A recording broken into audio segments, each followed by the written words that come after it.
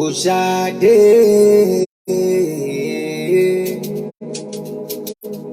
ọmọ ẹkùn náà dà, ọmọ ẹkùn náà rè é. Àgàgà ọmọ tó ti ga òrìlà sí bàbá mi lọ. Lẹ́bàá mi rìn ẹ̀ ṣàǹgbóhùn erin. Sunday kò ṣà owó obìnrin.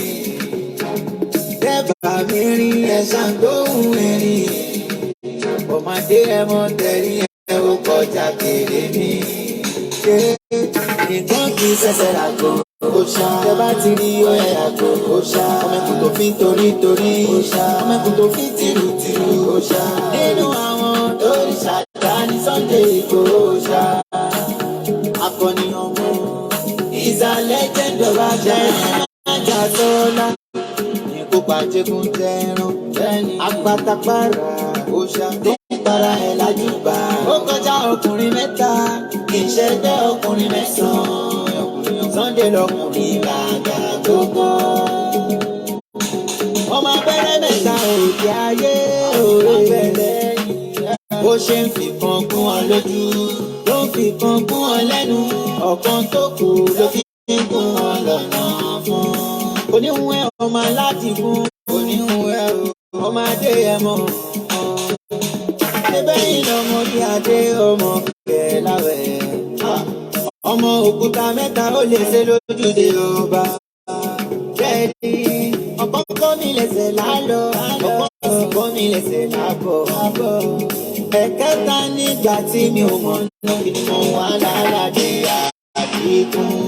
Mo ní mo mórí adé lọ́mọ lásẹ̀gì. Orí adé ọmọ aládé ṣẹ̀ṣẹ̀ fún. Ẹ̀yin lòrò olúwàgúnyán tó kún bọ̀ wá bò òòṣà.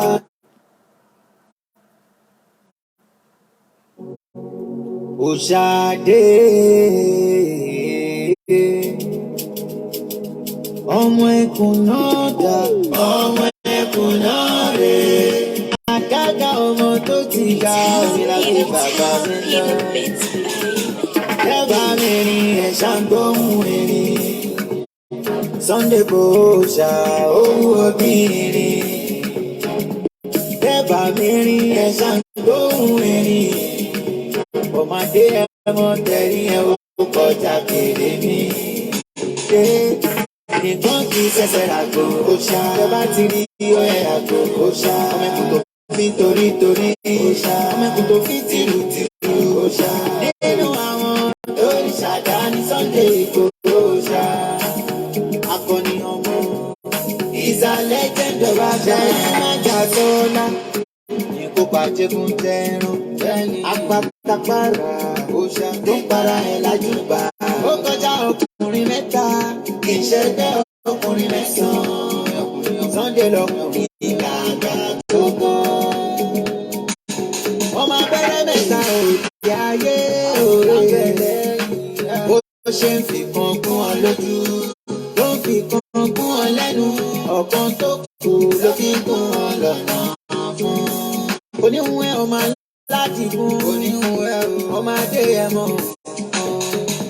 Ẹbẹ́ yìí lọmọ bí adé ọmọ kẹ̀ láwẹ̀. Ọmọ òkúta mẹ́ta ó lè ṣe lójúde ọba. Bẹ́ẹ̀ni ọ̀pọ̀ kọ́ mi lẹ́sẹ̀ lálọ́, ọ̀pọ̀ sì kọ́ mi lẹ́sẹ̀ lábọ̀. Ẹ̀kẹta nígbà tí mi ò mọ̀ náà kí ni mo wà lálàdé àdínkù. Mo ní mo mórí adé lọ́mọ lásẹ̀gì. Orí adé ọmọ aládé ṣẹ̀ṣẹ̀ fún. Ẹ̀yin lòrò olúwàgúnyán tó kún bọ̀ wá bò òòṣà.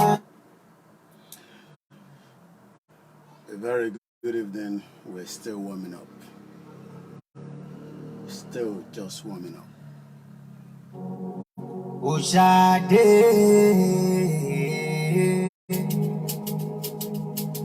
ọmọ ẹkùn náà dà, ọmọ ẹkùn náà rè é. Àgàgà ọmọ tó ti ga òrìlà sí bàbá mi lọ. Lẹ́bàá mi rìn ẹ̀ ṣàǹgbóhùn erin. Sunday kò ṣà owó obìnrin.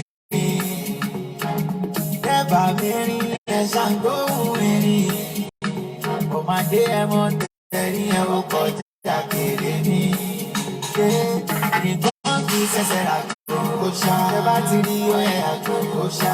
Ọmọ ẹkùn tó fi torítorí òòṣà. Ọmọ ẹkùn tó fi tìrùtìrù òòṣà. Nínú àwọn tó rí ṣàdá ní Sunday Igboho òòṣà. Akọni ọmọ is a legend of our time. Naija sọ́lá kó pàjẹ́gun jẹran. Apátápá òòṣà tó para ẹ̀ lájúbà. Ó kọjá ọkùnrin mẹ́ta, ìṣẹ̀dá ọkùnrin mẹ́sàn-án. Sunday lọkùnrin gàgà tó kọ́.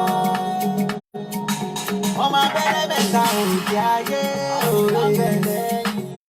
Bó ṣe ń fi kan gún ọ lójú, ló ń fi kan gún ọ lẹ́nu. Ọ̀kan tó kù ló fi ń gún ọ lọ́nà fún. Oníhun ẹ ọmọ aládìgún, oníhun ẹ ọmọ adé ẹ mọ̀. Ṣébẹ́ yìí lọmọ ní adé ọmọ kẹláwẹ̀. Ọmọ òkúta mẹ́ta ó lè ṣe lójúde Yorùbá. Kẹ́rì ọ̀pọ̀ kọ́ mi lẹ́sẹ̀ lálọ́, ọ̀pọ̀ sì kọ́ mi lẹ́sẹ̀ lábọ̀. Ẹ̀kẹta nígbà tí mi ò mọ̀ náà ni mo wà lálàdé àdínkùn. Mo ní mo mórí adé lọ́mọ lásẹ̀gì. Orí adé ọmọ aládé ṣẹ̀ṣẹ̀ fún. Ẹ̀yin lòrò olúwàgúnyán tó kún bọ̀ àbò òòṣà. Ọmọládé ládé ládé. Ọjọ́ tálá fi hàn ládé. Ló wá ṣẹlẹ̀ gangan. Ṣèbádé aládìgún làgbà. Wọ́n láàfin tí bàbá dẹ̀ fi ń ṣọ́ba. Ọmọdé ẹmọ ọmọ aládé ní gbogbo ọmọ ọba. Lẹ́bàá mẹ́rin ẹ̀ ṣàǹgbóhùn ẹ̀rín. Sunday Igboho òòṣà owó obìnrin. Lẹ́bàá mẹ́rin ẹ̀ ṣàǹgbóhùn ẹ̀rín. Ọmọdé ẹmọ tẹ̀rí ẹ̀ ó kọjá kéré mi. Nìkan kì í ṣẹ̀ṣẹ̀ ràgò òòṣà. Ẹ bá ti rí oyè àgò òòṣà. Ọmọ ẹkùn tó fi torítorí òòṣà. Ọmọ ẹkùn tó fi tìrùtìrù òòṣà. Nínú àwọn tó rí ṣàdá ní Sunday Igboho òòṣà. Akọni ọmọ is a legend of our time. Ṣẹ́ni kó lajú àsọ̀nà, ó kọ́ àlọ́gbọ́n, ó jí wa dìde. Nígbà tí gbogbo Yorùbá ń sùn lọ, lójú àjíjẹ. Ṣé wá rí pé akọni ni? Òòṣà ọmọ ni. Lídà gidi ni tó yẹ ká máa fi lójúmọ́ bí. Mo tún kí ẹ délé òdélé òdélé òdélé òdélé aláàjì.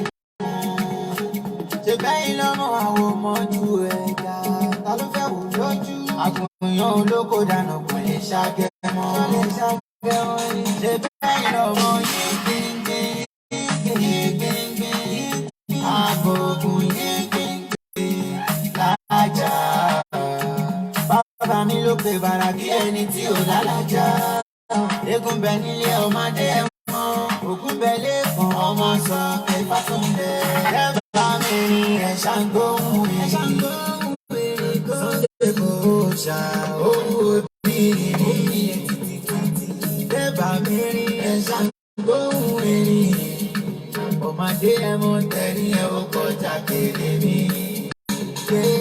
Nìkan kì í ṣẹ̀ṣẹ̀ ràgò òòṣà. Ẹ bá ti rí oyè àgò òòṣà. Ọmọ ẹkùn tó fi torítorí òòṣà. Ọmọ ẹkùn tó fi tìrùtìrù òòṣà. Nínú àwọn tó rí ṣàdá ní Sunday Igboho òòṣà.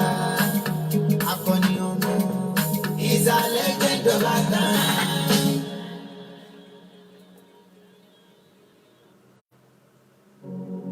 Òòṣà dé. Ọmọ ẹkùn náà dá, ọmọ ẹkùn náà rè. Àgàgà ọmọ tó ti ga òmìnira tó bàbá mi lọ. Lẹ́bàá mẹ́rin ẹ̀ ṣàǹgbóhùn ẹ̀rín. Sunday Igboho òòṣà owó obìnrin. Lẹ́bàá mẹ́rin ẹ̀ ṣàǹgbóhùn ẹ̀rín. Ọmọdé ẹmọ tẹ̀rí ẹ̀ ó kọjá kéré mi. Nìkan kì í ṣẹ̀ṣẹ̀ ràgò òòṣà. Ẹ bá ti rí oyè àgò òòṣà. Ọmọ ẹkùn tó fi torítorí òòṣà. Ọmọ ẹkùn tó fi tìrùtìrù òòṣà. Nínú àwọn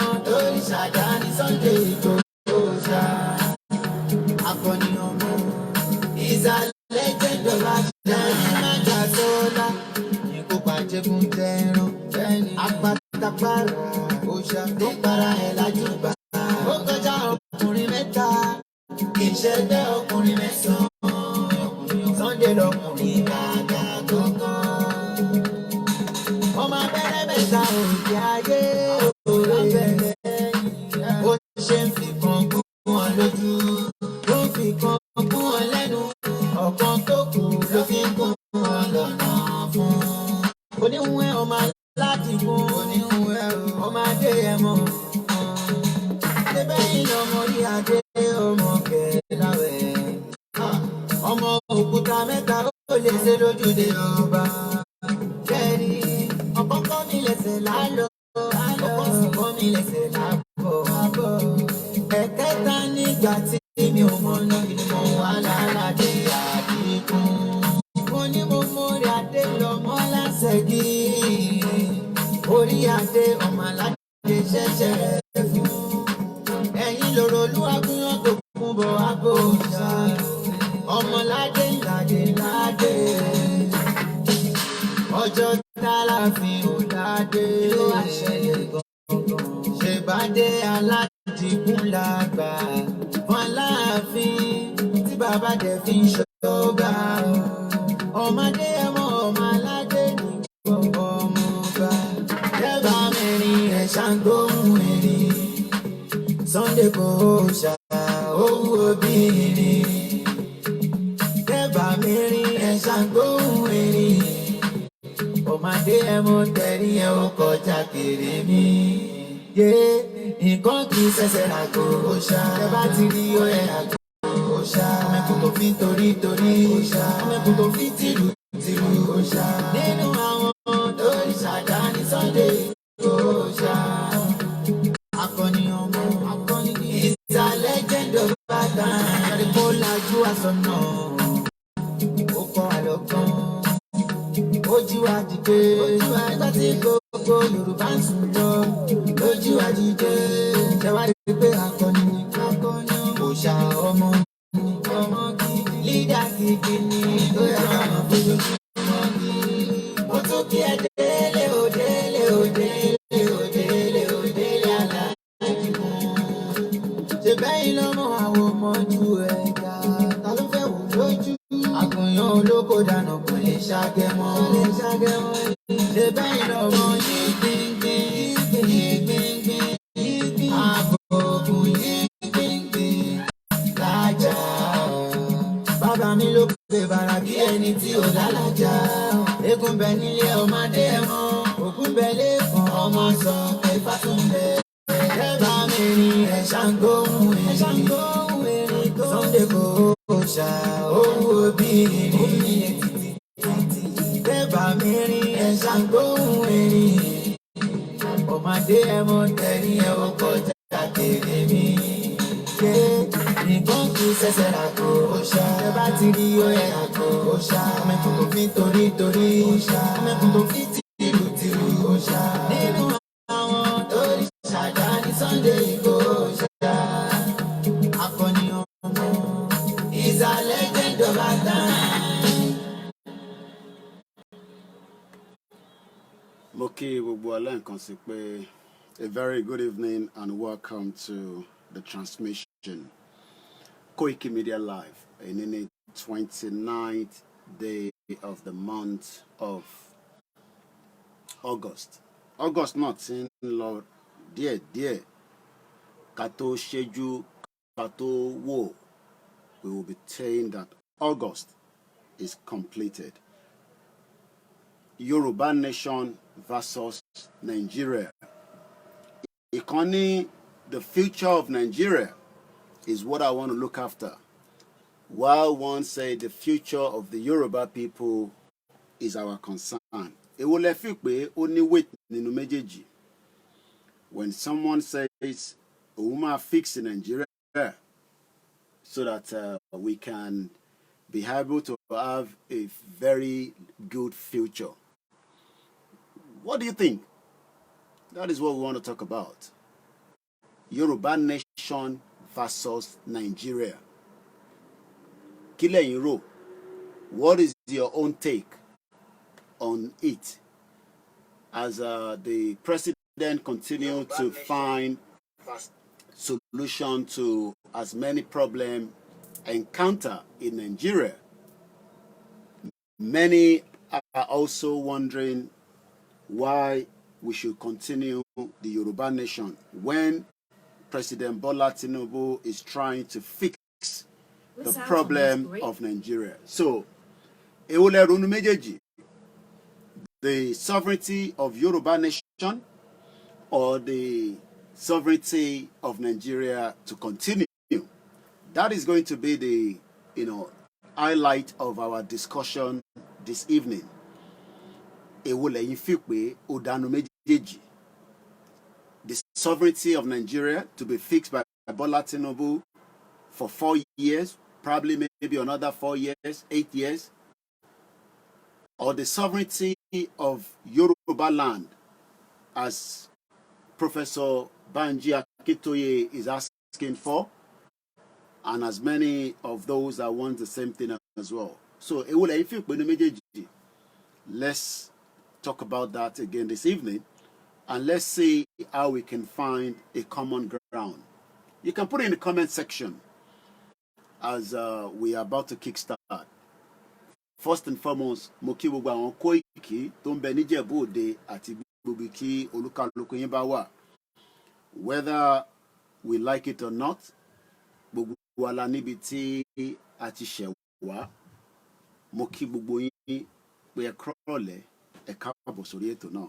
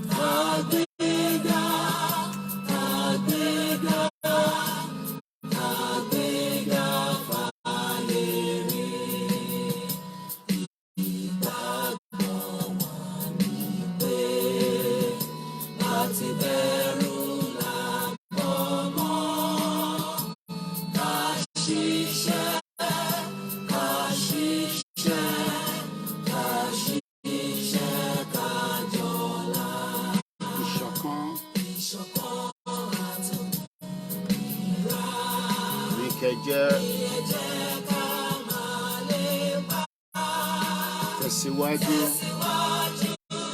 ọ̀pọ̀ ire.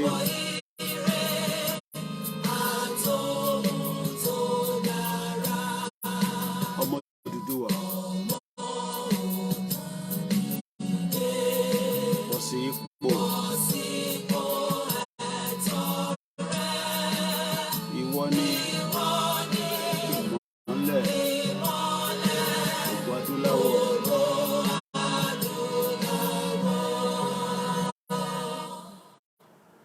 Èwo lẹ like inú ilé àti the Nigerian national anthem? For 63 years, I play Nigerian anthem. Arise, O compatriots, Nigeria's call obey, to serve our father's land with love and care and faith.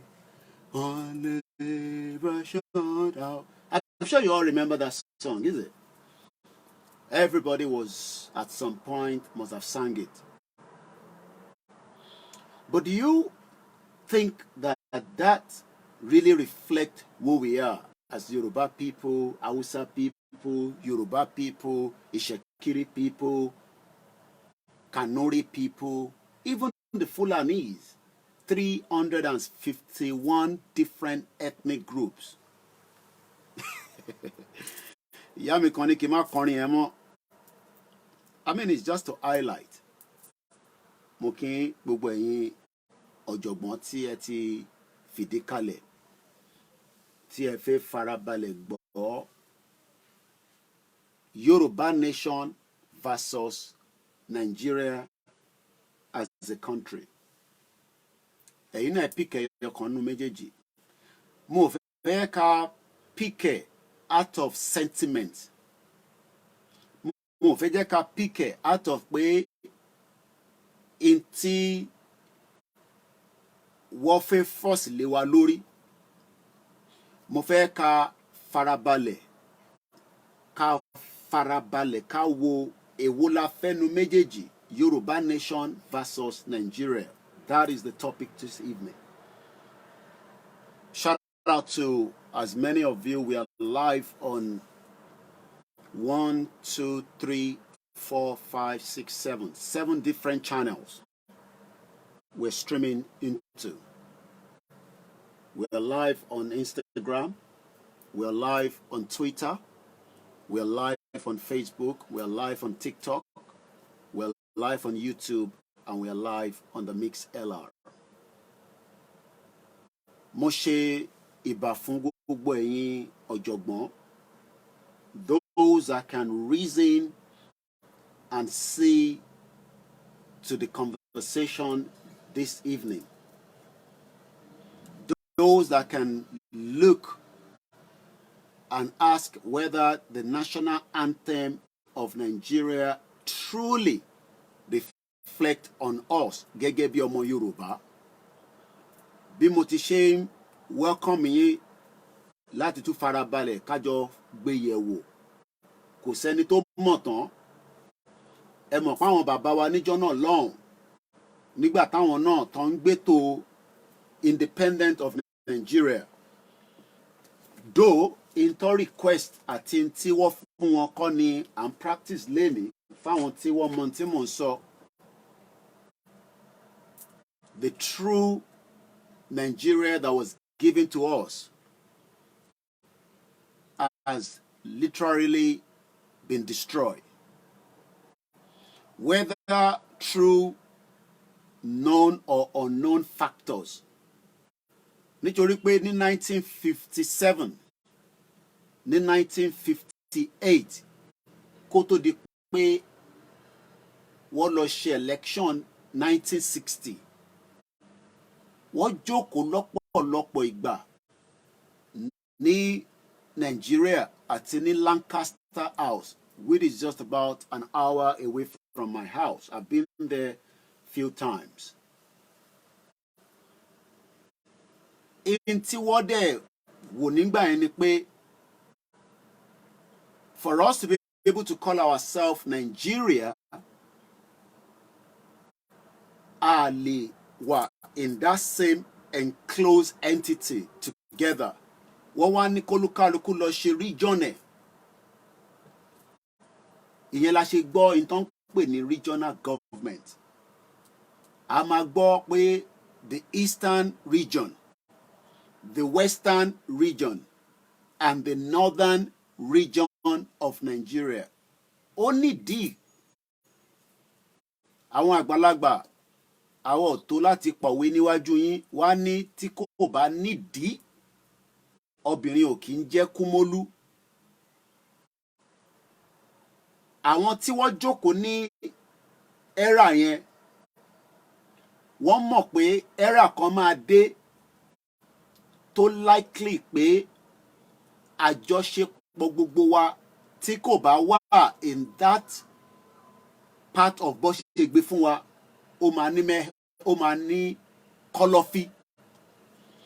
Kọ́lọ́fí yẹn ni àwa wà nínú ẹ̀ lénìí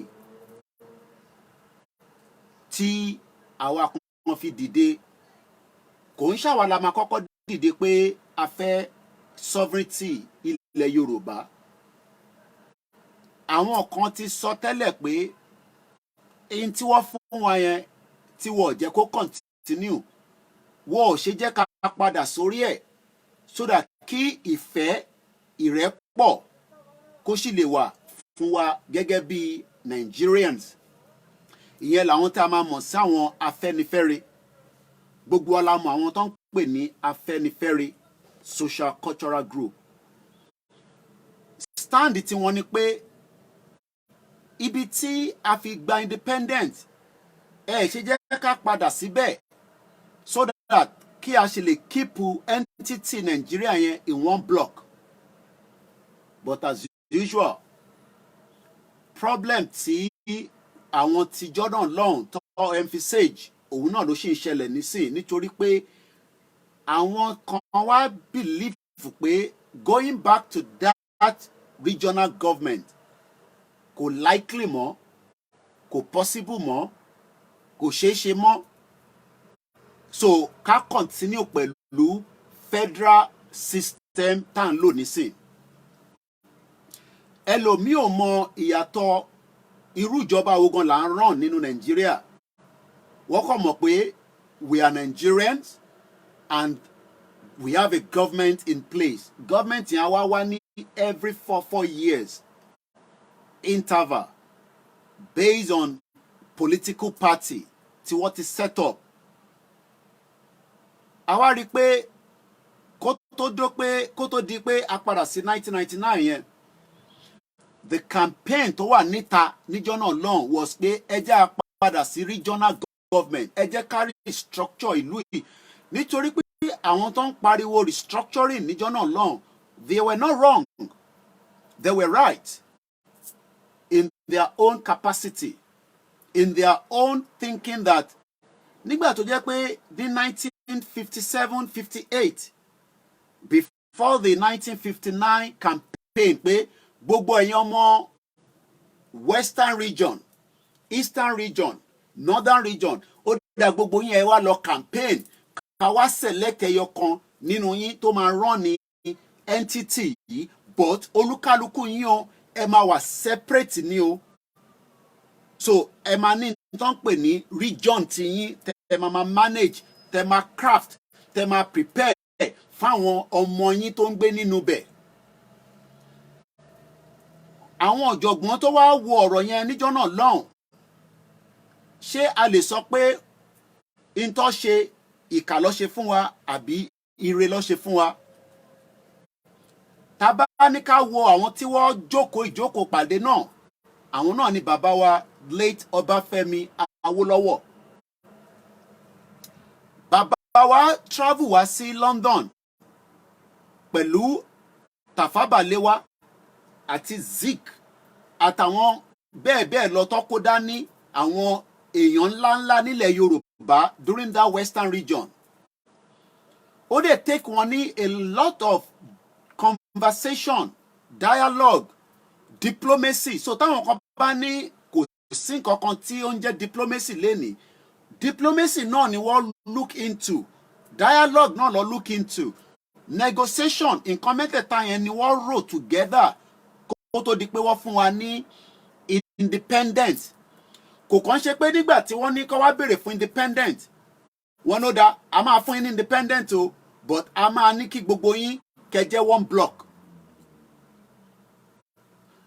ìdí tí a ṣe jẹ́ one block yẹn òun ni pé wọ́n ò fẹ́ jẹ́ ká ní clashes wọ́n ò fẹ́ jẹ́ ká ní tí ó máa affect ìran tèmi ìran ilẹ̀ Haúsá ìran ilẹ̀ Ìgbò àti àwọn ẹ̀ka tó ń bẹ níbẹ̀ nítorí pé láti tọ́ kò ń ṣàwa nìkan là ń bẹ nínú Nàìjíríà but àwa la jẹ́ èyí tó pọ̀ jù ìyẹn mẹ́tẹ̀ẹ̀ta tí mo dárúkọ.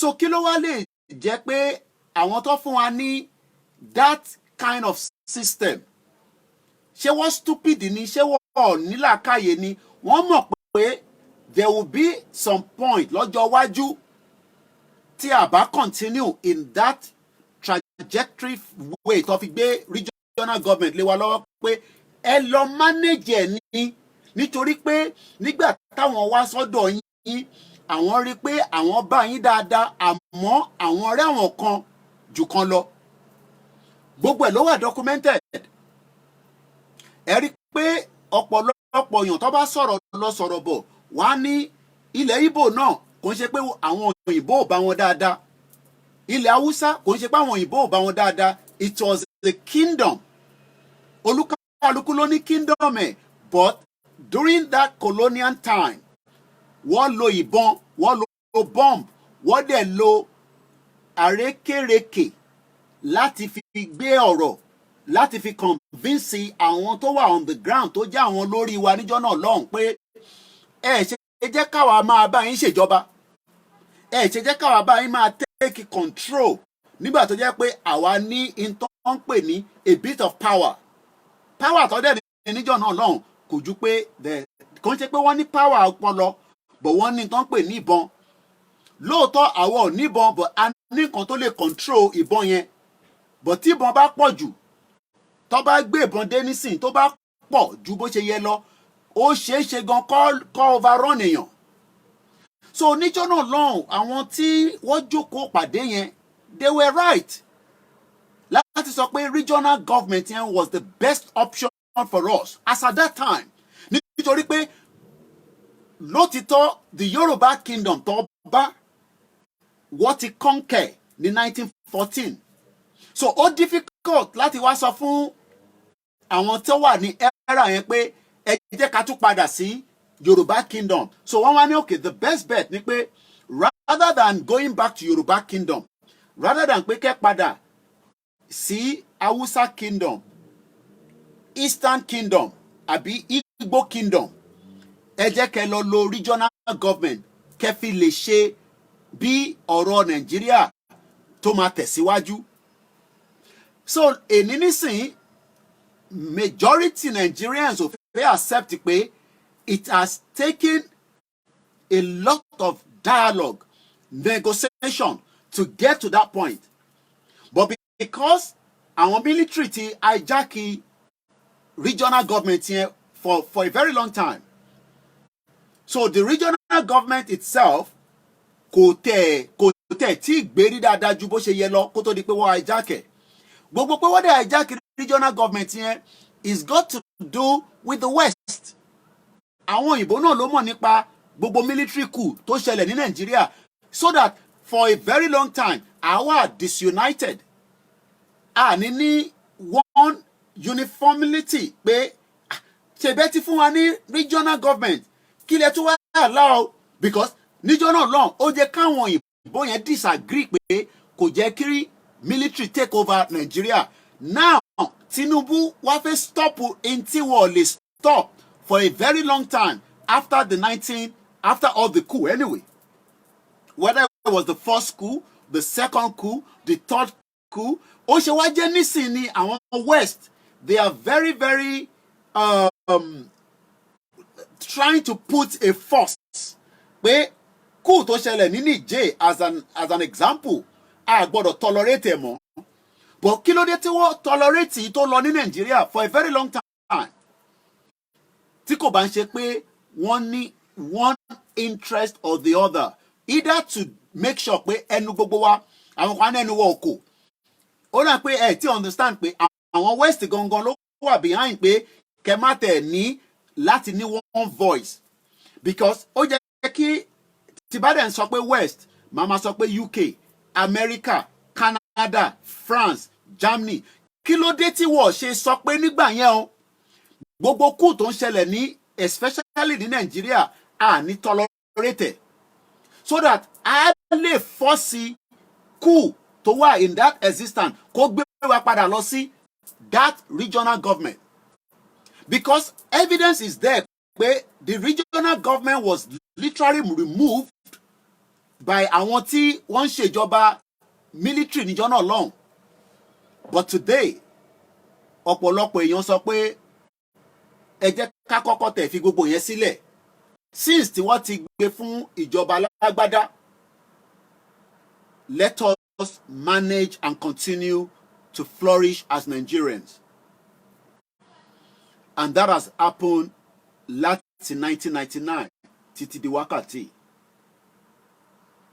láti 1999 till date àìtí ìrójútu Nigeria ìdí tá àìsè lè rójútu ẹ ni pé in tí wọ́n negotiate at the beginning kò ń ṣòun là ń practice so ẹ wá rí pé every government tó bá dé láti 1999 látòrí Ọbásanjọ́ títí dé Tinubu títí di wákàtí tó bá mú èèyàn kan níbẹ̀ yẹn wá ní kò dá náà kí ló dé tẹ wá mú ẹnìyẹn nígbà tá a mọ̀ pé gbogbo wa wọn Nàìjíríà ni wá ẹ̀ ṣe mú láti bíbà so then nítorí pé wọ́n ti fi ìlú àtorin sínú politics, and I will explain that. Ọ̀pọ̀lọpọ̀ ọmọ Nàìjíríà lénìí nílẹ̀ Yorùbá wọ́n ní understanding government. Wọ́n kàn mọ̀ pé tó bá ti ń ṣe campaign wàá pe àwọn olórin wá, wàá pe onígangan wá, wàá dáṣọ, wàá wọṣọ, wàá tẹ fìlà, wàá tẹ vest, wàá pín owó, wàá pín flyer, wàá pín banner, wàá dẹ̀ gbé campaign wá sí gbogbo gbèríko níbi tó bá lè gbé dé, nítorí pé stadium ló máa ń lò ní state kankan. So wọ́n expect pé gbogbo àwọn ẹ̀ka tó jẹ́ member party yẹn wọ́n gbọ́dọ̀ wá sí ibi tí wọ́n ti máa ṣe the final campaign ní state yẹn nínú stadium. Then tó bá lè ti parí gbogbo campaign yẹn at the end of the day ìyẹn tuntun ti lọ ó ti lọ́dún 4 àwa máa ṣe government láàrin ẹ̀. Mo wá ń béèrè ní ìrọ̀lẹ́ yìí, èwo la prefer, Yoruba nation or Nigeria to continue as a country? Ẹ̀yin náà lè fi sínú comment section. Mo kíyà tó bí mi lọ́mọ. Mo wá fẹ́ padà wá sí ìsàlẹ̀ díẹ̀. Mo wá kí gbogbo àwọn bàbá tí wọ́n jìjà pé kí wọ́n gbé Nàìjíríà padà lọ sí restructure or regional government. But for whatever reason, wọ́n gbìyànjú, wọ́n sì ń ṣe ìgbìyànjú yẹn, but wọ́n suppress ẹ̀ mọ́lẹ̀. Àwọn the same people tó ń suppress àwa mọ́lẹ̀, àwọn náà lọ suppress àwọn bàbá yẹn mọ́lẹ̀. Àwọn wo là ń sọ yìí? Àwọn tó jẹ́ representative ilẹ̀ Yorùbá. Àwọn gangan ni ló wà behind ẹ má jẹ́ kó ṣeé ṣe, ẹ má fún wọn láyè, ẹ má jẹ́ kí wọ́n gba Yorùbá nation. Ẹ jẹ́ ká continue Nigeria, ká lè make sure pé Nigeria ń kọ́ o, it will be fruitful, it will work for the next generation. Nítorí pé tá bá wo article tó wà lórí People's Gazette bí President Bola Ahmed Tinubu ṣe sọ nísìn, ó ní the future tí àwọn fẹ́ build yìí, òun ni future the next generation of unborn Nigerians. So ó ti fi hàn nísìn pé they are the same set of politicians tí wọ́n sì ń sọ fún gbogbo ọmọ Yorùbá pé ẹ má worry nípa whatever the situation room tá wà nísìn. Not that wọ́n ń gbé wa lọ sí regional government tó máa jẹ́ pé a lè develop at our own pace, PACE, at our own ways, láti lè jẹ́ kí ilẹ̀ yẹn kó wà flourishable. Kò ń ṣe pé gbogbo ohun tó ń ṣe nísìn pé ó fẹ́ dá wa padà lọ sí regional government. All he's saying is that pé the future of Nigeria will continue.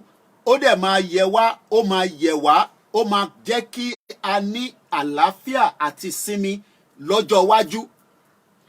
Mo wá ń béèrè lọ́wọ́ gbogbo ẹ̀yin ọmọ Yorùbá nírọ̀lẹ́ pé ká tẹ̀ sọ pé a disagree pẹ̀lú gbogbo ìtọ́ tí ń bá bọ̀ láti 1999 títí di wákàtí. Ṣé eléyìí tí wọ́n tún ń tà fún wa yìí, ṣé òun ni the best option? Mo kí gbogbo àwọn Koiki Media team. Mo ní ẹ kúrọ̀lẹ́ fún gbogbo ẹ̀yin ọ̀jọ̀gbọ́n tí ẹ ń bẹ lórí ètò. Mo kí ọmọdé, mo kí àgbàlagbà, mo kí arúgbó, mo kí gbogbo yín.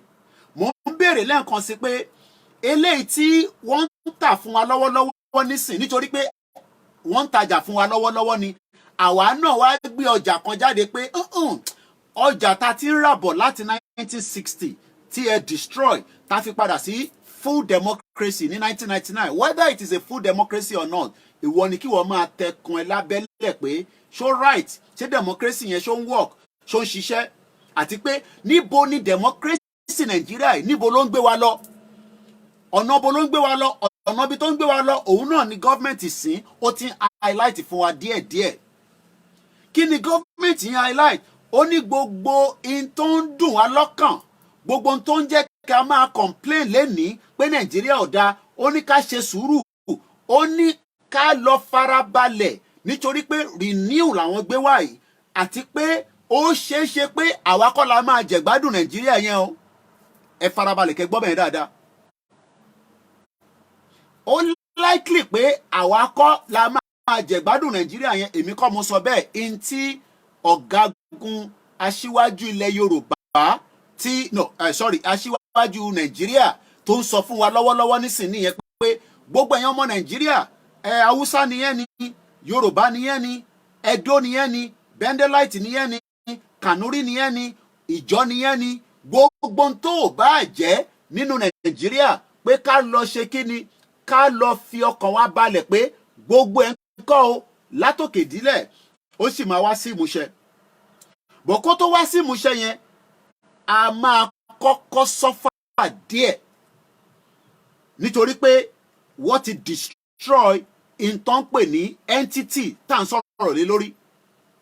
Ẹ mọ̀ pé a lè put gbogbo blame lórí ìjọba tìsín nítorí òun ṣẹ̀ débẹ̀ ni, but ìjọba tàná àti PDP tó wà ń bẹ̀ wọ́n destroy government.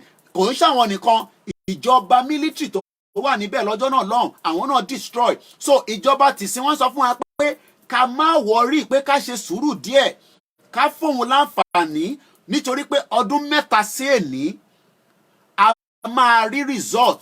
Àmọ́ èyí tó dáa jù níbẹ̀ ni pé the unborn generation will enjoy Nigeria. That means pé àwa ti wà a ti forfeit pé the enjoyment of Nigeria tá à ń wá. I am in my 40s. Èmi ò mọ ọmọ ọdún mélòó níwọ náà. Whether you are in 20, whether you are in 30, whether you are in 50, 60, 70, 80, 90, 100. Kódà ẹni tó bí lánàá wọ́n ní káwa máa wọrí pé káwa forget it, but the unborn generation will enjoy Nigeria. Mo wá fẹ́ bi ààrẹ tèmi pé ṣé eléyìí tó ń ṣe lọ́wọ́lọ́wọ́ yìí ṣé ó máa wà in guarantee? Torí pé guarantee ni gbogbo nǹkan tó bá rajà nílùú yìí, kódà tó o bá ní insurance pé for one reason or the other o rántí ra insurance, nǹkan kan wá ṣẹlẹ̀ sí into gbé wálé, ó ti di ẹ̀tọ́ àwọn tó bá rajà yẹn. Wọ́n ń ṣe kéèsì yẹn lọ́wọ́lọ́wọ́ pẹ̀lú especially iPhone, pé a ṣe lè ra iPhone tó bá bàjẹ́ tó bá gbé lọ sí shop wọ́n ní àwọn lè túnṣe nítorí pé Apple nìkan ló ní pàtẹ lọ́wọ́lọ́wọ́.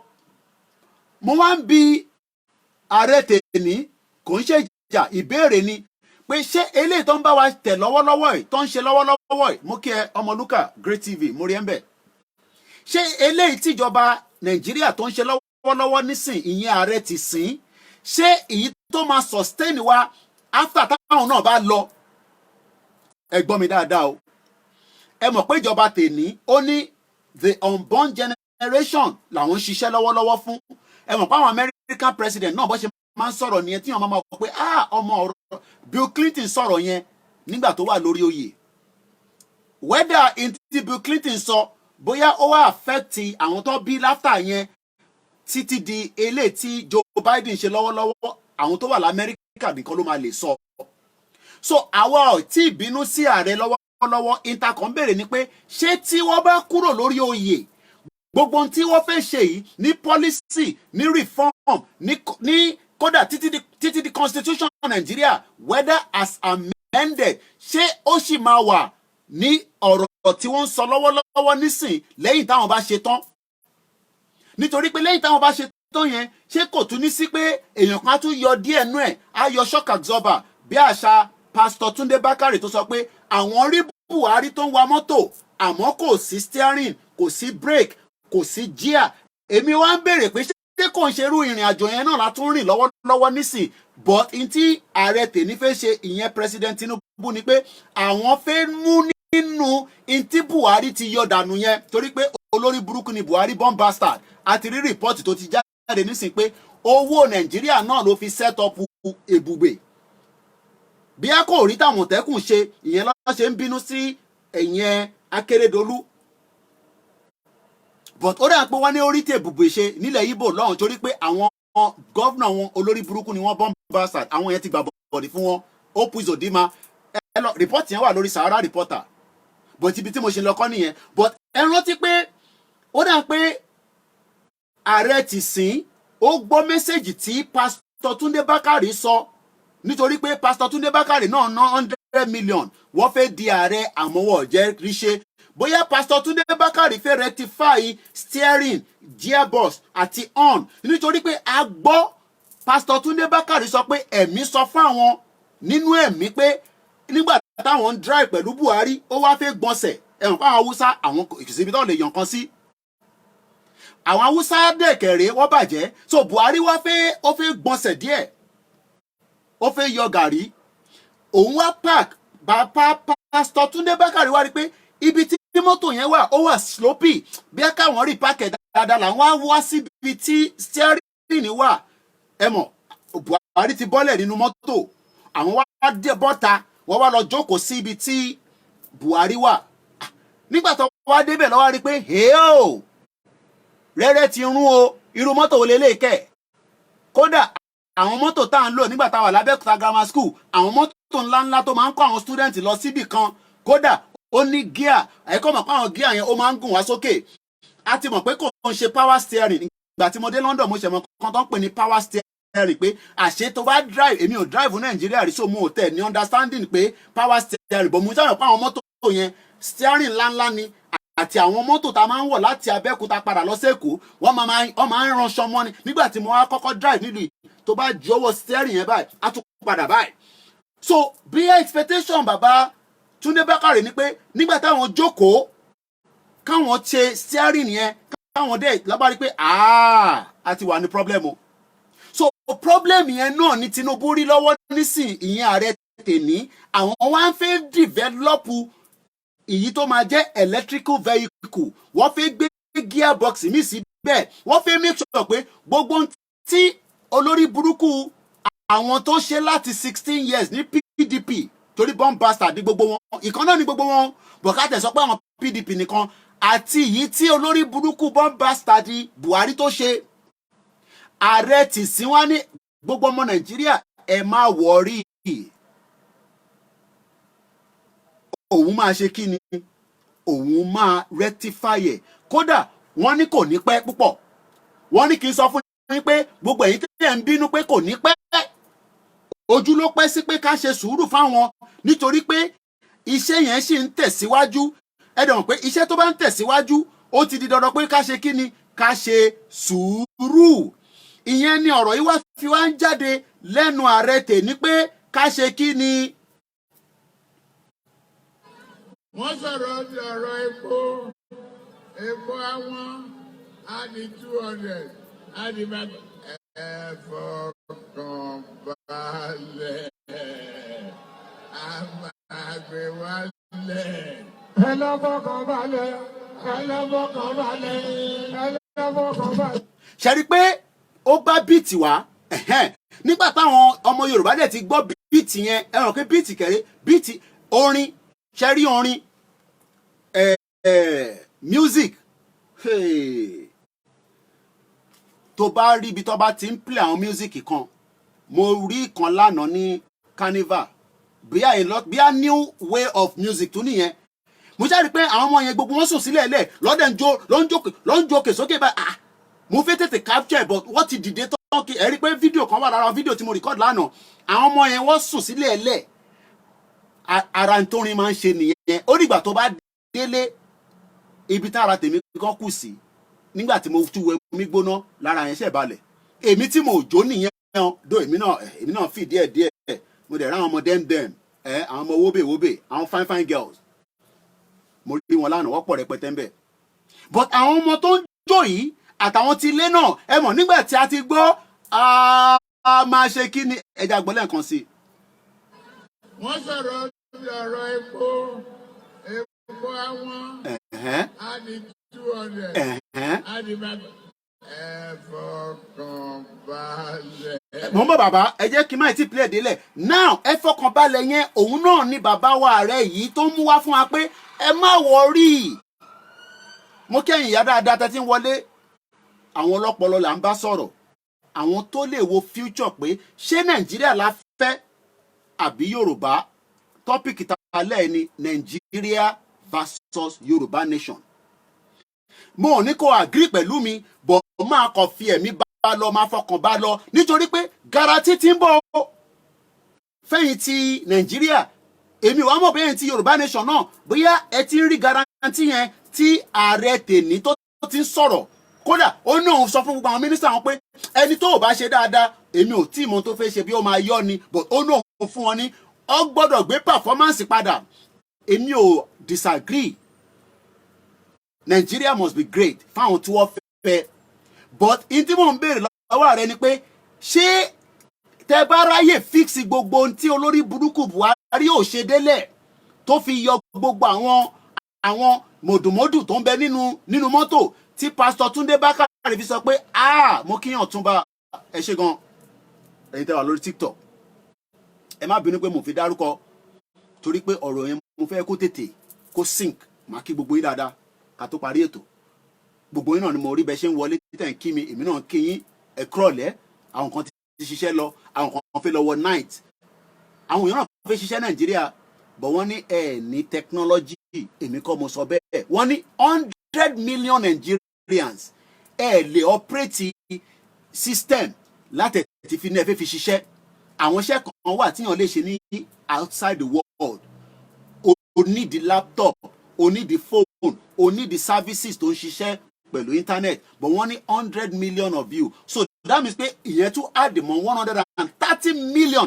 of Nigerians tí ebi ń pa ká tó ń sọ̀rọ̀ lọ́wọ́lọ́wọ́ báyìí but bàbá Tinubu ti ní kẹ́ má wọrí gbogbo ẹni tẹ́ bí ń pa yẹn ẹ̀yin tó ò nílé ìwọ tó ò ní security ìwọ tí yà ń jẹ wọ́n ní ó máa fara mọ́ nítorí pé àwọn táwọn ṣiṣẹ́ fún kò ń ṣe àwa àwọn the unborn generation àwọn the unborn generation ni bàbá ààrẹ Bọ́lá Tinubu náà ń ṣiṣẹ́ fún the unborn generation so màá dẹ̀ kátíkù yẹn fún mi èmi kọ́ mo kọ́ in tí ààrẹ sọ nìyẹn ó wà lápẹ̀ láwọn Nigerian Bar Association àwọn lọ́ọ̀yà níwọ̀n bá àwọn sá nìyẹn àwọn lọ́ọ̀yà ńláńlá ó dẹ̀ wà nínú ibi tí wọ́n ti ṣe Federal Executive Council FEC ló máa ń pè every Monday ìtọ́ sọ níbẹ̀ màá sọ fún yín bọ̀ bàbá kan wá ń sọ pé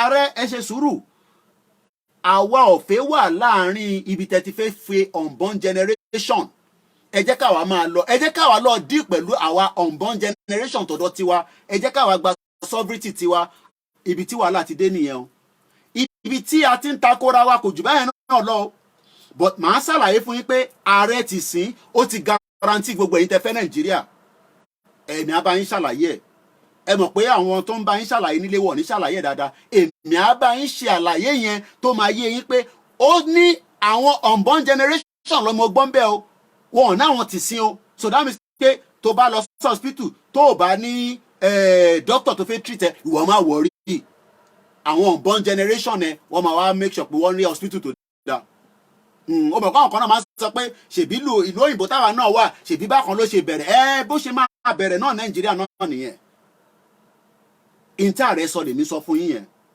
ẹ jẹ́ ká continue. wọ́n sọ̀rọ̀ ọ̀rọ̀ epo àwọn á ní 200 á ní bá ẹ fọkàn balẹ̀ á máa gbé wálẹ̀.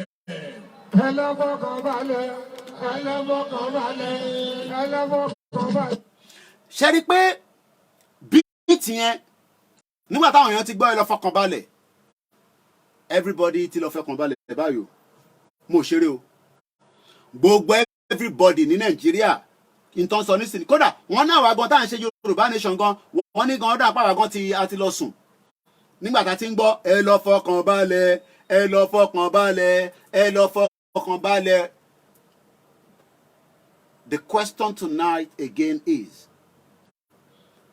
ká lọ fọkàn balẹ̀ yẹn ṣé in tí ó máa ṣẹlẹ̀ after títí bàbá rẹ bá lọ ẹ mọ̀ pàápàá bàbá wa lélẹ̀ alẹ́ bàbá rẹ Bọ́lá Ahmed Tinubu ni mò ń pè bẹ́ẹ̀ o bàbá rẹ ààrẹ Bọ́lá Ahmed Tinubu ṣé tó bá lọ tán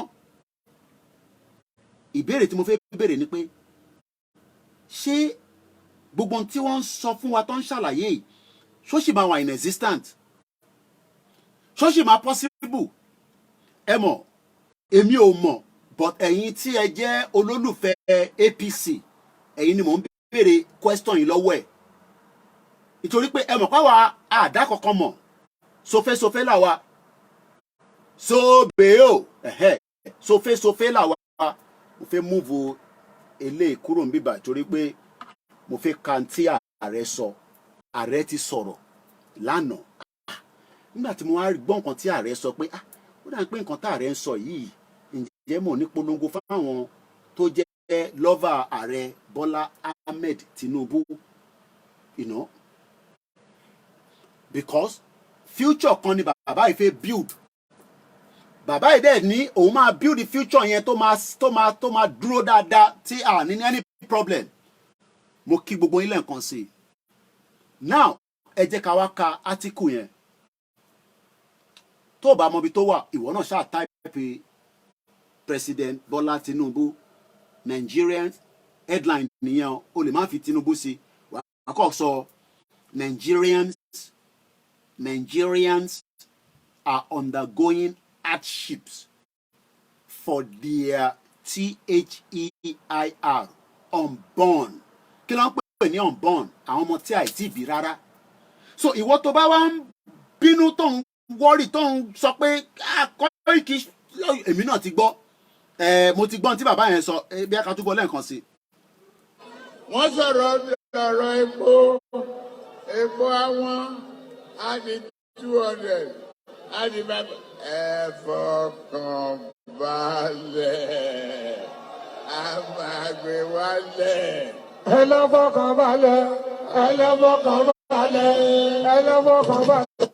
now nígbà tá a ti gbọ́ pé kí gbogbo wa ká lọ fọkàn balẹ̀ kò wá ń ṣe pé ká fọkàn balẹ̀ nìkan nínú orin bàbá ló tún wá sọ̀rọ̀ bàbá Jagaban náà ti wá tún sọ̀rọ̀ pé ẹ lọ ṣe sùúrù gbogbo ẹ̀yin tẹ́ ń pariwo sovereignty for Yorùbá nation ẹ̀yin tẹ́ ń fẹ́ sọ pé ẹ fẹ́ Yorùbá nation bóyá ẹ mọ tí mo fẹ́ gbé wá fún yín lẹ ṣe ń pariwo Yorùbá nation tí ẹ bá rí plan tí ẹ bá rí future plan tí mo fẹ́ fún yín kódà ẹ nífẹ̀ẹ́ Yorùbá nation gan mọ́ wọ́n á ní ilé ìmọ̀ alágbára kẹ so plan tẹ́ fẹ́ fún wa yẹn ṣé fún ọdún mẹ́rin ni ká kọ́kọ́ gbádùn ẹ̀ ná tàbá tún dé ọdún mẹ́rin míì ó dọdún mẹ́jọ but ọdún mẹ́rin nìkan làwọn agree sí nítorí pé ẹ tí gba ọdún kejì so ọdún mẹ́rin péré ni bàbá rẹ ní lọ́wọ́lọ́wọ́ wọ́n gbọ́dọ̀ tún jáde ní 2027 láti tún wá gbé bóyá nígbà yẹn kò ní jẹ́ ẹ̀fọkànbalẹ̀ mọ́ bóyá nígbà yẹn changes àti máa wà nínú Nàìjíríà àwọn ọmọ Nàìjíríà ti máa enjoy passport wa ti strong economy wa ti da gbogbo àti máa lọ mọ̀tòmọ́tò kódà ò ní fẹ́ wá sí ìlú òyìnbó gan mọ́ ìwọ gan ló máa bẹ̀ mí pé ìwọ náà máa bọ̀ nílé ilé ti ṣe gbé má dúró sí ìlú òyìnbó mọ́ máa bọ̀ nílé bóyá nígbà yẹn but for now àìtí rí ẹ̀rí yẹn ìtakọ̀ ń gbọ́ ni pé ká ṣe kí ni ká lọ fọkàn balẹ̀. Now let's read this article according to the People's Gazette. You might want to take note to àwọn kan tó dá wà ń bẹ̀ tó lè mú ìwọ tó fẹ́ wọ́n Nàìjíríà ni mò ń bá sọ̀rọ̀ lọ́wọ́ wọn nísìn tá bá ti débi Yorùbá nation màá sọ fún yín but lọ́wọ́lọ́wọ́ nísìn àwọn one Nigerians àwọn tó fẹ́ Nàìjíríà not literally pé ẹ láìkì bàbá rẹ ẹlòmíràn láìkẹ but for the fact pé òun lọmọ Yorùbá tó ń bẹ níbẹ̀ òun ló ní kìmí òun ló máa púṣì Nàìjíríà tó máa fi great and that itself is an honour. At least Gàmbàrí ṣàṣe aṣáàrí Sùlù Gàmbàrí Buhari a máa sọ̀rọ̀ àtẹ̀nígbọ́n tó ń sọ bọ́dà ń pé ààrẹ wọ́n ti ń gbóhùn sókè ara òun tó gbé sókè òun lélẹ̀. Nigerians are undergoing hardships for their unborn generations to enjoy prosperity. Tinubu. Mr. Tinubu, àwọn ilé òtẹ̀ ẹ̀pọ́n lé dáadáa. Ẹ tẹ̀ sọ pé President Tinubu. Àwọn pípa ìbàjẹ́. Ààrẹ náà lẹ wá ń bá sọ̀rọ̀ bẹ́ẹ̀ yẹn. Ààrẹ odindi ààrẹ. Ẹ bá má ṣe yẹn. Ẹ bá má ṣe yẹn rárá. Don't do that. He's a president, man. Don't do that. Okay? Let's continue. I want to be president lale. Mr. Tinubu, President Bola Tinubu, no, President Ahmed Bola Tinubu said Nigerians cannot have the type of country they desire without the present government reform. Jẹ́ ṣàlàyé níwọ̀n bá tí mo lè ṣe ní àyàn gbífọ̀.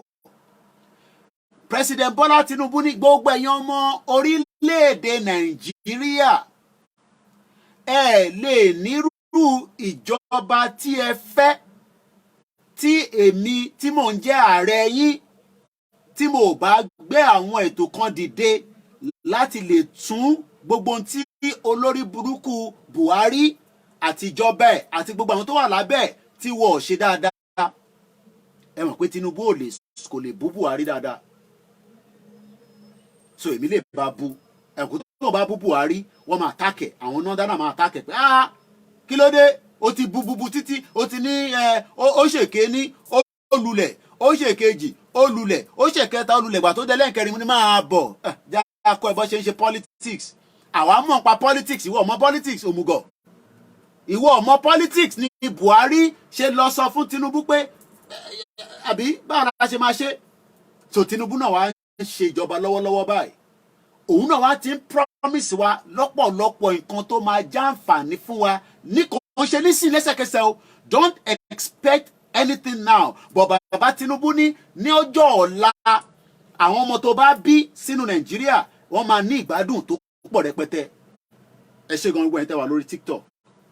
Mo kí àwọn ọ̀jọ̀gbọ́n tó ti darapọ̀ mọ́ wa lórí Mixlr. Ẹ jẹ́ ká continue. President wọ́n ṣẹ̀ tó wá pè ní president nísìnyí ilé wa ń pè ní Mr. fún odindi president the most populous black nation but kò lè wọ BRICS. Ṣètìmá náà wọ́n ń ṣiṣẹ́ lọ́wọ́lọ́wọ́ the capital of poverty gbogbo ẹ̀ wà níbẹ̀ crime ó wà níbẹ̀ bó ṣe ń gé orí èèyàn ló ń farun abẹ́ gbogbo nǹkan ló wà nínú Nàìjíríà èyí tó bá fẹ́ lò ń bẹ́ẹ̀ ni wọ́n ń ta cocaine wọ́n ń ta drugs wọ́n ń ta metaphor gbogbo ẹ̀ ló ń tà níbẹ̀ àwọn kan wà pépà ló máa ń yí olúkálukú níbi tó ti ń jẹ tiẹ̀ àwọn kan wà legit ló ń jẹ but owó tó ń ná pẹ̀lú tó legit gbogbo ẹ̀ ti di blood money ti pọ̀jù ní Nàìjíríà. Àlàáfíà ni mo wà gbogbo ẹ̀yin tẹ́ ń béèrè ṣé àlàáfíà mo wà mo gbádùn ara mi dáadáa ní carnival lánàá mo ní great time. President Bola Tinubu says Nigerians' current hardship is for the unborn generation to enjoy greatness and prosperity. Àwọn òyìnbó yẹn ní agbára díẹ̀ o. Bẹ́ẹ̀ni anything goes nínú Nàìjíríà ìwọ náà tó bá lè ṣe àwọn nǹkan ìyẹn àwọn olóṣèlú máa ń sọ pé ṣó lè mú ẹ̀jẹ̀ ṣó lè tábà ní kò lọ gé orí èèyàn wá ṣó lè gé wá tábà ní afẹ́ nǹkan báyìí tábà ní ṣó lè and I'm not joking everybody knows that àfi tábà fẹ́ parọ́ fúnra wa. There's a lot of sacrifice when it comes to African politics. Wàá máa ó gbọ́dọ̀ ní babaláwo ó gbọ́dọ̀ ní wòlíì ó dẹ̀ gbọ́dọ̀ ní àfà ó gbọ́dọ̀ tún láwọn ní talisman ní àìta nítorí pé ẹ máa ṣàṣìra yín ní gbogbo ìgbà ni bí òun ló fẹ́ jẹ nítorí pé position tí gbogbo yín fẹ́ jẹ yẹn a lot of people náà ní interest níbẹ̀ but tó bá jẹ́ pé a bá padà sílé ní province sí province mélòó ló fẹ́ jẹ. It go better since I was born bàbá wa kan ní àwọn ti pé 50 years old wọ́n ní kẹ́ ṣe sùúrù 50 ò tí pọ̀ jù dáàdì kọ́lọ́nà fún ilé mi gúngùn mo fẹ́ kẹ́ pé 100 but Bọ́lá Tinubu ní tóun bá ti ṣe tán bóyá continuity máa wà àìtí mọ̀ torí pé continuity náà pé government.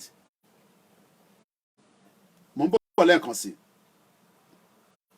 ẹ jẹ́ mo fi charge nǹkan kan níbí báyìí ẹ máa gbádùn ilé ìlọ́mọ padà bọ̀ mo kí àgàgà dáadáa fún ilé tó bá wa ṣe fún olóyè Ìgbòho ṣá gbóhùn sókè mo ti reduce the volume yẹn ariwo yẹn dẹ̀ ó máa move àwọn kankan lẹ́yìn yẹn nísìn bóyá òun dànà gbóhùn sókè bóyá.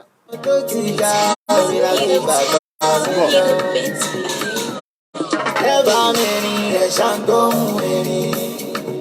Sunday kò ṣá owó obìnrin.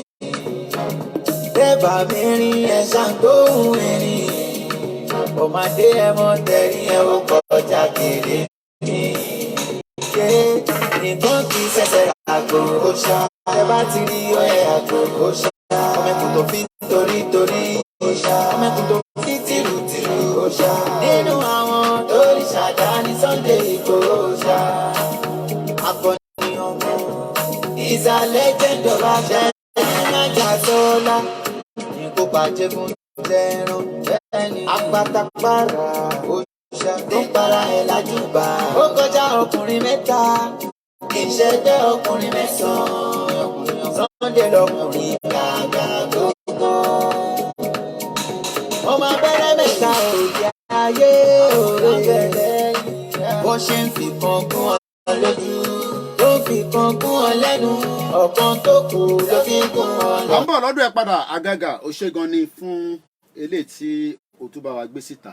Mo wá ń kí gbogbo àwọn èèyàn wa káàkiri ibikíbi tẹ́ bá wà. Mo kí àwọn Nigerians náà pé ẹ kúrọ̀lẹ́ níbi tí ẹ ti ń gbọ́ mi. Mo kí gbogbo yín lẹ́ẹ̀kan sí. Mo kí bàbá wa lẹ́ẹ̀kan sí Ọ̀túnba 1010.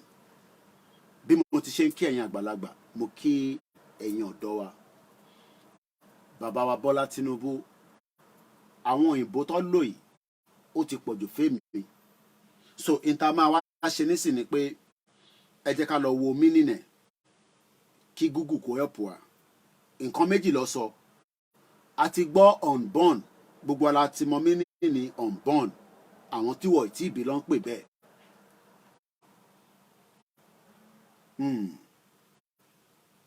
Wọ́n ní greatness.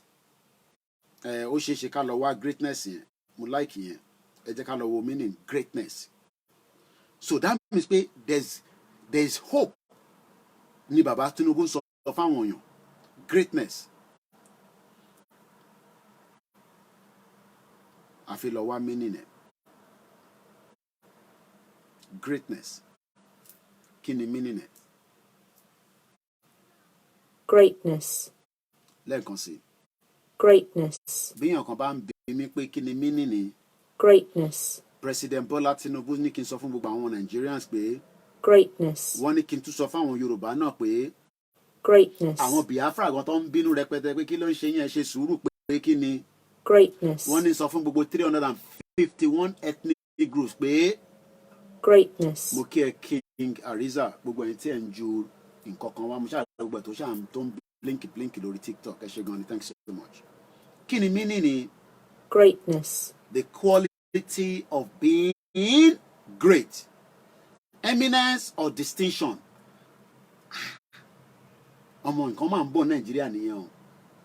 Ṣé ká jó? Ṣé ká máa lùlù? Nítorí pé ààrẹ President Bola Tinubu ti sọ pé there is something called. Yes. There's something called. Greatness. That is coming to Nigeria. Tabawa ní ká wo breakdown ẹ̀. What is the true meaning of greatness? Sorry, ní láti wà upset pẹ̀lú àwa tá n campaign. You don't even have to agree with us. But now, tí President Bola Tinubu ti sọ pé there will be greatness. Ìwọ ni kó wá máa béèrè pé nígbà wo? Èmi dẹ̀ sọ fún ẹ pé wọ́n ní kò ń ṣe nísinsìnyí. It's for the unborn generation. So don't expect miracles. Ẹ mọ̀ pé àyìn náà máa sọ fún àwọn pé don't expect miracles. So èyí náà máa expect miracle. Ẹ máa farabalẹ̀ kí Tinubu ìyẹn president ti sìn kó rí ṣe fọ́dún mẹ́rin. Lẹ́yìn ọdún mẹ́rin mo kí gbogbo ẹ̀yin ìyá wa dáadáa ẹ̀yin sisters wa ẹ̀yin aunties wa ẹ máa kí wa pàṣẹ àti bá dárúkọ yẹn kan ní sọ wọn ní alátẹ̀ǹkan ò dárúkọ àwa táwa lórí ìjókòó gbogbo yín ni mo rí ni mo dẹ̀ máa kí dáadáa. Àwa tó kọ́ dáadáa làwa inú ilé tó dáa láti jáde ọmọ tó dẹ̀ gbẹ́kọ̀ọ́ ni bọ̀ lórí ìrìn àjò anything goes ló máa ń bá wa bẹ́ẹ̀ ṣé Koiki náà ló wá ń sọ̀rọ̀ báyìí ìwọ tó máa ń kàn bọ́ everybody kò mí bẹ́ẹ̀ tó bá àwọn tó rí mi lánàá láwọn tó mọ̀ mí dáadáa ọ̀bọ̀ kan wà ń bẹ tó rí òun kan lórí Koiki mo súnmọ́ ahọ́gà ara wa dáadáa bó ṣe rí nìyẹn. So the true meaning of greatness tí President Bola Tinubu ní ká máa expect, not for me and you now, for the unborn generation. The quality or state of being great as in size. Ẹ mọ̀ pé àwa ti sọ pé size Nàìjíríà yìí nǹkan wà nínú size yìí. Size yìí is not helping us. Size of Nigeria is not helping anybody. Let's cut it slowly so that we can have greatness. Bola Tinubu, the president, said, no, Mr. Koiki, don't worry. I have put together àwọn ọ̀jọ̀gbọ́n tó jẹ́ minister, àwọn tó jẹ́ best of the best of Nigerians. Whether you agree with it or not, those are the best of Nigerians that are his ministers. From the former governors to some new people and some elderly people and even young people. So Tinubu is about to build a Nigeria that is going to work for you that believe in Nigeria, not me. Mo kí ẹ̀gbọ́n mi dáadáa, media làwọn agbọ́dọ̀ kí wọn. Akọgun David Hamilton tó bá sọ̀rọ̀ lọ báyìí, a tún padà báyìí. Kò dé lẹ́kọ̀ọ́ búyàn lórí show ẹ̀, ẹ̀gbọ́n dáadáa ni. The last time we met was at the Lagos State Union. Kódà àwọn kan ní Koiki má jẹ́ kí bọ̀bọ́ yẹn, ẹ̀gbọ́n yẹn oríṣiríṣi ìrọ̀lọ́ ń sọ. But we've known each other for a very long time, and I'm sure, even if our views are all different, Yorùbá ní gbogbo wa. Èmi ti rí àwọn Afẹ́nifẹ́re, ẹ̀gbọ́n mi ṣì ń bá wọn sọ̀rọ̀ lórí fún. Orígbà táwọn bá lọ Nàìjíríà tí bá rí picture àwọn àti bàbá Afẹ́nifẹ́re, mo dẹ̀ mọ̀ táwọn bàbá yẹn sọ fún mi, kò ń ṣe fún public consumption. Mo mọ̀ tí gbogbo bí táwọn governors yẹn wà pátápátá ni mo mọ̀. In terms of our views on Yorùbá nation, but ẹ̀mọ̀ yẹn àwọn náà ti dé stage gbogbo nǹkan kọ́ ló máa jáde láti máa sọ kó máa kà bí bòròbòrò. So mo kí dáadáa ẹ̀gbọ́n mi Akọgun David Hamilton. Àwọn kan like ẹ̀gbọ́n yẹn rárá. A ní Koiki ṣọ́ra fẹ́ ẹ̀gbọ́n yẹn o. Ó rà ń pé ti Tinubu ló ń ṣe, ti Sowore ló ń ṣe. Mo gba Cuban kọjá lánàá, wọ́n sọ fún wife mi pé ìgbà tí Sowore wá sí London tó ń ṣe campaign AAC inú hotel tó dé sí ẹgbẹ́ Cuban bẹ́ẹ̀ ni. Kódà nígbà tó fẹ́ lọ jẹun, àwa náà láti lọ bá oúnjẹ Showboy, mo kí ẹ dáadáa. Èèyàn ti Koiki Media. So mo kí gbogbo. So I mean, we can't all have the same. Ẹ̀gbọ́n mi kan náà pè mí lánàá mo fi dárúkọ tiwọn náà. Wọ́n ní Koiki àwọn rí ẹni carnival pẹ̀lú àwọn ọmọ ńláńlá tọ́. Mo nígbà tí mo dẹ̀ dúró táwọn ọmọ fẹ́ ya picture táwọn ọmọ dẹ̀ súnmọ́ mi ṣé kí wọ́n sá ni. Wọ́n dẹ̀ náírà kí n sáfárà. But àwa ti níyàwó, àdẹ̀wà òkè pẹ̀lú ìta ní.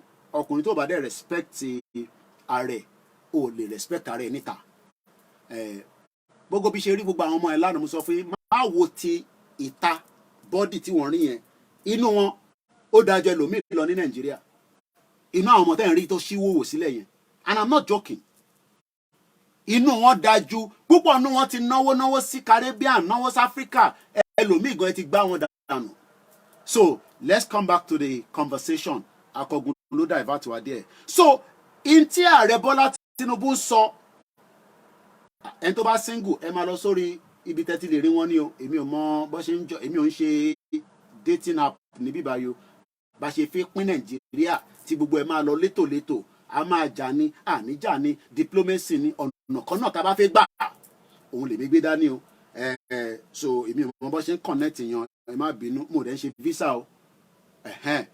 But mo rá àwọn ọmọdé àwọn ọmọ kún bẹ́ẹ̀ lánàá. Yéè kábíyèsí Elédùmarè o. Tó bá fẹ́ wo fídíò yẹn lọ máa wò lórí social media lórí YouTube mi, wàá rí wọn bẹ́ẹ̀. Ìkan báyìí nígbà tí mo gbé kámẹ́rà báyìí ló tún ṣe báyìí sí mi, mo ní mo gbé yàn kankan wọlé o. Yàn kan máa send request to ẹ má ká divert too much. Ẹ mọ̀ bá ti dọ́rọ̀ obìnrin báyìí nísìnyí diversion máa wà ní. Engine kan làwọn obìnrin Ọlọ́run tó bá rí wọn báyìí wá smile. Lánàá mo kàn smile ni pé nǹkan kì í síbẹ̀ bẹ́ẹ̀ ran àgò. Nígbà tó fẹ́ mo gbé flag mi dání, Yorùbá nation flag mi, làwọn ọmọ kan bá súnmọ́ mi lọ́wọ́ ní uncle mo ní uncle náà ni kẹ́ máa pè mí o. Lẹ́yìn tẹ́ bá ti ya picture tẹ́ sá lọ torí picture tó bá ti dé lórí social media nísìn wàhálà ni o. Làwọn ọmọ ẹ̀ rẹ́rìn. Wọ́n ní what's this uncle? Mo ní is our Yorùbá nation. We are campaigner and thank you uncle àwọn ọmọ ẹ dùn bàbá ti níyàwó onílé àdèdúpẹ́ fọlọ́run. Now in tí ààrẹ Bọ́lá Tinubu sọ yìí èmi wá fẹ́ béèrè lọ gbogbo wa ẹ̀yin ọ̀jọ̀gbọ́n ẹ̀yin tí ẹ ní làákàyè pé tí ààrẹ bá wa ṣe gbogbo greatness yìí àìtí lọ sí prosperity o orí greatness ni mo sì dúró lé. We pray for him to be able to achieve his goals. We pray for him to achieve his agenda on Nigeria and on Nigerians. But the question is, who is going to be able to sustain it after Tinubu have left? Ẹ máa sáré fún mi ní ṣé Àtíkù ṣì máa tún fẹ́ contest? Àtíkù náà ti ń dàgbà o, but wọ́n náà àgbàlagbà ò máa tà. Joe Biden gan is àgbàlagbà ní Joe Biden. Donald Trump gan àgbàlagbà ní so àgbàlagbà ò máa tà. But who do you think, honestly now, that after Bola Tinubu has completed the greatness of Nigeria, who do you think can sustain it and keep that momentum after Bola Tinubu has left office? Because Ọ̀ṣínbàjò is nowhere to be found now. Ọ̀ṣínbàjò ti lọ sápamọ́ síbì kan, ó ti lọ ṣe lecture, ó bá máa ṣe seminar, a máa make owó ẹ̀, á dẹ̀ ra máa lọ níwọ̀nba. Lẹ́yìn kọ̀ọ̀kan la kan máa rí fìrí Ọ̀ṣínbàjò nísìn. Because a lè sọ̀rọ̀ nípa Buhari, because Buhari dead or alive. I don't know whether he's alive, whether he's dead. But all I can say is that Bola Tinubu, according to the report yesterday, says, and I quote again, Nigerians' current hardship, ebi pa mí, ìyà ń jẹ mí, wọ́n jí mi gbé ni, all this hardship, because hardship is tí ìṣẹ́ bá mú èèyàn wàá jẹun ọ̀tẹ̀ ẹ̀ tó nímọ̀ pé oúnjẹ ọ̀tá ló ń jẹ. So táwọn kan bá ní yẹn àwọn kan gbọ́ Yorùbá nation intense yẹn they are in èmi kọ́ mo sọ Tinubu sọ pé you are all in hardship. But the question is, he says don't worry, all this hardship is just for a very, very limited time, but for the unborn generation to enjoy greatness. Greatness yẹn la ṣe ń bá lọ lẹ́ẹ̀kan. Yes. Àbí ká gba ìpè wọlé kẹ́yìn ìjọ̀gbọ́n tó bá mi wò bí abẹ́ mi ṣe ń sọ yìí. Mo dẹ̀ mọ nọ́mbà yìí lórí, but ẹni tó bá fẹ́ sáré pè wọlé máa fún yín láyè. Ẹni tó bá fẹ́ pè wọlé lórí ọ̀rọ̀ tá à ń sọ yìí. Kò ń ṣe pé kẹ́dé kẹwàá búburú Bọ́lá Tinubu náà yẹn kọ́ là ń sọ. A kò fẹ́ a ṣì ń wo Nigeria versus Yorùbá nation. Àwọn kan máa ní ẹ jẹ́ ká ṣe sùúrù, a ti ń ṣe sùúrù náà. Àṣà ìtì ìjà sí títì ààrẹ kódà àwọn kan ní ẹ ti sùn gan sef ẹ ṣe rálì ẹ ṣe kankan. Ṣé nígbà tí dagboru mà yẹn dé ni gbogbo ẹ̀ it does not matter. But tonight it's all about Nigeria versus Yorùbá nation. Ẹ jẹ́ ká tún gbé lè lẹ́ǹkan sí mò ń bọ̀. Wọ́n sọ̀rọ̀ epo àwọn á di 200 á di bàbá. Ẹ fọkàn balẹ̀ a máa gbé wálẹ̀. Ẹ lọ fọkàn balẹ̀, ẹ lọ fọkàn balẹ̀, ẹ lọ fọkàn balẹ̀. So a ti ń fọkàn balẹ̀ Bàbá Bọ́lá Tinubu. Now let's move swiftly to the next one called prosperity. I think I've done justice to greatness. Maybe we should just look at another way. What is good word for greatness? Àwọn kan tó dá mà ní greatness. Ẹ mọ̀ pé àwọn àgbàdúrà Ọlọ́run jọ̀ọ́ gbogbo tí mò ń fẹ́ láyé mi jẹ́ kí n rí má jẹ́ rìnrìn àgbákò àdábá. Ẹ mọ̀ we are people that are great anyway. So for us to be hearing greatness, the question is, can somebody keep that greatness? Lẹ́yìn tí bàbá wa ààrẹ bá lọ tán, mo kí gbogbo ẹ̀yin ti Europe. Kí má wà selfish, mo ti dárúkọ anybody, but mo kí gbogbo yín ẹ káalẹ́.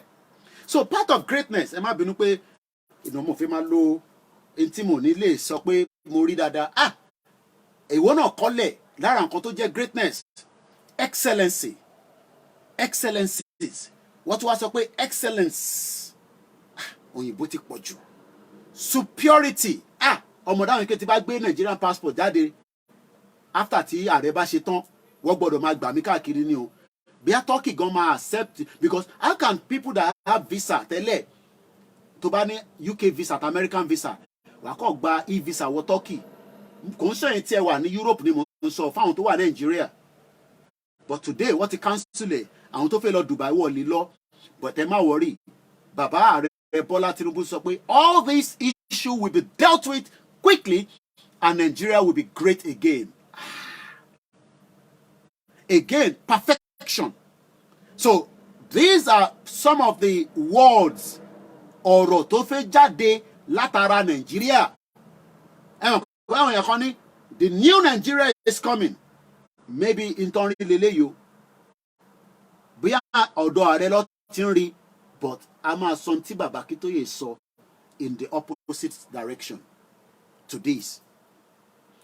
There's also what I call supremacy. Mo kí o gba ìwọ̀n GR1 ẹ má bínú ó yẹ ká wà nù ìpàdé nísìn but ẹ má bínú sí mi torí pé sometimes tí bá bí spirit mi bá fi ṣe sọ̀rọ̀ ní ṣe máa ń jáde kódà mo tún lè parí ilé gan kí tún jáde lóru but nígbà tí mo ti fẹ́ jáde yẹn ẹ má bínú mo kí gbogbo ẹ̀yin GR1 prayer warrior. Every Tuesday is what we have this prayer.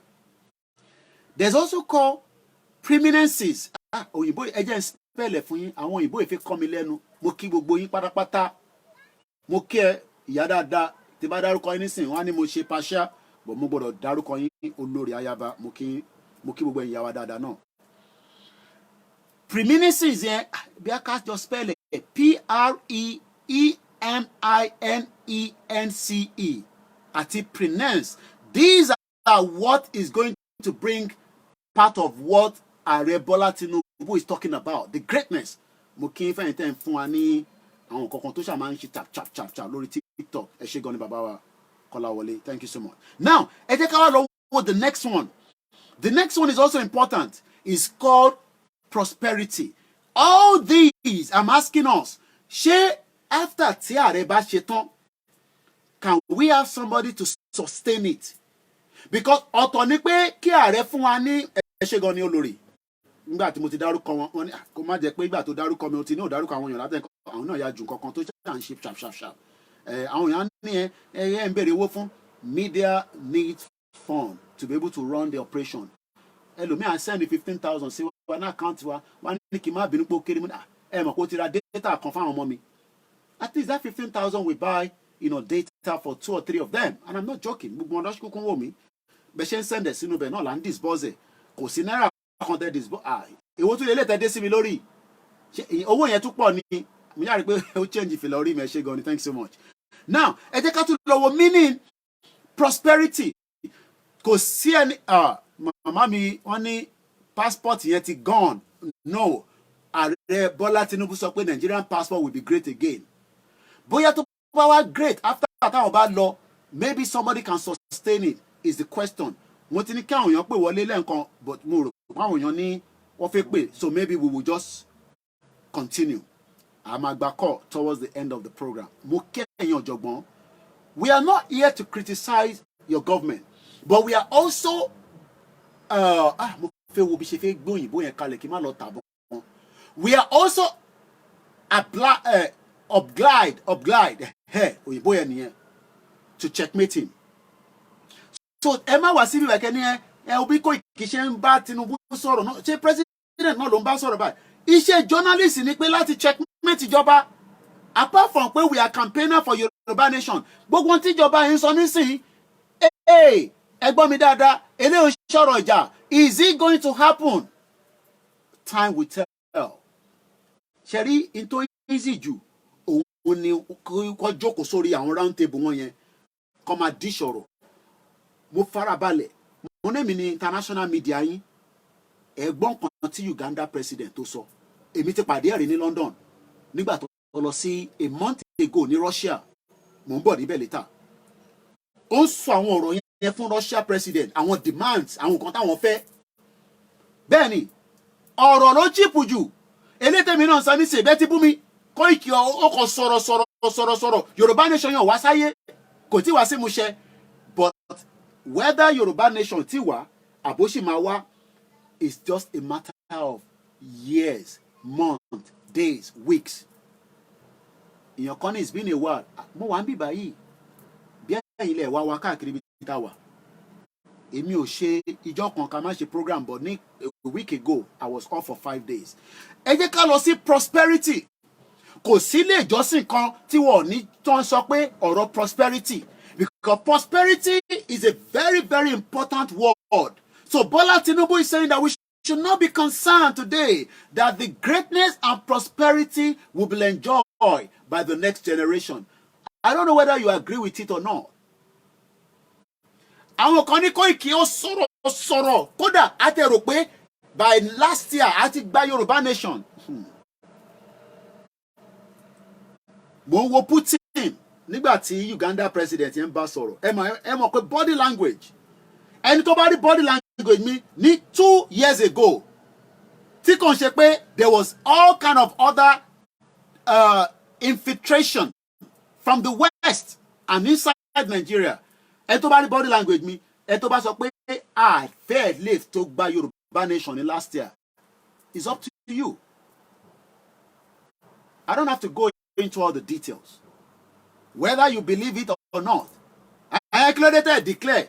Ẹ fẹ́ ká wá declare ká má lè hold the ground. Mo rí brother mi, mo wo video kan. I'm not going to mention his name, but I'm sure gbogbo ilẹ̀ mọ ẹni tí mo ń sọ yìí. Èyí tó ṣe lánàá. Ẹ má bínú pé mo pause díẹ̀ níbí báyìí. A ti jọ ṣe a lot. Ṣé rí all these Ìgbòho gbowó kò gbowó ó ń sọ̀rọ̀ lánàá, fídíò tó ṣe lánàá, mo wá ń wo fídíò yẹn. Ẹ mọ̀ kó máa ń fast forward. So bí ṣe fast forward dé, bí àyàn kan béèrè question pé gbogbo owó tí wọ́n dá sínú àkáǹtì tí wọ́n yẹn nígbà yẹn pé Ìgbòho ló gba gbogbo owó yẹn.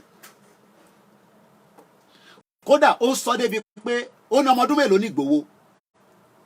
Èmi mọ̀ pé òun náà dàgbà bẹ́ẹ̀ yẹn.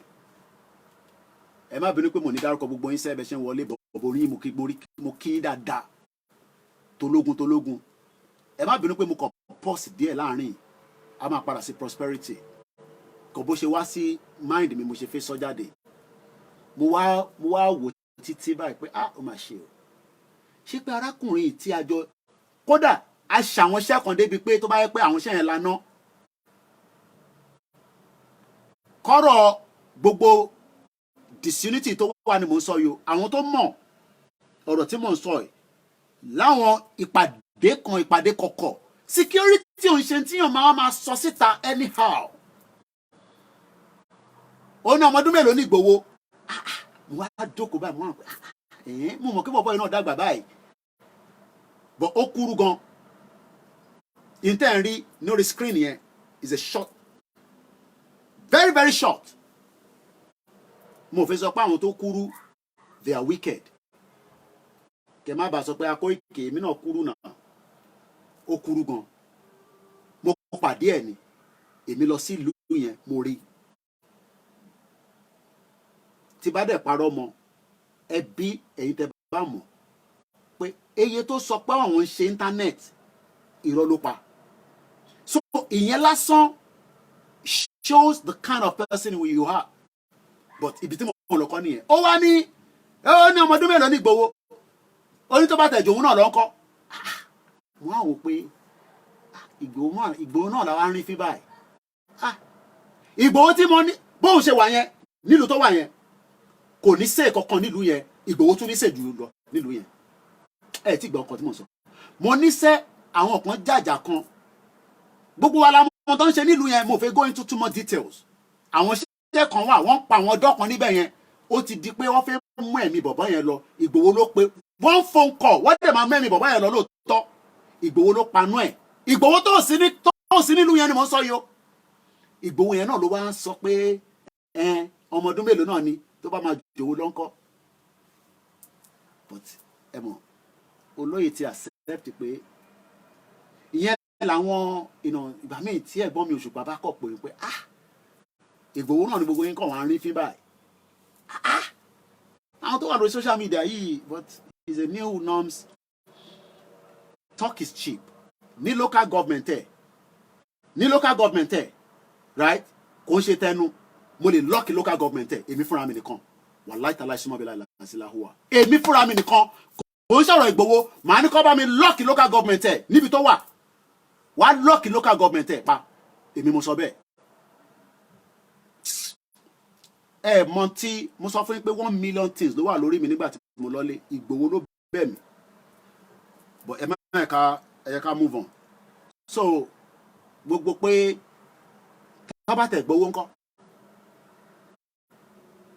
ṣé Amẹ́ríkà ń sọ gbogbo ẹ mọ etí Amẹ́ríkà ti pump sí Ukraine tí ìjà yẹn ọ̀rẹ́ tí tán we are talking about billions of dollars ní Amẹ́ríkà ti pump sí Ukraine lẹ́wọ̀n sọ pé ẹ gbowó sí tó bá tẹ̀ gbowó security yẹn kọ́ so ká jáde nísìn ká wá máa ṣe analysis ìtàfowóṣe tóun náà dẹ̀ mọ̀ pé kò ń ṣe tó ṣe sọ bọ̀ ṣe báwọn náà ti wà lẹ́nu ẹ̀ nísìn gbogbo yẹn ó kọ́ ọ tún fún wọn l'assurance pé àníṣe interim government yẹn máa jáde we are waiting ó ń fáwọn èèyàn l'assurance yẹn mo kàn rẹ́rìn ni I won't say more than that. Let's come back to our own conversation.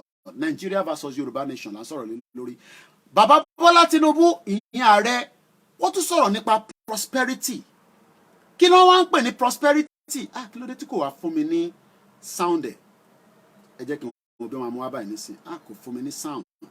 But it's okay. Màá ṣe explanation ẹ̀. Kí là ń pè ní prosperity? Tá bá ní prosperity. Condition of being successful. Ẹ jẹ́ ká wà honest. Ṣé a fẹ́ wà successful nínú Nàìjíríà tẹ́lẹ̀ ni? Everybody wants to be successful. We want a Nigeria where we are going to be successful. Is that not what we want before?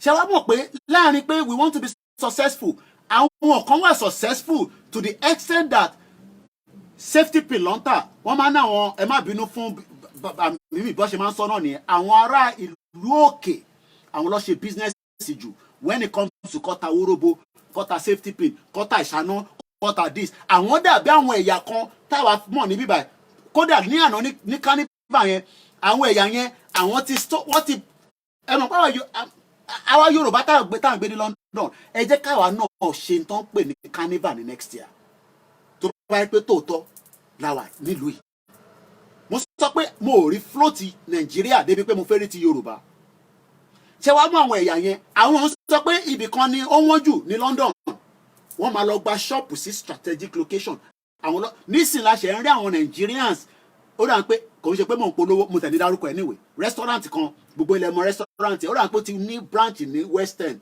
torí mo mọ bí wọ́n ṣe Yorùbá nation àbí wọ́n ṣe Yorùbá nation and I'm not here to give anybody a free advert but gbogbo ilẹ̀ mọ restaurant mo sọ but kí ni mo fẹ́ sọ ni pé àwọn ẹ̀yà kan wà nílùú yìí àwọn ti position ara wọn sí kódà tó bá sọ pé rent yẹn is 2,000 3,000 rent shop wọn nílùú yìí o but àwa akọ̀májókòó sáàrin Dustin Peckham ibẹ̀ náà la inú wóró la máa jókòó sí àwọn ẹ̀yà yìí ló máa lọ gba ṣọ́ọ̀pù síta mo wá rí wọn lánàá àwọn dàbí àwọn aráàlú òkè nígbà tí mọ̀mísí mi ń ta go tó ń gbé wá láti Hong Kong àwọn aráàlú òkè yẹn ní jàǹkàrà là ń gbé fún a large quantity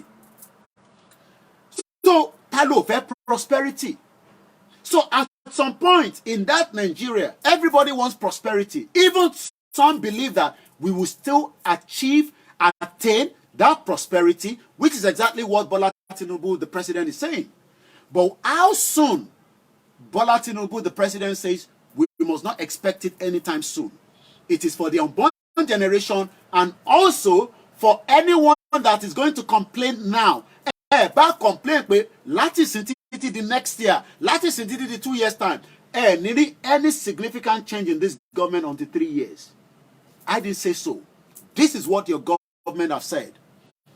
Emma Bino, I have different cameras, so when I move like this, I move like this, and I have one that is centered to me.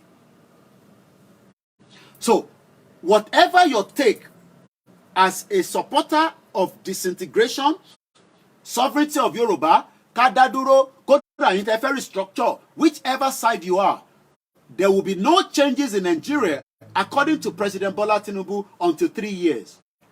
And that literally means that we will see some changes in 3 years' time, as he will then use that to campaign for the next slot. Then after that, it will finish that greatness and prosperity, and it will be done. and we will not hear about him just as we're still hearing bit and bit of Obasanjo. Baba yẹn ó ṣì ń perform. Kọ́lọ́n fún lẹ́mìí gígùn àtàlàáfíà. But I'm sure at some point, we saw Jonathan. At some point, Shehu Yaradua yẹn kú. At some point, we'll be seeing dead or alive Buhari, dear. But Aniri Osibajo, as frequent as we were seeing him as a vice president. So at some point, Bola Tinubu that we are seeing today, he would also he would also vacate that office. As simple as that. So even all his greatness and prosperity that he wants to bring for us, my question is, should the next president will be able to continue it? Because Tinubu is if they accuse Buhari, Buhari destroy Nigeria. Even Shetima, in one of the articles which I read this morning, even Shetima said, Nigeria in a big mess. So when I'm here talking that Nigeria is not working, Nigeria is not this, Nigeria is not that, some of you, because of reason known to you, intetigbo nípa Koiki níta àwọn oríṣiríṣi allegation ẹlòmíì ò tẹ́ mọ̀ bóyá tòótọ́ ni bóyá irọ́ ni, because we are living in a new era. If you accept yẹn, so when you come here, your first attack is Yoruba Nation wọn ló ń ṣe. No, forget about all that. Listen now, Shetima, the vice president, ó wà níwájú mi, ó sì wà nínú paper tèmi, kódà mo gbọ́dọ̀ tọ́jú this particular document. Mo gbọ́dọ̀ archive tí bá ṣe tán nísìn. Only Nigeria in a big mess, chained by poor governance. Poor governance. Pé kò sí ìjọba kankan nínú Nigeria. Because kí la ń pè ní governance? Do you know that what you saw at the Notting Hill Carnival yesterday was what we called good governance? Good policing, good safety event. Kò ń ṣe pé wàhálà ò ṣẹlẹ̀ ńbẹ̀ lánàá. Multiple people were stabbed, but not in a large scale. Kódà wọ́n náà máa tún review ẹ̀ before next year. Ṣé wọ́n mọ̀ pé deputy commissioner for police of UK tó ṣe gbogbo carnival tẹ́rí lánàá yẹn, arákùnrin ọmọ Yorùbá ni Mr. Delekan. I read it this morning. He's a Yoruba man. Ẹ wá imagine kí bàbá yẹn wá ṣe tán nísìn kó serve tán nísìn. Ṣé kò gbé kó wá sí Nàìjíríà kó wá help? Tó bá wá sí Nàìjíríà kí ló máa ń ṣẹlẹ̀? Gbogbo ilẹ̀ ọmọ tó máa ń ṣẹlẹ̀.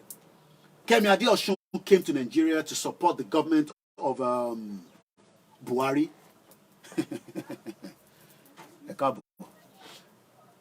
Nigeria in a big mess, chained. Mo gbọ́dọ̀ rọra chain. Ẹ̀mọ̀ tó ń pè ní chain. At least tó bá mọ chain, wàá mọ bicycle chain. Chained by poor governance. So tí bá sọ fún yín pé ìjọba òdòdó yín ẹ wá ń bú èmi, ìjọba òdòdó yín náà nìyẹn, because we can see it every day. We have 191 local government ní ilẹ̀ Yorùbá. We have 774 local government in Nigeria, but none of those are in full working system. Wọ́n ò ṣiṣẹ́. And anywhere that we don't have a good governance, there will be challenges.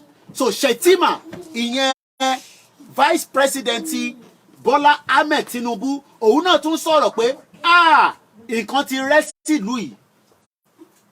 Èmi kọ́ mo sọ a máa padà sí Tinubu. But Shetima says the vice president Kashima Shetima has urged members of the presidential committee on fiscal policy and tax reform, which is what makes a government.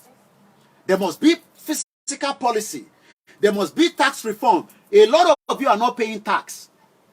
Even if as small as it is, many Nigerians don't pay tax. Many Nigerians are not paying tax. Do you know as many foreigners in Nigeria wọ́n pè kíní kan ní Louis, ìgbà tí mo dé Louis mo mọ̀ pé àwọn kan fẹ́ sanwó cash in hand lọ́wọ́ máa ń pè. Ṣé o mọ̀ pé cash in hand yẹn ẹ ti connive. Ẹ jẹ́ kí gọ́ọ̀mẹ̀ntì rí owó yẹn. Any job tó bá ń ṣe ní Nàìjíríà tó bá ń fún ẹ ní cash, you are also affecting that government, regardless of whether we want Yoruba nation or not. so ìwọ mélòó ló ń gba owó a day money wà lọ́rùú pọ́npọ́n àwa fún ẹni 2,000 naira ó mọ̀ pé ẹni tó fún ẹni 2,000 naira yẹn ó ti cheat ẹ ó lè ní because ó yẹ kó fún ẹ ní full working job kí ló ń pè contract. How many of you have contract in Nigeria as a job tẹ́ ń ṣiṣẹ́ ẹ̀yin tẹ́ ń ṣiṣẹ́ ní local government gan àbí ní federal government ní ìyàn mélòó ni ló ní contract ìlú yìí tí mo dé ìlú yìí job center àwọn agency wọ́n fẹ́ máa gbá wa nígbà kan àwọn kan wá dìde on our behalf pé nígbà agency ló máa lọ ṣiṣẹ́ tó pọ̀ ju staff tó employ lọ wọ́n wá bẹ̀rẹ̀ sí fún wa ní holiday allowance pay kódà wọ́n fà títí débi pé tíyàwó ẹ̀ bá bímọ wọ́n gbọ́dọ̀ fún ẹ ní owó yẹn ní period tó fi wá. This is what is called policy tax reform. Gbogbo eléyìí ni ìjọba yìí náà fẹ́ ṣe nísìn. It is very easy to say. Ẹ̀wọ̀n pọ́n ní Tinubu accountant ni ó mọ bó ṣe fẹ́ save owó. Bẹ́ẹ̀ni, duty of the Ministry of Labour. So now, Shetima is now advising the presidential committee. Nation. I will still be able to explain to you that some of what they are saying, in reality, Fabuni, that country will not work because Shetima Tinubu toba fe jẹ́ kó ṣiṣẹ́. There are some other external factors and internal factors that will destroy that government. Toba te jẹ́ pé wọ́n wá rí destroy because Tinubu náà máa sọ fún wọn pé ṣe Dele Alake block everywhere.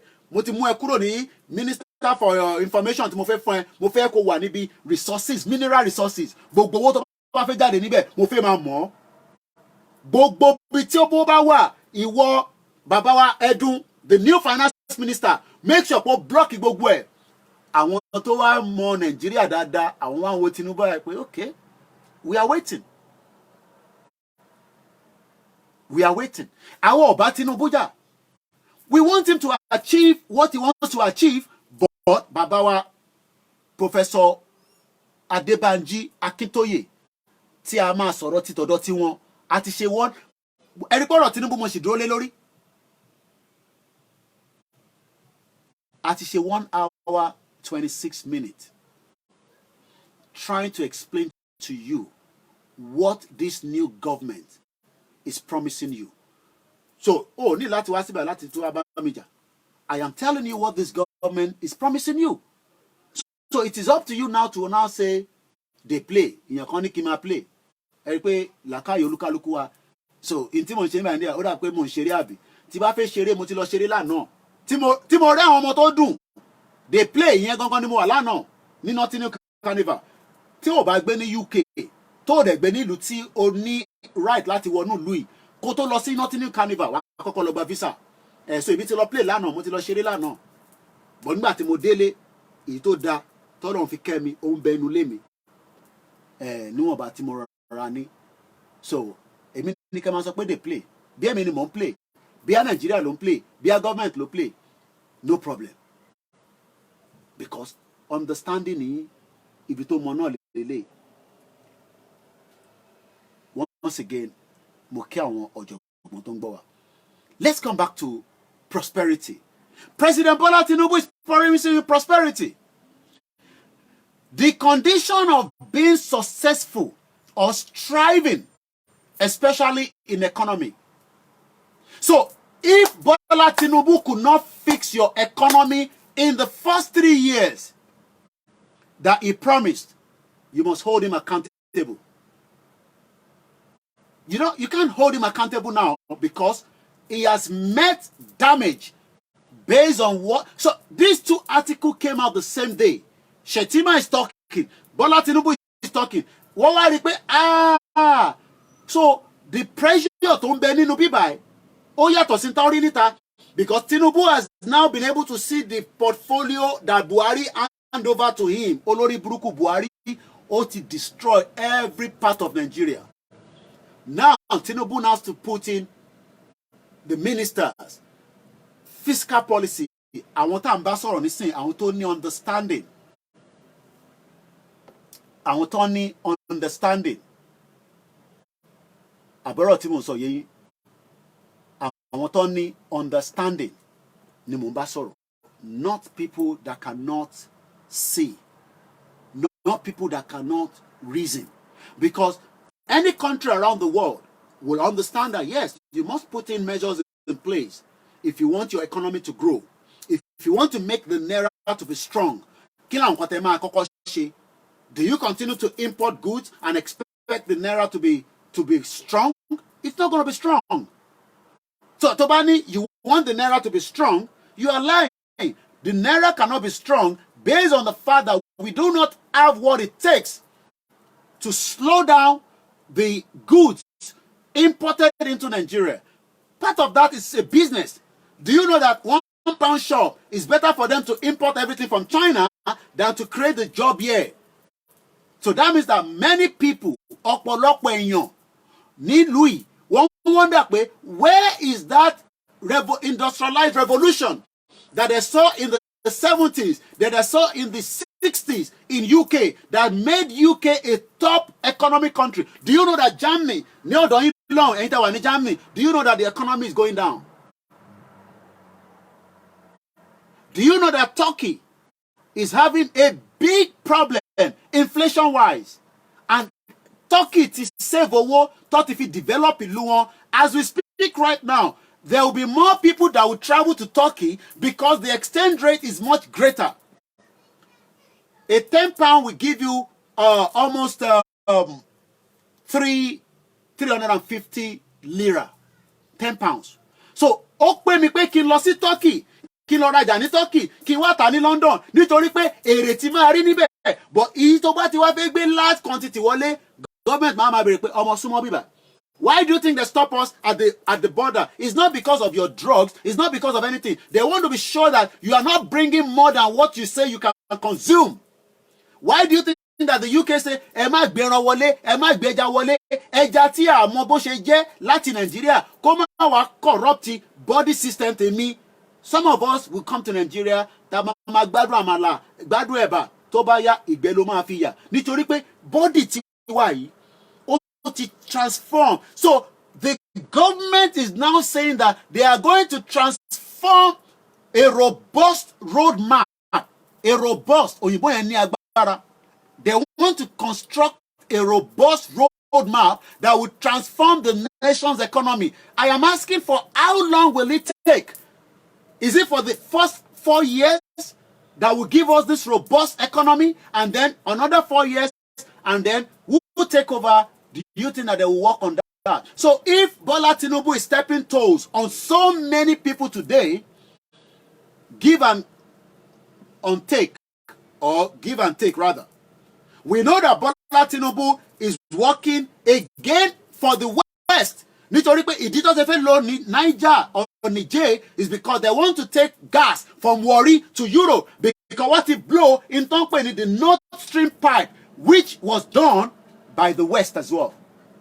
That was a $1 billion project. Russia will never forgive the West for that. Why do you think that they are building a bridge?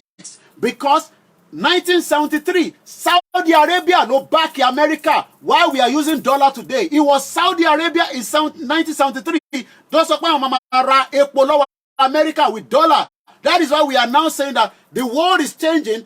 We are coming off from what they call using dollar to make... It's not going to go away straight away. But with 6 members of the BRICS coming out, Nigeria is not part of it. Egypt is part of it. Ethiopia is part of it. Nigeria is still thinking. What do you think is going to happen? From next year, January, we are going to see 11 BRICS nations. Saudi Arabia is going to work with Iran. They've never worked before because America. So we are going into a new world order. Like I said, I will play what the Uganda president told you, Russia during the African-Russia summit. So what we are saying right now is, let's come back. Let's leave all those other ones so that we don't get too much you know, they are focused on Nigeria. Yes, if you want Nigeria to be great, you want a robust roadmap, you must work with other countries around the world to be able to achieve that. And how do you think that those countries will come to Nigeria when Nigeria itself is going through a lot? But Bola Tinubu, the president, say there is prosperity coming. Hey, thanks so much. So what is prosperity? Prosperity, condition of being successful. How many of you want to be like Dangote? I'm sure people will raise their hands up. And I'm being honest. How many of you want to be like Davido? Some of you will raise your hands up. How many of you want to be like Fela Durotoye, that is doing very well because of his own opportunity in Nigeria? How many of you just want to be on your own but enjoy as much as possible the basic things of life? Nigerians in Berefun, we are not asking for too much, but we are not getting that too much. So today, the reason why Bola Tinubu is not saying that, Emma, worry, I'm going to make sure that we will get Nigeria working, because Shetima told us, Nigeria, Emiko Moso, this is the headline, Nigeria in a big mess. So when you are coming here and saying that Nigeria is not a big mess, those in government have seen what we have been saying, whether before Yoruba Nation. The first time I came to Nigeria in 2015, I was crying. All I saw was our boys who are nita, one tete, one play Baba Jebu, one they je bread at tewa, and nobody's doing anything. And I want to my ripping one omo bobo en tin shile níbẹ̀ yẹn ó fẹ́ kọ́lé jẹ́ lọ ṣiṣẹ́ wá sanwó fún yín wá san cash in hand wọ́n ṣe ní ìlú yìí náà, but it is not advised anywhere tó bá ti ń gba cash nílùú yìí wọ́n rí pẹ́. Sọ pé mi mo sọ bẹ́ẹ̀. I've lived here for 25 years. Any job tó bá ṣe nílùú yìí tó bá sanwó fún ẹ ní cash, ẹni tó sanwó yẹn òun náà avoid nǹkan kan tí ó fi jẹ́ kí government ti mọ̀. And this is not good for any economy. UK stopped it. On sọ fún àwọn èèyàn pé especially àwọn tó ń kó wọlé ẹ ṣe gan-an fún wa ní rose lórí TikTok. Thank you so much. Mo kí ẹ̀yin ọ̀jọ̀gbọ́n ni mo bá sọ̀rọ̀. I am not here to fight Bola Tinubu. I don't have to fight his government.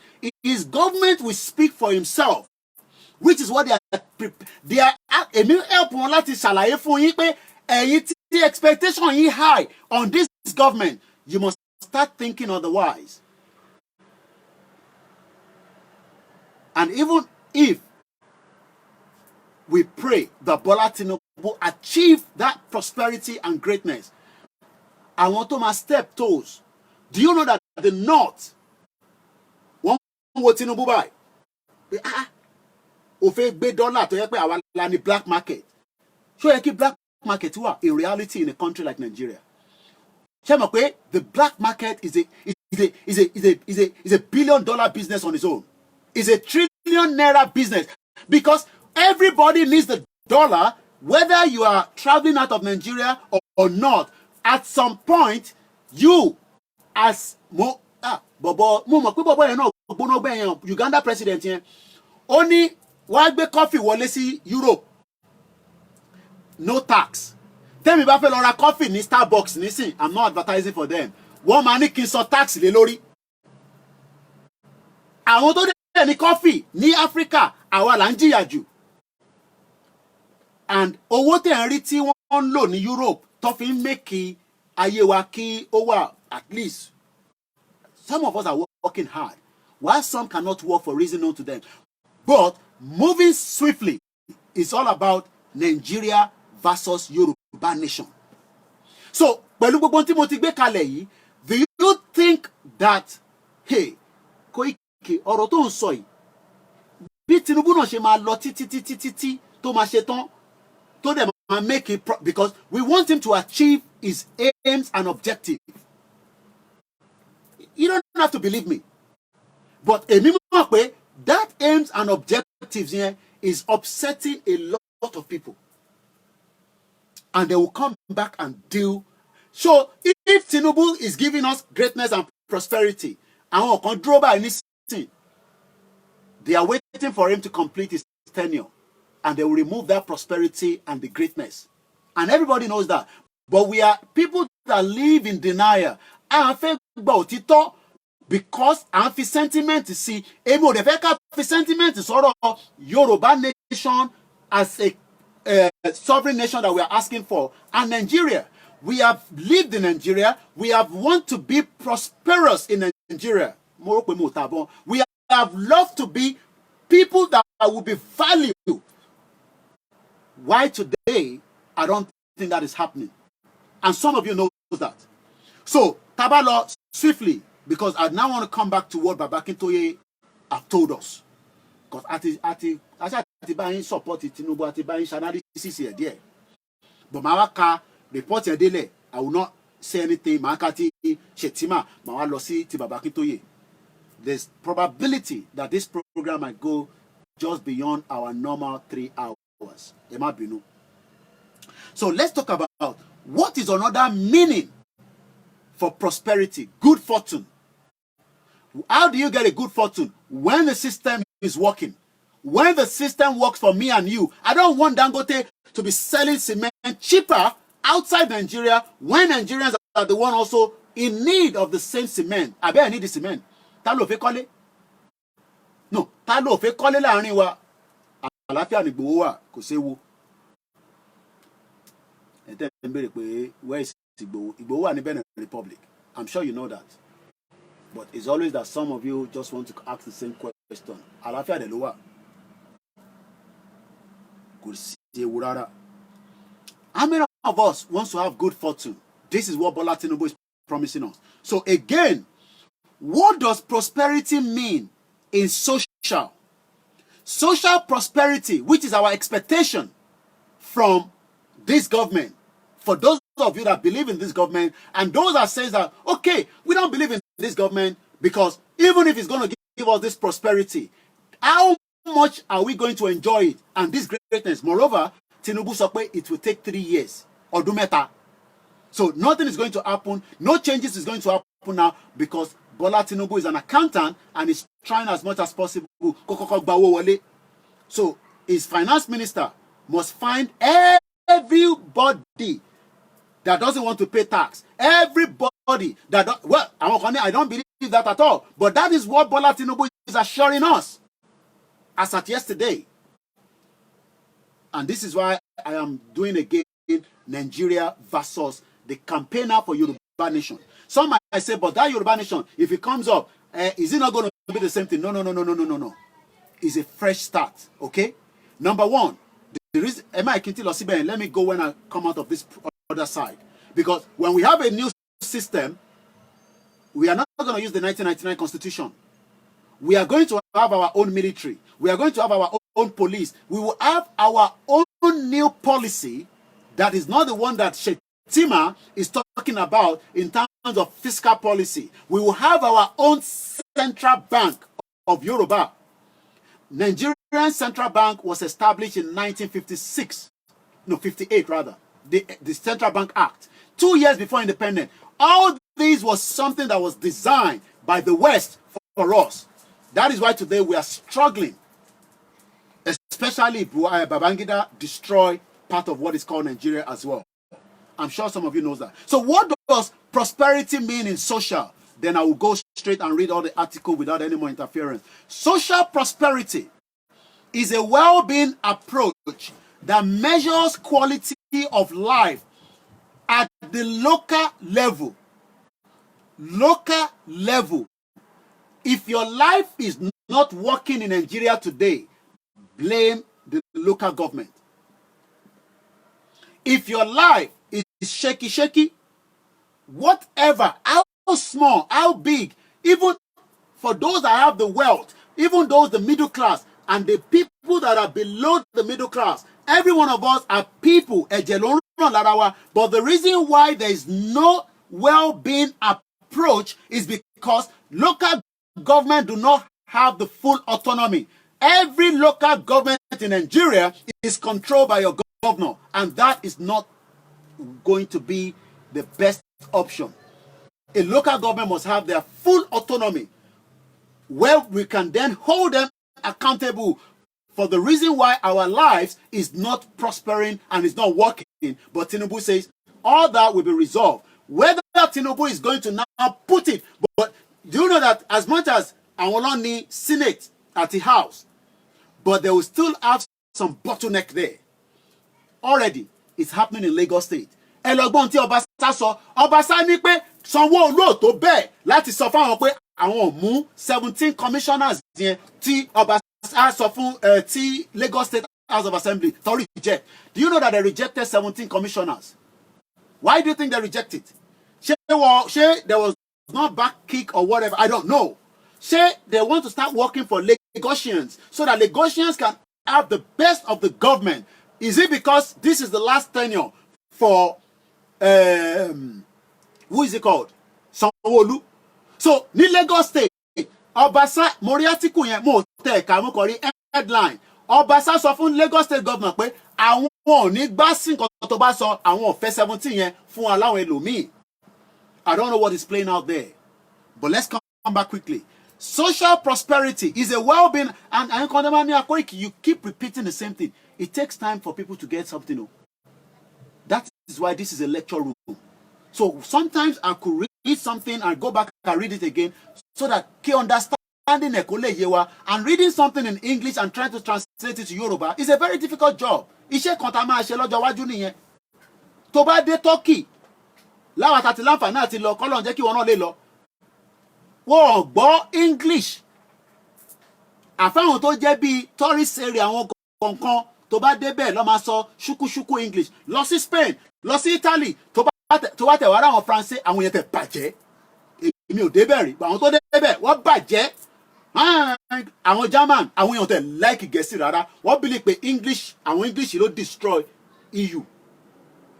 And I won't be surprised. They still campaign for Britain to return back to European Union. Ìdí wọn ti ń gbóná tó ń ṣe kékeré. That is another topic for another day. Ìdí UK pé ọ̀rọ̀ pé wọ́n kúrò nínú EU yẹn ó ń gbóná burúkú. Gbogbo owó tí EU san fún wọn pé kó fi develop farm industry wọn, agriculture industry wọn, wọ́n ò rí àwọn owó yẹn gbà mọ́ nísìn. Wọ́n tó bá lọ sí Germany, èmi ò débẹ̀ rí, kọ́lọ́n jẹ́ lè débẹ̀. Wọ́n like English rárá. So how do you expect us to love each other as well in a country with 351 ethnic groups? It's possible. And that is why they gave us the regional government that was destroyed. Regional government here would have saved lives, would have been able to curtail all the influence of terrorism, this and that is happening.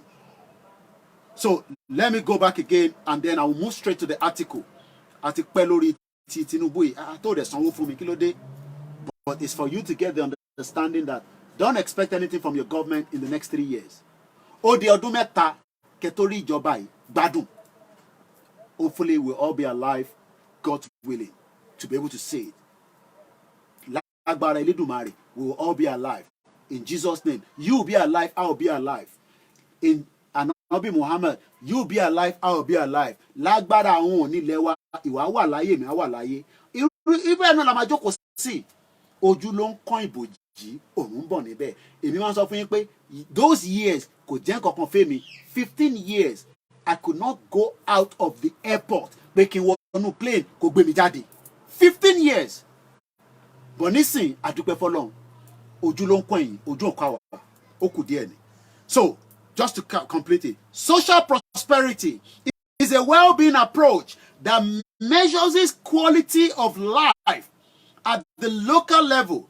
It refers to the strength, agbára, assets, ó yẹ kí local government ní asset rẹpẹtẹ, and values of its neighborhood, with metrics that help you understand how well a neighborhood is thriving and what is going on right there. And that is called social prosperity. Now, let's now come back again to President Bola Ahmed Tinubu. This article that I'm about to read came out on the People's Gazette. I'll share the link for the benefit of those of you that would love to also go and read it. But I'll help you to read it because my job as a journalist is to dissect. bó ṣe ń gé orí èèyàn ló ń fárun abẹ́. Is the mo ń gbogbo fi ma nǹkan ló wà monitor nínú tó lọ Nàìjíríà nínú ìtò bá fẹ́ lò ń bẹ́ẹ̀ ni má bínú, wọ́n ta sorry. cocaine. and mo monitor YouTube mi ẹni. Mo kí ẹ̀ tẹ́ wà lórí Twitter space. We are live on Twitter space as well. At least about 2 or 3 people are there listening. Shout out to every one of you. Mo kí gbogbo àwọn Koiki family pátápátá. Once again, mo kí bàbá Akintoye. Mo dẹ̀ kí bàbá wa Chief Banja Iloge and the rest of you. Mo ń bọ̀ lórí tọ̀dọ̀ tí wọ́n ní sìn. Nigerians are undergoing hardship for their unborn generation to enjoy prosperity. Tinubu. Mr. Tinubu said Nigerians cannot have the type of country they desire without the present government reform. This was put together by a woman or young man called Tosin Ajuwon, August 28, 2023 on People's Gazette. So it's just to reference it as well. Today is again 29th of August 2023. The time here is coming up to 1919.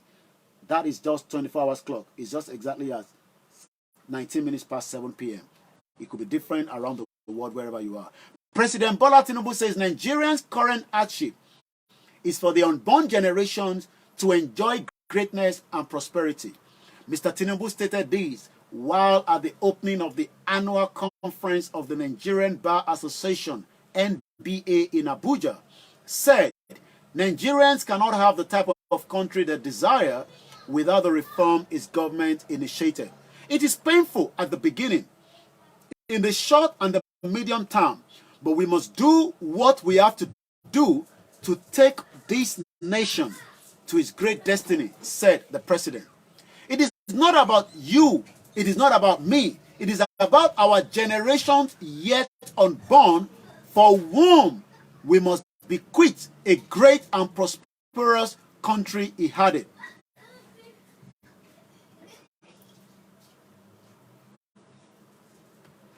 Mr. Tinubu explained that prosperity Nigerians require would only occur once poverty is banished from the society, with the focused cooperation of the country's private sector leaders.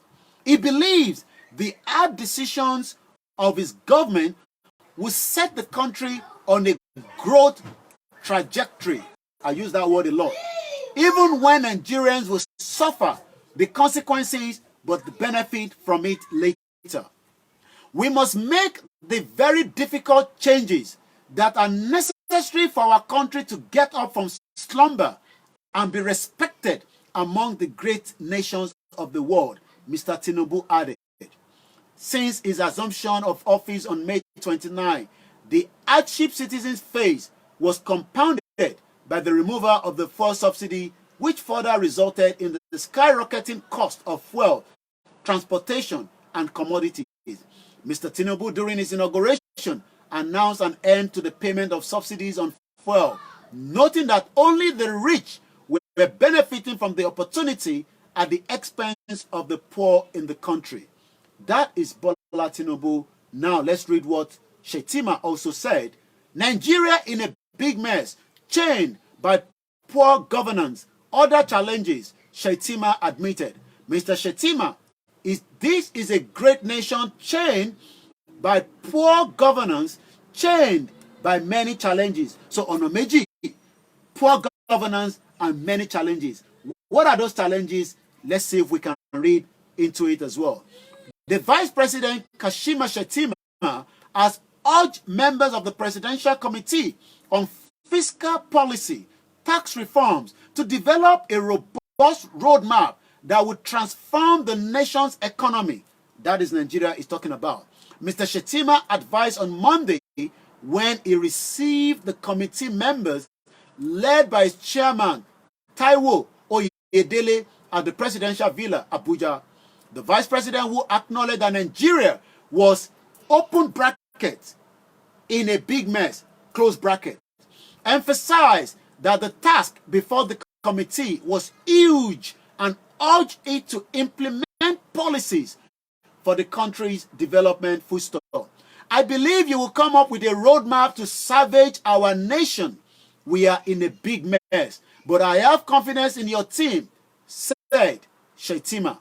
This is a great nation, chained by poor governance, chained by many challenges. Open and close bracket. So, what open bracket? I'm sure some of you knows what that means. Two column, one fọ̀rọ̀ sínú ẹ̀, one close it. That means ọ̀rọ̀ yẹn ó wúwo gan. Very, very, very important. He described President Bola Tinubu as a man of courage and conviction and a progressive man in the Nigerian political space. Mr. Shettima, who stressed the importance of fiscal policy and tax reforms, noted that it was potent tool for resource mobilization, while assuring them of the National Economic Council Corporation. He said, again, open bracket, our focus should largely dwell on domestic resources mobilization, close bracket, especially with trends in the world today. Even the biggest economy in the world are faced with this reality. The special advisor to the president on revenue, Zacchaeus Adedeji, said the committee will be interested in working with NEC, chaired by the vice president. So many of these we had during Buhari and Osibajo. Remember, Osibajo was sharing so many committees like this. I'm sure the end result is what we are seeing today after Buhari and Osibajo have left. He noted that the committee differed from the previous ones for two major reasons. One, try láti yọra wọn away from ìtí mo sọ nísìn. Ẹ̀wọ̀n kí mo tẹ̀ tí kábíbà kí n tó máa rí. So wọ́n fẹ́ link ẹ̀ mọ́ ìtí Ọ̀ṣínbàjò tó ṣe. Wọ́n fẹ́ yọra wọn kúrò níbẹ̀. Pé eléyìí táwa fẹ́ gbé wá is a new one. Again, but we are putting the interest of our country first, and all the way through. The second thing is Mr. President was very clear that he was not interested in committees writing reports. So they know that all this has been going on in Nigeria. Write report, write report. And just to complete it, Mr. Oyedele said the committee was focusing on intervention to cushion the fuel subsidy removal and the exchange rate stability. As of today, the pounds is still telling me that it is 1,060 to 1 pound. 1,060 naira to 1 pound. The dollar will be around 900.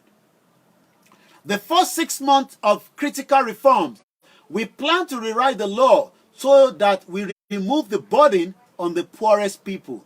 And then lastly is 1 year, which is implementation. And the good thing is that 30 days, 6 months, and 1 year will run concurrently. We are already counting down to our first 30 days, he explained. I've given them the benefit of doubt. Now, gbogbo tẹ́ ti gbọ́ yẹn, ẹ jẹ́ ká wá gbọ́n tí leader ti wá sọ lórí ọ̀rọ̀ Yorùbá nation. Ẹ mọ̀ pé ti gbọ́ tọ̀dọ̀ tí wọn. Bí a tẹ́ bá wá gbọ́ ilé, ẹ wá jọ gbé yẹ̀wò. And you can decide. You can ask questions. You can decide whether it is still in the interest that we remain as Nigerians or we get the hell out of Nigeria. So I want to first go back to if anybody think that you can fix Nigeria, you must be living in denial. There was a video that I cut out from Baba Akintoye's speech some few weeks ago. So I want to first play that and then we move swiftly.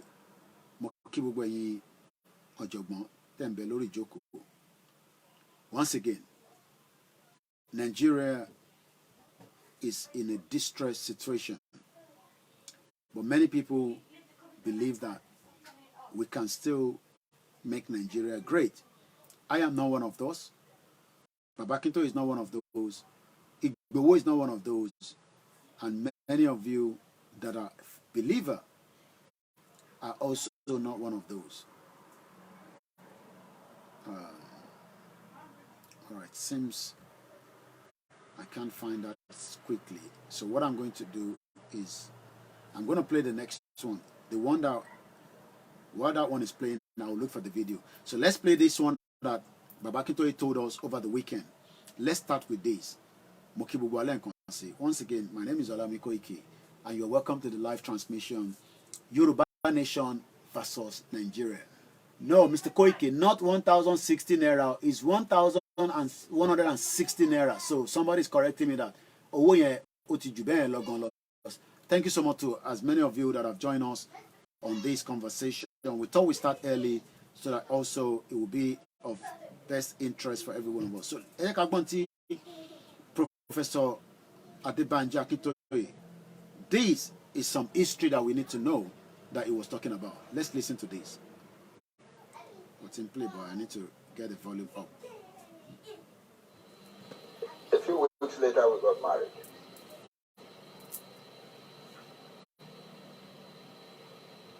And when this disaster began to happen, 1959, like you notice, British England moved by election here, don't return on a post, no, don't you go where, like Tiri Kambuku, like a few people, about 5 of us, that found that a group, Student Association, University College Ibadan. It's the University of Ibadan, University College Ibadan, 1959.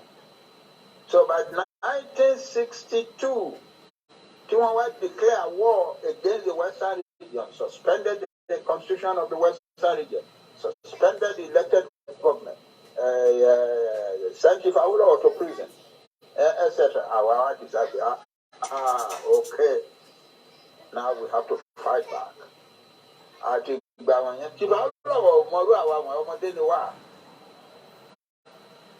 But I found the action group student association and I invited one or two of us, including it, we want to be in that and in the Christ group.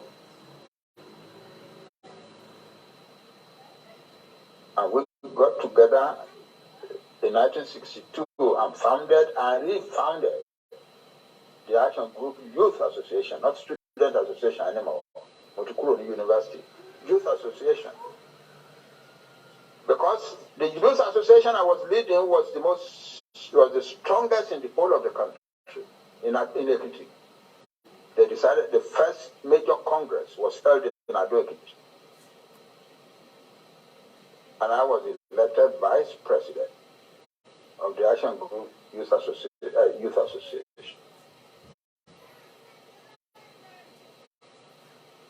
Then 1965 came. We had expected that we would get rid of Akintola and put somebody else there as our premier. But they went. The Northerners came and rigged the election for him massively. And we said we will not accept. That's when we began to fight. That's when we began. My wife was our women leader. I was vice president. Let me pause there. Many times, àwọn èèyàn máa ní is like pé bàbá yìí kò ṣe kankan. At least, gbogbo tí bàbá yìí sọ kò sí sẹ́yìn ọ̀kan tó wá sọ pé bàbá irọ́ lẹ pa ìtẹ́ sọ nígbà yẹn pé ẹ ṣe àìtí rẹ anybody tó jáde. Not that pé àwọn kan náà wọ̀ ṣe irú àwọn iṣẹ́ tí bàbá yìí ṣe. You can tell that from the history tá à ń gbọ́ ní ẹnu bàbá ẹ̀gbọ́n mi kan sọ nígbà pé I have been saying this in past 10 years. No one can fix Nigeria. The country has been destroyed. But Bola Tinubu, the president, says he will do greatness and prosperity. But it will take time. It will take 3 years to start with. But the enjoyment will be for the unborn generation. Let's continue with the history that some of us never knew when it comes to Nigeria and Yoruba people. We started to fight in October 1965. And our lives were in danger all the way. On this stage, a person like me knew there that is to see look or not 2 nights running in Sum. Did you hear that? One of the stage kan nígbà táwọn náà ń ṣe wàhálà yẹn pé àwọn ò lè sùn sílùú kan. Is it not the same thing that we are facing today? Even in the midst that, our campaign has been very peaceful, our campaign campaign has not brought any kind of engagement between us and the government. But yet, wọ́n lọ sínú ilé, wọ́n fẹ́ pa Ìgbòho sínú ilé, wọ́n pààyàn méjì. A rí wàhálà tí Lagos State ṣe by killing innocent people that came out for campaign. Kò dẹ́ ṣe Yorùbá nìkan ló pa bẹ́ẹ̀. How many people got killed by straight bullets in Nigeria? So when people are saying that bàbá yóò ní kò ṣe kankan, ìbéèrè tí máa ń wọ́ndà ni pé gbogbo ilé tí bàbá yìí sọ yìí, has anybody come out to counter it? Láti sọ pé kí lè rò pé bàbá yìí fi ń ṣe bẹ́ẹ̀ níjọ́ náà lọ́hùn? Because they saw what is just happening. Ní táwa ṣe wà ń rí nísìn, àwọn ti rí nígbà yẹn. But Bola Tinubu disagree pẹ̀lú bàbá yìí because òun ní bàbá ẹ má worry. Ẹ lè jù mí lọ lọ́jọ́ rí, but èmi lè mi wà nípò ààrẹ nísìn, èmi máa make Nigeria kó great, kó dẹ̀ wà prosperous. Ọ̀rọ̀ yẹn wá fẹ́ dàbí pé àbí bàbá Akíntóyè wọ́n ọ̀gbọ́n kan tí Tinubu sọ dáadáa ni. Because gbogbo tí mo kà sílẹ̀ ní 1 hour plus lórí pé Tinubu àti Shettima ń sọ̀rọ̀. Bàbá Akíntóyè sọ pé but this is the same thing táwa náà rí nígbà yẹn. Tí bàbá Awólọ́wọ̀ fi darapọ̀ pé kájọ ṣe ká build Nigeria, ká fix Nigeria. Ẹ rántí pé bàbá yẹn sọ̀rọ̀ débi pé nígbà kan pé fixing Nigeria is a waste of time. Nobody can fix Nigeria. Nigeria gan fẹ́ jẹ́ kó fix òun. Nigeria gan kò fẹ́ jẹ́ kó fix òun. So this word, ọ̀rọ̀ dúdùn tí ààrẹ Bọ́lá Tinubu wá mú wá nísìn, ṣá máa sọ pé ó ń tako in tí bàbá Akíntóyè ń sọ ni, kò tako. Ọ̀nà tí ààrẹ fi rí lòun fi ń sọ̀rọ̀ yẹn. Nítorí pé òun ló wà nínú government. So ó ń fi pé bàbá Akíntóyè tó sí nínú government. But bàbá Akíntóyè náà ti ṣe government rí. But yet, many Yoruba people today do not want to accept the fact pé in tí bàbá Akíntóyè ń sọ̀rọ̀ lé lórí, in tí wọ́n rí as evidence based pé ìlú yìí bó ṣe ń lọ yìí kò lè work. Ìlú yìí bó ṣe ń lọ yìí kò lè ṣiṣẹ́. Ẹ jẹ́ ká gbọ́rọ̀ yẹn tán. Màá wá lọ play a reminder video kan tí bàbá ṣe pẹ̀lú Sahara Reporter níbi tó ti ń ṣe bí àkọlù clan ní àbí moment tó ń ṣe engagement about 5 years ago. But eléyìí tẹ́ ń gbọ́ yìí was over the weekend. Bàbá yẹn bá jáde, ó remind àwa ọ̀dọ́ tájọ́ ọmọ Yorùbá pé ìjà táwa náà gbé dání báyìí, àwa náà ti jarú ẹ̀ rí. Mo sọ fún pé bàbá Akíntóyè ló bẹ́ẹ̀ mi. Ẹ mọ̀ fọ́ sí reference ẹ̀ nínú weekend tó lọ yìí. Nígbà tí mo ní mo fẹ́ ṣe nǹkan kan tí bàbá yẹn ní náà kò ní yẹn kọ́ lọ kò tí ì dé ọmọ wa kò dé bẹ́ẹ̀ yẹn. Ṣèbí bí bàbá yẹn náà ṣe ń ṣe lèmi náà ṣe ṣe. Tó bá yẹ pé Nàìjíríà ni mo wà, ìsílẹ̀ kí gọ́ọ̀mẹ̀ntì máa wá mi ju bó ṣe wá Ìgbòho gan lọ. Torí pé wọ́n máa wá àwà kan jura wa lọ ní kò sọ́gbọ́n ẹ̀. Ṣẹ̀fí pé tí Simon Ekpa bá wà Nàìjíríà wọ̀ ní wá gbogbo ọ̀nà tó máa fi wá. Bó ṣe rí nìyẹn. Wọ́n dẹ̀ ní mọ̀jàmọ̀sá la fi mọ akíkanjú. Akíkanjú tó bá mọ̀ jà, tó bá mọ̀ sá, wàá kú sẹ́nu ogun. Nǹkan mẹ́ta dẹ̀ ni ẹni tó bá ń jàjà báyìí. Ẹgbẹ́ tí bàbá yìí náà sọ pé àwọn ò gbọ́dọ̀ sun state kan àbíbì kan lẹ́ẹ̀mejì in a row.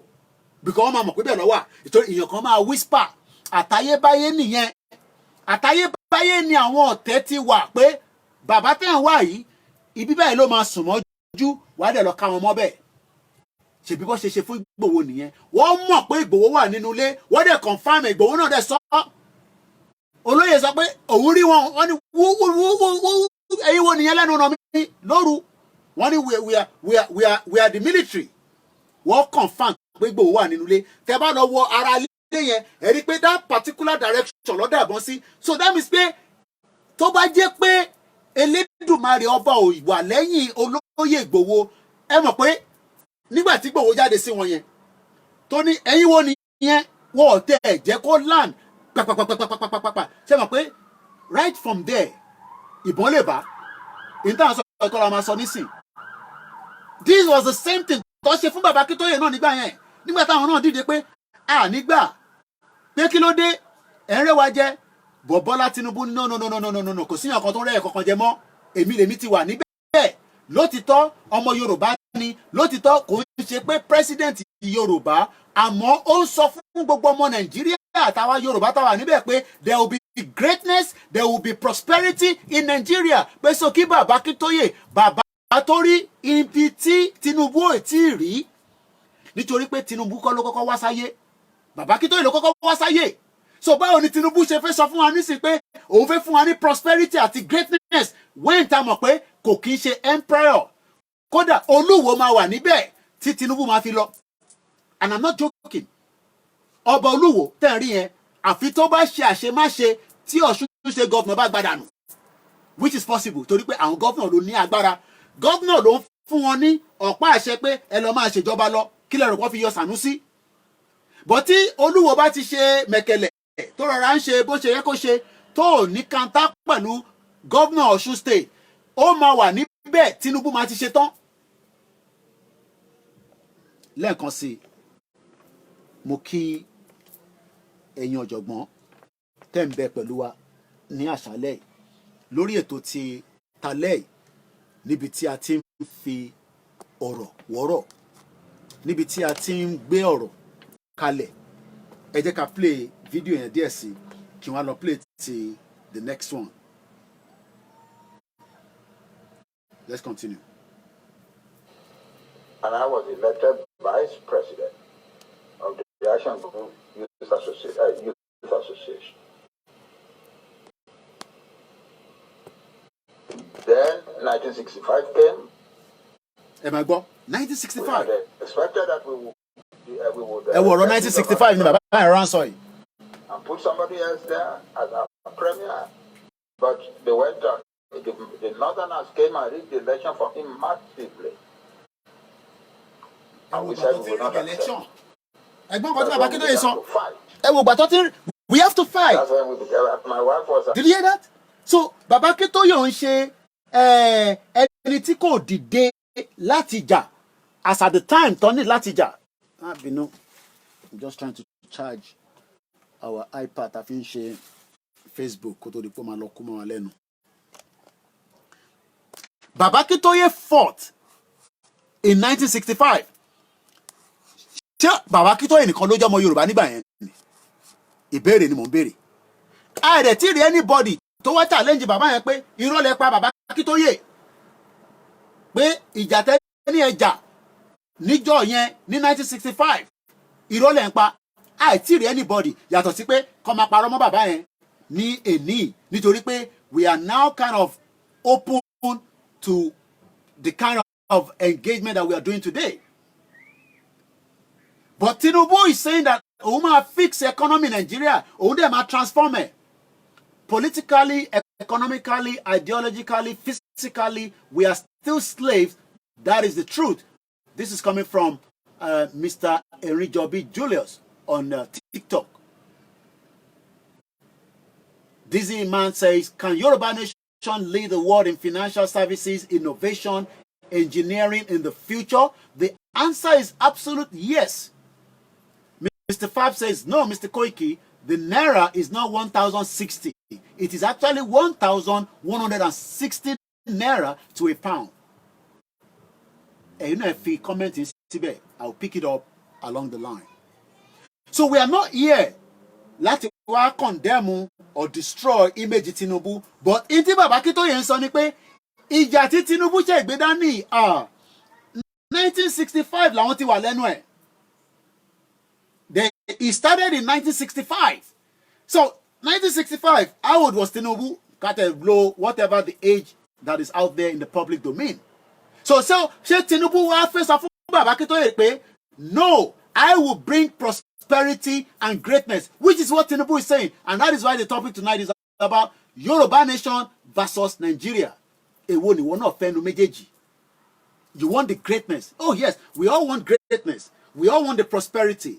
But are we sure that after Tinubu ti lọ, we will still have the same prosperity and greatness in a system that Tinubu have created, economic-wise, robust, ideology, innovation, security? Because Tinubu is not a king. ọba ló wà níbẹ̀ tí kò ní kúrò níbẹ̀ àfi tó bá bá wájà. Ọba yẹn ò bá dàgbà kó dàgbà jù bẹ́ẹ̀ lọ ibẹ̀ ló máa wà. But Tinubu has a timeline, so he's also working towards that timeline to bring prosperity and greatness to Nigeria, so that Nigerians can be valued in Nigeria, in Africa, and around the world. The question is, do you think that that is coming up in realistic? Whether now, in the future, I talk about the future in a video I posted out I think today, because I do a lot of social recording, so that kẹ́yìn tí ẹ̀ ń gbọ́ wa tẹ́ ẹ̀ bá lè wo short long videos wa ẹ̀ lè láǹfààní àti wo àwọn kéékèèké tá à ń ṣe. Mo béèrè pé what is the future for us in Nigeria? Because we are people that we want something. We want something. We want a better life. Whether Nigeria works or not, we all aspire to be something in life. Even got any Tony dementia, what we make sure we keep it alive. Any Tony mental problem, what we make sure we treat it with whatever means to bring him back to life. So how come our tí Ọlọ́run Elédùmarè tá tẹ̀ ń gbọ́ra wa yé, even tá bá tẹ̀ ń búra wa gbogbo yẹn mo sọ fún wa pé tá bá ń búra wa gan ṣe tá bá pàdé gan ṣe ó ṣe wá bú mi ìbọn ọmọ Yorùbá níwọ̀n náà kí ló wá ń ṣe yẹn fún wọn náà bá má sọ̀rọ̀ sí mi náà à á parí ẹ̀ síbẹ̀. So gbogbo eléyìí tá à ń ṣe tá à ń búra wa lórí social media tá à ń sọ̀rọ̀ sí ra wa yìí, in reality tá bá ríra wa gan ṣe so wọ́n ló ń pè ní Koiki, so bó tẹ̀ ṣe rí lélẹ̀ but we are talking about something that have impact on our life. Oh, sorry. We are not going to have the same views. Look, as much as we are talking about the greatness of being together, found two on Sobe, and the greatness of not being together, found at Sobe. Look, Bushima watitini until the collapse of the system. Let's continue. Leader. I was vice president.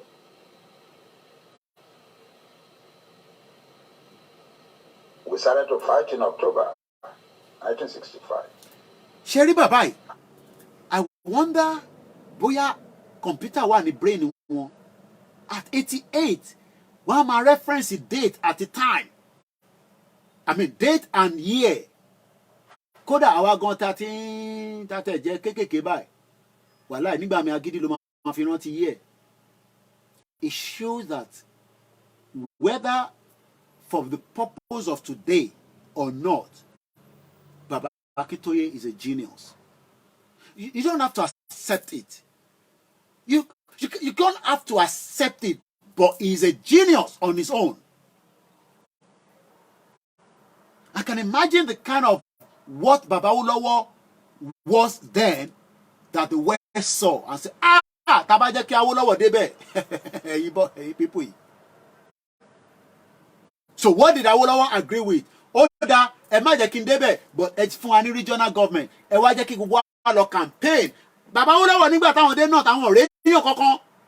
They were campaigning. Mo kí gbogbo yín ẹ kúrọ̀lẹ́ ẹ káàbọ̀ sórí ètò. A ti wà ní aago 8 fi lọ lù lọ́dọ̀ tiwa 1945 la máa sọ lọ́dọ̀ tí yín ẹ sọ pé 7:45 p.m. ìyẹn ní London àti Nigerian time. Àwọn òyìnbó rí gbòógì Baba Awolowo pé arákùnrin tó dúró yìí táwọn bá fi Nàìjíríà lé lọ́wọ́ ó máa transform Nigeria, even if it is to transform Nigeria. Ìyẹn ni Tinubu fẹ́ ṣe nísìn bóyá àwọn West máa wá back Tinubu based on the fact of two things. Ẹ farabalẹ̀ kẹ́ gbọ́ bíbá. Tinubu nìkan ni a gbọ́ pé Joe Biden máa rí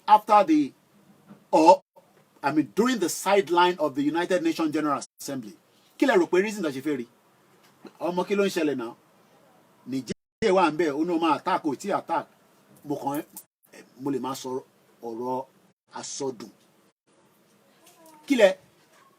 Okay, mo rí ẹ bàbá àgbàlagbà atakoro fún rẹ̀ ó kú tì.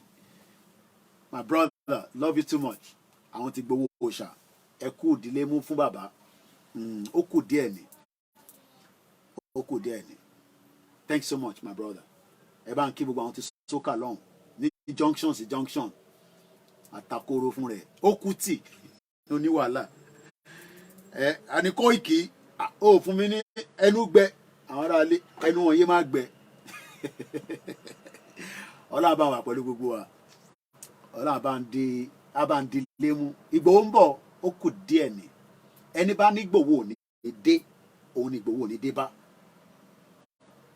ẹ gbọ́ mi dáadáa gbogbo ẹni tó bá sọ pé Ìgbòho ò ní padà sílẹ̀ bàbẹ̀ òun ni kò ní àtọ́bá àtijọ́yè àti baálẹ̀ ẹ máa kú kó tó dé wàláì gbogbo ẹni tó bá sọ pé àtàkọ́rọ́ náà mí sí sọ yẹn gbà tí mo wà ń lé jàre gbogbo yín máa ń bú mi ni mo ń ṣẹ́fẹ̀ ni mo kí gbogbo yín lẹ́ẹ̀kan sí I love you all too much ẹni bá sọ pé Ìgbòho kò ní dé Ìgbòho tó máa láàrin nígbà wọn ẹgbẹ́ àtàkọ́rọ́ ló wà níbí báyìí ìgbà míì ti bá ní bá mi mo wà níbẹ̀ coordinator níbo màmá wa ó ti rápá láàrin wọn láàrin ẹ̀nà ọdún tó máa ń wọ́n máa ń fẹ́ dùn oúnjẹ yẹn jẹ ni dé bá wa débẹ̀ láàrin ni coordinator ẹ jẹun ni ẹ gbọ́dọ̀ pé mi kí n máa jẹun èmi nìkan ni máa join wọn tẹ́mi bá wa jẹun tán tá a bá jẹ ìta bá jẹ tán àwọn tó kọ́ àwa fẹ́ gbá bọ́ Ìgbòho ṣá ẹ mọ ìfẹ́ tí ó ní sí ìrìn ìjọ kan ó mú mi wá wọnú yàrá a ní coordinator ewu lẹ fẹ́ nù ẹ̀ mo ní ṣe sáà ìkànnà àjọ á fi tìyín ó yẹ ẹgbà bàtà yìí brand new àwọn olè DSS wá wọlé ẹ jí góòlù ẹ jí mọ́nì ẹ jí gbogbo ẹ̀ ẹ wá ní ìbọn lẹ bá professor Wọlé Ṣóyínká sọ pé that's cook àwọn ẹ̀wọ̀n káwọn olóyìnbó láwọn cock and bull story mo ní kọ́ fún wa ní CCTV wọ́n rí fún wa àdògán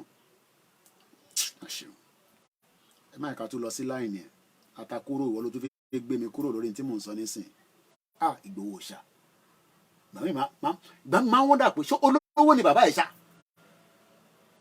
because àwọn olówó táwa dá tá mọ̀ ìṣòro àwa náà olówó làwa náà so àwọn olówó tíyàn mọ̀ wọ́n ń ṣe bí Ìgbòho ṣe ń ṣe àwọ̀ ṣòkòtò a máa play table tennis ẹ̀ṣẹ̀ ṣìbá ṣé olówó náà ni bàbá ẹ̀ ṣá ṣé olówó ni bàbá ẹni tó dé ní ẹ lọ sí Benin Republic ìgbà mi ti bá dáhùn picture bá mi bá ẹ bá máa wọ short nìka ṣé mo kí picture tẹ́yìn bá yà àwọn kan ní báyìí trim ẹ̀ gbogbo ẹ̀ lọ́ máa gbé síta bẹ́ẹ̀ wàláì ẹ wo gbà tí Pàṣọ ẹ̀gbọ́n mi dáadáa àti Òṣùpá àwọn méjèèjì ẹ gbà tó pé olóyè kọ́kọ́ lie down sórí bẹ́ẹ̀dì bẹ́ẹ̀ àbórí sofa I'm sure ẹlòmíì ti study inú ilé Ìgbòho yẹn pẹ̀lú images pé that is his life ó wá abandon toilet ilé Ìgbòho tẹ́mi sùn tí mo sùn for 6 months ó ní toilet ó lómi gbóná ó ní kí ló ń pè kí lẹ máa ń pè channel àbí àwọn decoder yín toilet kankan Ìgbòho yẹn lẹ wá fi ń ta yín lórí social media àwọn akọ́ máa wonder pé how did we get to this stage bí Ìgbòho ṣe wà ó respect Tinubu bí Tinubu ṣe wà gbogbo ẹni mo fi sọ ó respect Ìgbòho kò lè yé ẹ̀yìn àwa tá wà ní inside nìkan la understand mo ní sọ jù bẹ́ẹ̀ lọ mo sọ kò ṣe ẹ rí i pé mo disrespect àwọn méjèèjì mo ní Ìgbòho ó respect Tinubu gan respect ẹ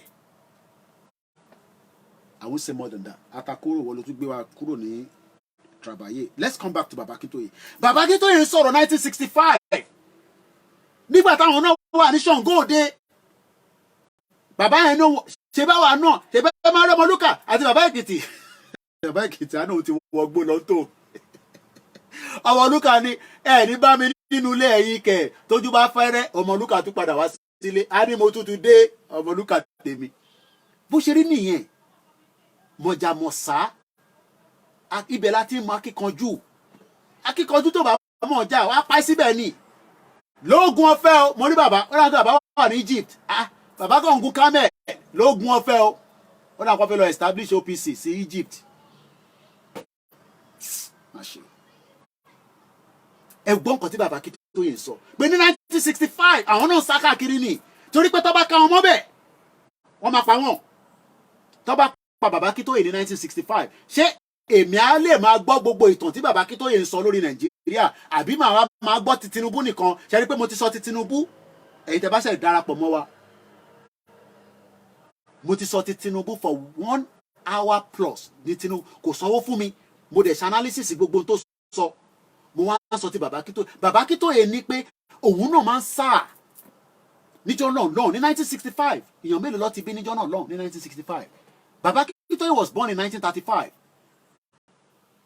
Bàbá yẹn wọ́n sọ fún Tinubu pé àwọn ò ní kó má ṣe Nàìjíríà, ibi táwọn kan ti sọ pé bàbá yẹn ń tẹ̀lé olóṣèlú. Mo tún padà sí arákùnrin tó wà ní mídíà yẹn, mo fi dárúkọ ẹ̀. Ó wá ń sọ pé ọmọ ọdún mélòó ní Ìgbòho. Lẹ́nu ẹ̀ ká bèsì lédùmarè Ọlọ́run ọba pé ọmọ ọdún mélòó ní Ìgbòho. Ó ń sọ bẹ́ẹ̀ nínú fídíò tó ṣe lánàá. Ó ní ọmọ ọdún mélòó ní Ìgbòho, ó ní tó bá tẹ̀jọ̀ òun lọ́lọ́run kọ́. Mo á wò ó pé a máa ti wá Ìgbòho atakóró lásán lọ́ máa rán sí wàláì kò ń ṣẹnu, mo máa takóró dáadáa. Ìgbòho ló wá ń sọ bẹ́ẹ̀ tó bá dé Nàìjíríà tí Ìgbòho bá wà Nàìjíríà tí Ìgbòho bá ní kò lè, èmi tẹ̀ sọ pé kò ṣe Ìgbòho èmi nìkan sẹ́, mo lè lọ́ọ̀kì community ẹ̀, mo lè dá sùrùtù sílẹ̀ ní community ẹ̀. Ó wá ní lórí fídíò ẹ̀ lánàá mo ń wò báyìí pé yàrá bọ́bọ́ yìí máa láyé àgànkẹ́. Ìgbòho náà lẹ́wọ́ fi ń ta yín bíi chicken nugget.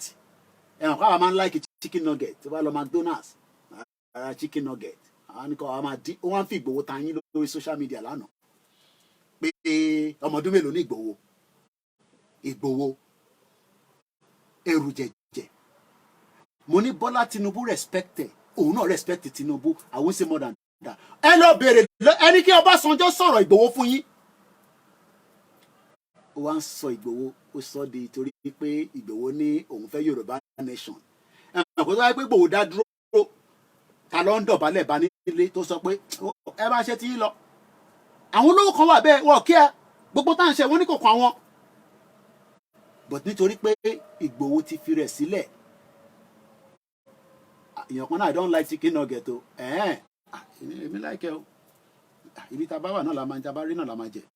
Ẹ jẹ́ ká padà. So ní tí mo kàn fi mú jáde ni pé bàbá Akíntóyè mídíà tó wà ní ìlú yẹn ni mo fi dárúkọ ẹ̀, mídíà ti àwọn Dagboru náà. Ó ní ọmọ ọdún mélòó ní Ìgbòho lẹ́nu ẹ̀. Mo ní àyà ọ̀bọ̀ ẹ̀ máa kí gan kẹ̀.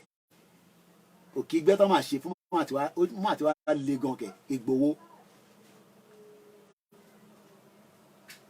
tí bá jókòó pẹ̀lú Ìgbòho nínú pálọ̀ báyìí, àbáyẹn láìkí fútbọ̀ gan.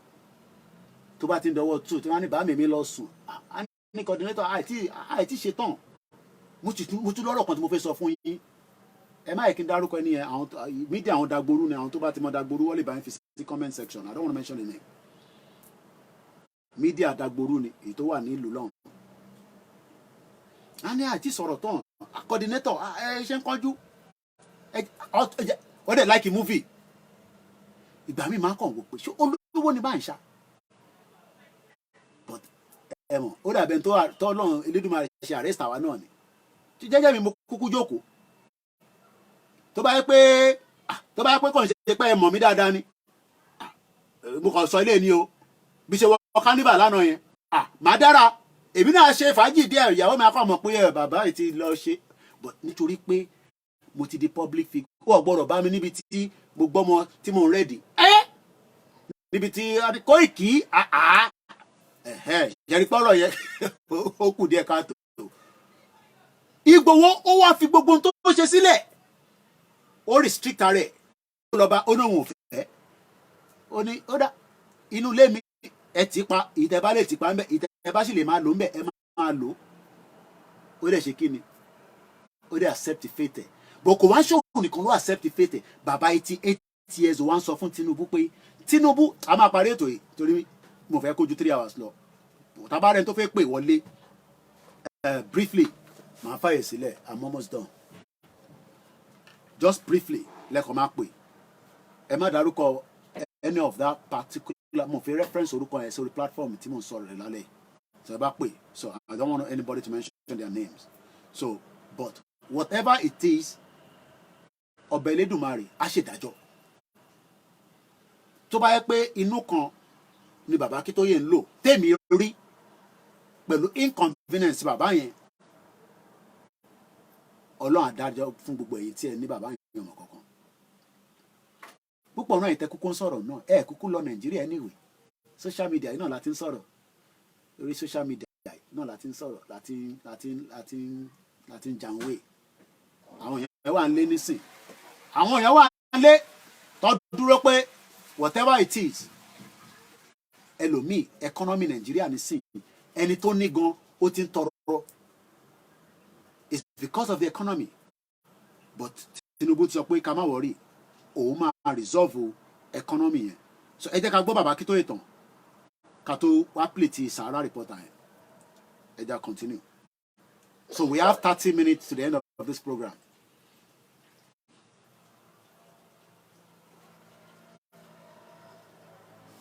Clearly tí kò sọ ok ràn pé ọ̀rọ̀ ẹ jẹ́ ká sáré gba kọ́ọ̀lì ẹ bá a ṣe briefly ni o Bishop briefly ó yẹ gbóhùn sókè. à ń gbọ́ yín sá. téèyàn bá ń ṣe àfihàn báyẹn àwọn Yorùbá máa ń sọ kíní kan tó bá ń kàmì ẹ̀ wọ́n á ní orò má sọ̀kò mọ́ orò má sọ̀kò. ìgbà tí a bá ní ká máa ro gbogbo ẹ̀ bẹ́ẹ̀ yẹn a ṣe ọ̀rọ̀ sọ a ṣe ọ̀rọ̀ sọ bọ̀ gbogbo àwọn èèyàn wọ̀nyí wọ́n máa kábàámọ̀ kẹ́yìn because wọn ò rí ọjọ́ ọ̀la ìsinsìn ni wọ́n mọ̀ wọ́n gbàgbé ọjọ́ tí wọn ò ní lágbára mọ́ wọ́n gbàgbé ọjọ́ tí gbogbo àwọn èèyàn tí wọ́n gbẹ́kẹ̀lé tí wọn ò ní sí níbẹ̀ gbogbo àwọn ọjọ́ wọ̀nyí ni àwọn bàbá Akíntóyè ní jíjí Ìgbòho àti gbogbo wọn bẹ́ẹ̀ ni wọ́n wò tí wọ́n ní ẹjẹ́ tí a gba òmìnira ara wa tàwa láàyè ara tí báwọn wọ̀nyí wọn ò ríran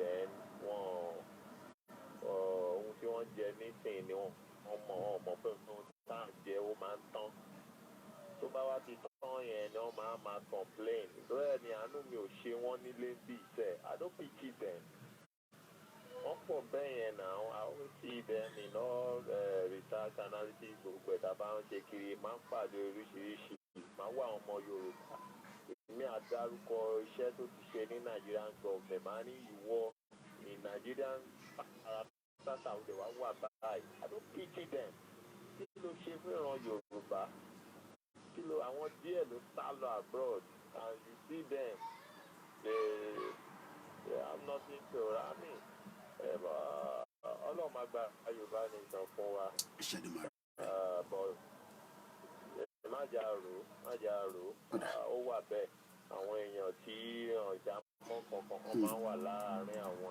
èèyàn náà tí Ọlọ́run fẹ́ lò bẹ́ẹ̀ so nǹkan tó ń ṣẹlẹ̀ ó ń separate the shift from the shaft ni so àwa tá a mọ̀ nǹkan táwọn wa la máa identify people of like mind like us then push the rest they are always like that.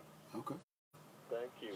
ẹ ṣé gan ni that's a Bishop Adesina ẹ̀yin tíìmù àtẹ̀bá wà nínú program ẹ bá fi nọ́mbà síta fáǹfààní àwọn méjì mẹ́ta tó bá tún fẹ́ pé a máa parí ètò yìí at exactly 32 minutes àti wà ní 2 hours 27 minutes already and I think we've done justice to it so far we can always continue now kí ni bàbá Akíntóyè ń rí tó yàtọ̀ sí ti Bọ́lá Ahmed Tinubu ìyẹn ààrẹ ti sìn mo kí gbogbo ẹ̀yin tẹ́tí wọlé máa fi 10 minutes sílẹ̀ tí máa fi dárúkọ yín because people love to be mentioned some people don't want it máa fi kí n dáadáa àwọn tá a kàn dárúkọ láàrin méjì yẹn we just have to mention their name but máa kí gbogbo ẹ̀yin tẹ́tí wọlé àtẹ̀yìn tí mo ti rí I will try as much as possible kí ni bàbá Akíntóyè rí táwọn fi ń sọ pé Nàìjíríà ti sìn ó máa ti ní kọ́lọ́fí díẹ̀. It is their duty to know the nature of their country. And it is their duty to guide and govern it in ways that are suitable for nature of that country. If you do not do that,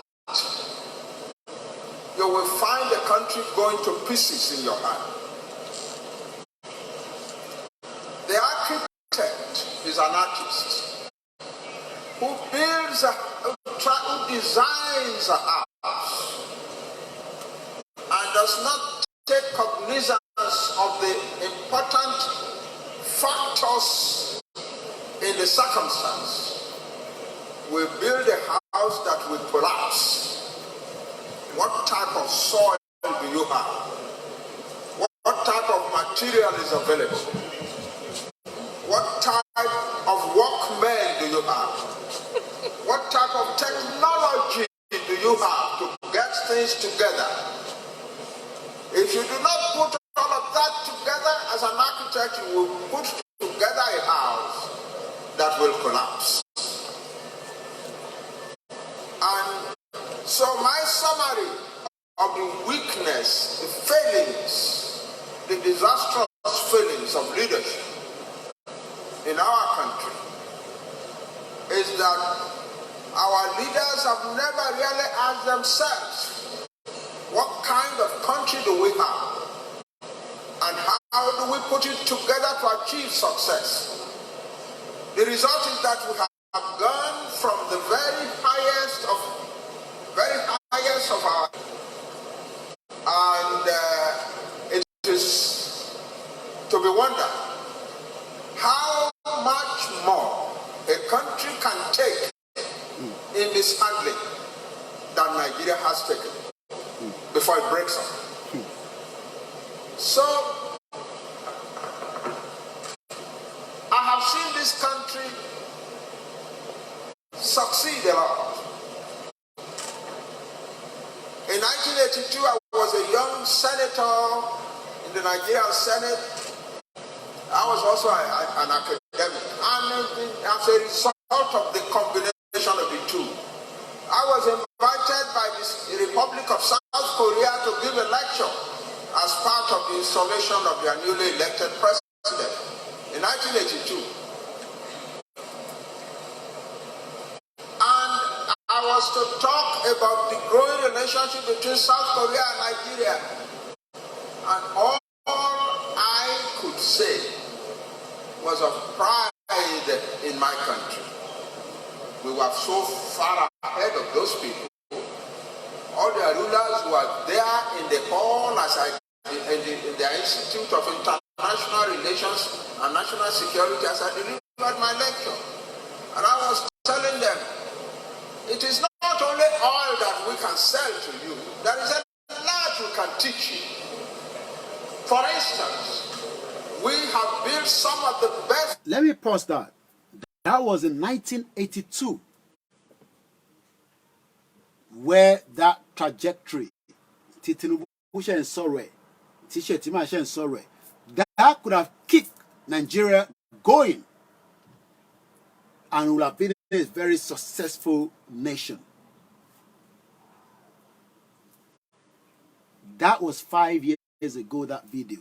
But you can tell that Baba Akintoye said, "Òun lọ sí South Korea. Òun lọ fún wọn ní lecture pé intẹ́yìn iṣẹ́ yẹn sọ pé why àwa lépo kò tún ṣe pọ̀ nìkan a ní brain power."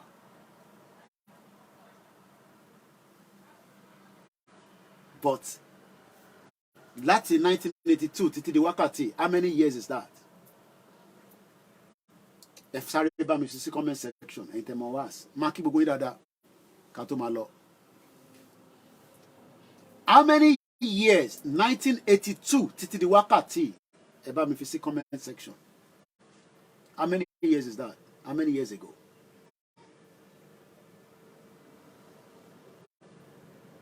I'm waiting. 41 years ago. So that means pé ọmọ ọdún mélòó mọ̀ èmi ń gbà yẹn. Àwọn bàbá Akintoye ti try gan. Ìyá mi Grace ẹ̀yin náà wà lórí ètò. I'm sure pé ti ṣe prayer ti rọ̀lẹ́ yìí, Ọlọ́run gbàdúrà wa. bàbá kan sọ níbẹ̀ ní when I was born àwọn ọmọ 1981 tó yẹ ká máa gbádùn ayé wa. So for 4 decades we missed that priority. Tinubu now expect to fix it in 4 years. Ọlọ́run eke ilé ó máa ní agbára díẹ̀ o. Àwọn èèyàn wà lórí program ṣá, àwọn èèyàn dákẹ́ lọ́lọ́ ni wọ́n ń gbọ́ ètò. Koiki Media team náà ti sọ̀rọ̀ ó ní 41 years ago. Ìtí wò jẹ́ kí ó ṣẹlẹ̀ láti 1982 títí di wákàtí Tinubu sọ fún wa pé òun máa fún wa ní kí ló ní máa fún wa ẹ rántí ẹ jẹ́ n sọ fún yín prosperity àti greatness. Ẹ mọ̀ pé tó bá jẹ́ pé wọ́n tẹ̀ ṣiṣẹ́ yẹn dé 20 years láti 1982 for 20 years tí wọ́n ń gba trajectory Nàìjíríà tó ń lọ dáadáa tí kò sí mishap tí kò sí tí Shettima sọ pé ọmọ Shettima ní this country is in a big mess. Mo ṣe wá mọ reason tí Shettima ṣe sọ bẹ́ẹ̀. Torí pé nígbà táwọn náà débẹ̀ lọ rí pé korofo nínú bíbá ẹ̀. Even if they are honest, let's just leave it as pé àwọn méjèèjì vice president àti president wọ́n wà honest. Big Sammy sọ pé in fact you are doing well, great to liberate us. God bless the womb you came from. You are indeed a last man standing. Ẹ mọ̀ pé tó bá ti jẹ́ tó wà built in. Gbogbo tèmi ṣe èmi ò rí as wàláì I don't see that anything. Torí pé àwa ti ń wá opportunity báyìí láti sọ ohun tá à ń sọ yìí. Tẹ́ bá lọ wo gbogbo ó kọ́ ẹ pé Ọláyọmí Kóìkì tó jẹ́ my original Facebook tí mo ṣe ní 2007 ẹ bá oríṣiríṣi fídíò tí mo ti ṣe níbẹ̀ pàdé. So beauty ní soko ní ó rẹ̀ mí tẹ́lẹ̀ nígbà tí mo dé ìrìn tí mo rìn carnival yẹn no be wàṣà. So ara mi heavy ẹ rí pé nígbà tí mo parí Star Radio bígbà tó lé mi léré ni ẹ rí pé mo sọ̀rọ̀ ẹni tó bá fọ́lọ̀ Kóìkì bọ̀bọ̀ yóò tẹ̀ sọ̀rọ̀ kọ̀ pa gbogbo ẹni ẹ pé mo tẹ̀ kí yín gan kí ni mo ṣe mo rọra pa gbogbo ẹ̀.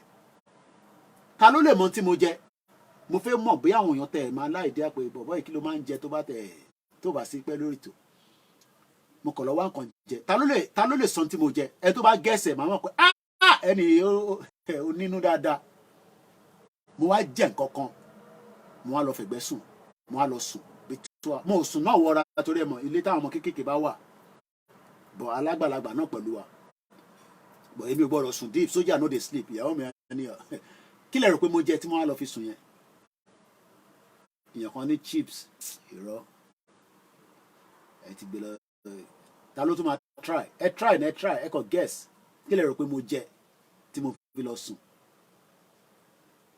Mo kí Prophet John Spiritual TV mo kí n sà ìyàn kan ní yam iṣu tí wọ́n London wàláì mo lè raṣu sílé o iṣu tí wọ́n bàjẹ́ àfi bá rẹ̀ ní fún mi lówó máa raṣu ẹ̀ mọ́ ẹ̀ tán taṣu nísìnyí òfu lójú kí ni èmi mọ́ tí ẹ̀mí nù ìyàn kan ní ẹ̀bà yóò ṣe ẹ̀bà but ẹ ti try láàrin méjì yẹn ẹyin àti plantain irọ́ wàláì gàrí ni mo mu ẹ̀yàn káwà jẹ̀bú àwọn fi gàrí ṣeré bọ̀ gàrí ti London ó kàn máa ń special ni wàá fi mílìkì sí wàá fẹ́ pa sí búrẹ́dì kan ni mo jẹ gàrí àti ẹ̀pà wàláì ní tí mo jẹ nìyẹn.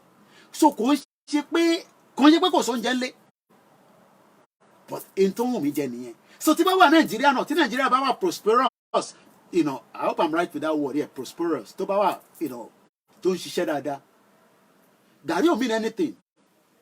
O lè ní oúnjẹ gidi nínú ilé kó jẹ́ pé ìwà sọ fún ìyàwó ẹ pé bá mi sáré ṣẹ̀fọ́ mo fẹ́ jọ mi ọbẹ̀ yẹn bó ṣe láti rí nìyẹn that is what we are looking for. Èèyàn kan ní nugget ṣé torí mo sọ pé nugget lẹ́ẹ̀kan gàrí ni mo mú gàrí ẹ̀pà àti milk mo dẹ̀ fomi sí mo wá jẹ tán mo kàn lie down sórí bed mo sùn nígbà tí mo jí mo wá ní pé ọmọ ẹ̀rọ òkè tó lọ wẹ kára mi wálẹ̀ mo wá lọ wẹ̀ ìgbà tí mo wẹ̀ tán mo wá wọṣọ mo wá jókòó sí bíbá but àwọn rí pé àwọn ọmọ Oòduà wọn bísí sálẹ̀ wọn ló dà kí n kọ̀ ra manage section tí mo rọra ní mo ń lò ju bíbá náà lọ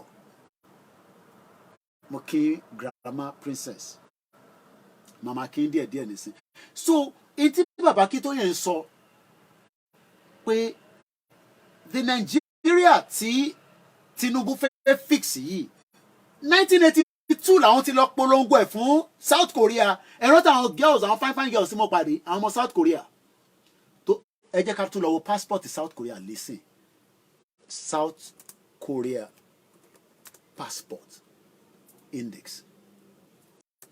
ìbòlówà lẹ́nìí number 3 that was 41 years ago ní South Korea bàbá kí tó yẹ lọ lecture wọn nípa pé àwa Nàìjíríà lówó alépo alẹ́ àwọn resources a ní brain power àrí kankan fi ṣe for 41 years so after 41 years bàbá wa Bọ́lá Ahmed Tinubu wá ní ká má wọ́rì gbogbo yẹn ìtàn ni a máa bàbá wa Gani Olóyèdè sọ pé Nigerian can never be prosperous òyìnbó yìí ti pọ̀ jù mo kí ẹ DG 75 mo ti ń kí n lọ bẹ́ẹ̀ nìyẹn o kì í má gbàgbé ẹni tó yẹ kí n kí kó má di pé Kóìkì ò tẹ̀ kí mi mo kí Princess Adébímpé Awóníyì mo kí gbogbo ẹ̀yin Tàkúrẹ́ mo kí ẹ̀yin Tèkìtì mo kí àwọn Kóìkì media team mo ń bẹ̀yìn ni ẹni tó bá ní second hand phone I need the second hand phone ẹ fún wa tá a bá tẹ̀lé ra tuntun àwọn ọmọ mi ti ń pressurize mi gan gbogbo fóònù wọn pátá ló ti hang iṣẹ́ táwọn ọmọ ẹ̀rẹ́ ń ṣe fún wa àfẹn tó bá fẹ́ parọ́ pé àwọn ò rí fìrí Kóìkì lójoojúmọ́ ọ̀tọ̀ ní kọ́kọ́ átíkù ẹ̀wò tó ń bá wa ṣe football nísìn Kóìkì media bàbá wàá ṣeré atakóró thank you so much my brother for staying with me tonight I love you too much so mò ń bẹ̀ wá ni ẹ support wa ká lè ẹ̀wò tó ń bá mi record lákùrẹ́ ṣé ẹ like football yẹn ni at least it's part of awareness àgbáwó lọ́wọ́ wọn àwọn ará tó lọ ń bọ́ ní data wa hours ó máa ṣe 45 minutes a tún ṣe another 45 minutes wọ́n dẹ̀ gba game méjì wọ́n dẹ̀ ṣe competition lọ́wọ́ ni so ẹ jẹ́ ká gbọ́ díẹ̀ nípa tí bàbá Akíntóyè sọ ẹ jẹ́ kí n wá sórí YouTube kí n kí ẹ̀yin tí ẹ wà ń bẹ̀ náà mo kí ẹ Denix dáadáa mo kí bàbá wa Mojid Ibrahim ẹ̀gbọ́n mi ọmọgbọ́n láwọn sọ pé leader with a great vision quality leadership with revolutionary transformation what a brilliant and great leader the emeritus so máa ń yà mí lẹ́nu táwọn kan bá wá ń bú bàbá Akíntóyè pé ṣé gbogbo tí bàbá yẹn sọ ṣé kò sí evidence based bẹ́ẹ̀ ni bàbá ń sọ̀rọ̀ 1982 èèyàn kan ní 1981 lọ bí òun we are talking about 41 years ago ó yẹ kí Nàìjíríà ti wà ní mo kí Prince Jùwọ́n ìjáyà I'm sure kò máa wà lórí ètò mo kí ẹ mo kí gbogbo ẹ̀yin àgbàlagbà ó yẹ kí Nàìjíríà ti wà níbi tí a máa gbádùn ayé wa bọ́ kí bàbá wa Dennis Dayo wọ́n ní our nation is sure it is only a matter of time àwọn kan disagree pé Yorùbá nation wọn kò lè wá sáàmùṣẹ Ṣèyí Mákindé ò support wa Dàpọ̀ Abíọ́dún ò support wa ẹ má wọrí nípa gbogbo yẹn ẹ jẹ́ ká wa continue our campaign for quest mean pé ntìyàn fẹ́ Nigeria versus Yorùbá òun ni mò ń sọ̀rọ̀ lálẹ́ bàbá mi Dámiláre sọ pé na war go settle this wicked country don't let us deceiving ourselves wọ́n ti ní káyé máa sọ̀rọ̀ ogun bẹ́ẹ̀ yẹn o I've told people from the beginning that Tinubu is not a savior he just want to make name as a Nigerian president Uganda is one of the producer of coffee ẹ̀ tí wọ́n máa ti gbàgbé pé wọ́n fẹ́ play video Uganda president bàbá mi ọ̀nà ẹ̀rú máa ń da tí wọ́n máa wo comment Babalọ́lá Ayọ̀bámi wọ́n ní exactly sir mo kí bàbá wa Jimoh mo kí bàbá wa Timothy bàbá mi Sunday Adébánjọ mo kí n sà mo kẹ́yìn ti mo kí gbogbo Koiki Media family Ọlálékan Adras mo kí n sà mo kí bàbá wa Tìyámíù mo ti kí níbẹ̀ yẹn mo wá kí ẹ̀yin tí ẹ wà lórí YouTube lọ́tún lọ́sẹ̀ mo ní mo fẹ́ play Uganda president tí bàbá Akíntóyè àtúlẹ̀ play later ká tó lọ gbàgbé torí a ti wà ní 2 hours 41 minutes ẹ jẹ́ kí n play Uganda president yẹn so that òun lè lè mọ̀ láti rí wọ́n. This is not a water bottle. Advert. It's an air-up bottle that flavors ordinary water. Kúkú fáwọn aládvert. Ẹ jẹ́ kí n dá padà sẹ́yìn díẹ̀. It's taken by other people. Mo kàn mú láti anywhere ń bẹ̀ ni o. Germany, Uganda president earns more from coffee than the whole of Africa. Ó máa ń freeze láàrin méjì àwọn tó ní YouTube channel yìí. Dollars from coffee, while Africa earns only 2.4 to 2.5 billion. This is the big scandal. So what I want to propose to Russia and China is to discourage by policy the importing of raw materials from Africa, to instead work with the Africans to add value at source. This would, within a very short time, transform the economies of Africa from low income or low middle income to high middle income or even first world. Because, like in the case of Uganda, everything is in place now. Production is high, but we are still producing raw materials. And what we want is, first of all, procurement. Somebody to buy processed end products as policy. Because like in the European Union, if you import unprocessed coffee, it enters the European Union zero tax, without tax. But at some point, if you add value to coffee, they were putting a tax, 17%. Or don't you want the 20% VAT, VAT? Entry into Europe of processed coffee. They were zero. People think I mean, we're not here to, glorify Putin or anything. But they concentrate. And one translator sini. On take note. Monitor mu pen dani. On sure about ìyá ti jẹ wá. Ẹ bá báyìí kí n lo fídíò yẹn púpọ̀ èmi kọ́ mo ní.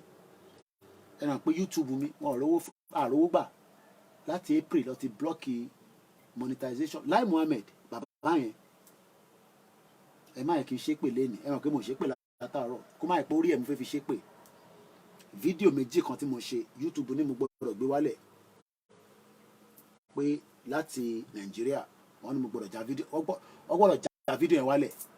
So that affected our monetization on YouTube. Ìdí tá a ṣe ní monetization lórí YouTube ni Lai Muhammed. Federal government ni. Bó mo ní sọ àwọn fídíò yẹn fún yín. Bó wà lọ́wọ́ mi as an archive. Fídíò yẹn ọ̀tọ̀ọ̀tọ̀ ni o. Kò ń ṣe jẹ́ ọ̀kan ni mo ṣe o. Ọ̀tọ̀ọ̀tọ̀. But wọ́n ní fídíò yẹn mo ní kó review ẹ̀. Wọ́n náà review ẹ̀ in person. But all refuse láti dá channel yẹn padà. So àwọn tó máa ń sọ pé ẹ monetize channel and page yín. Channels television ẹ mọ ẹ tó make ní every month lórí àwọn videos tó ń ṣe. Tẹ́ bá ti rí advert anywhere nínú YouTube is a normal thing. Kò ń ṣe big deal. Revenue ni is just a kind of revenue because wọ́n ló ní content yẹn làwọn kan ẹ̀rí pé àwọn kan tó bá ń ṣe video wọn ní lo any other person. But irú àwọn tá à ń ṣe bí ṣé nígbà tí bá sọ pé mo rí Uganda ẹni Koiki báwo ló ṣe rí òun lè lè nísìn mo ti show in evidence. Mo sọ fún pé platform tiwa international platform ni. Because sometimes kò sí bí ṣe fẹ́ ṣe content tèmi tí mo ní fún yín ní fídíò kan tó ń ṣe ti tọ̀dọ̀ tèmi bó ṣe lè yé yín nìyẹn bẹ́ẹ̀ ṣe lè ní ọ̀dọ̀ ẹ̀rí pé àwọn kan tó bá ń ṣe program tiwọn wọ́n ń lo any other person video. Because ìwọ kọ́ ló ní original content.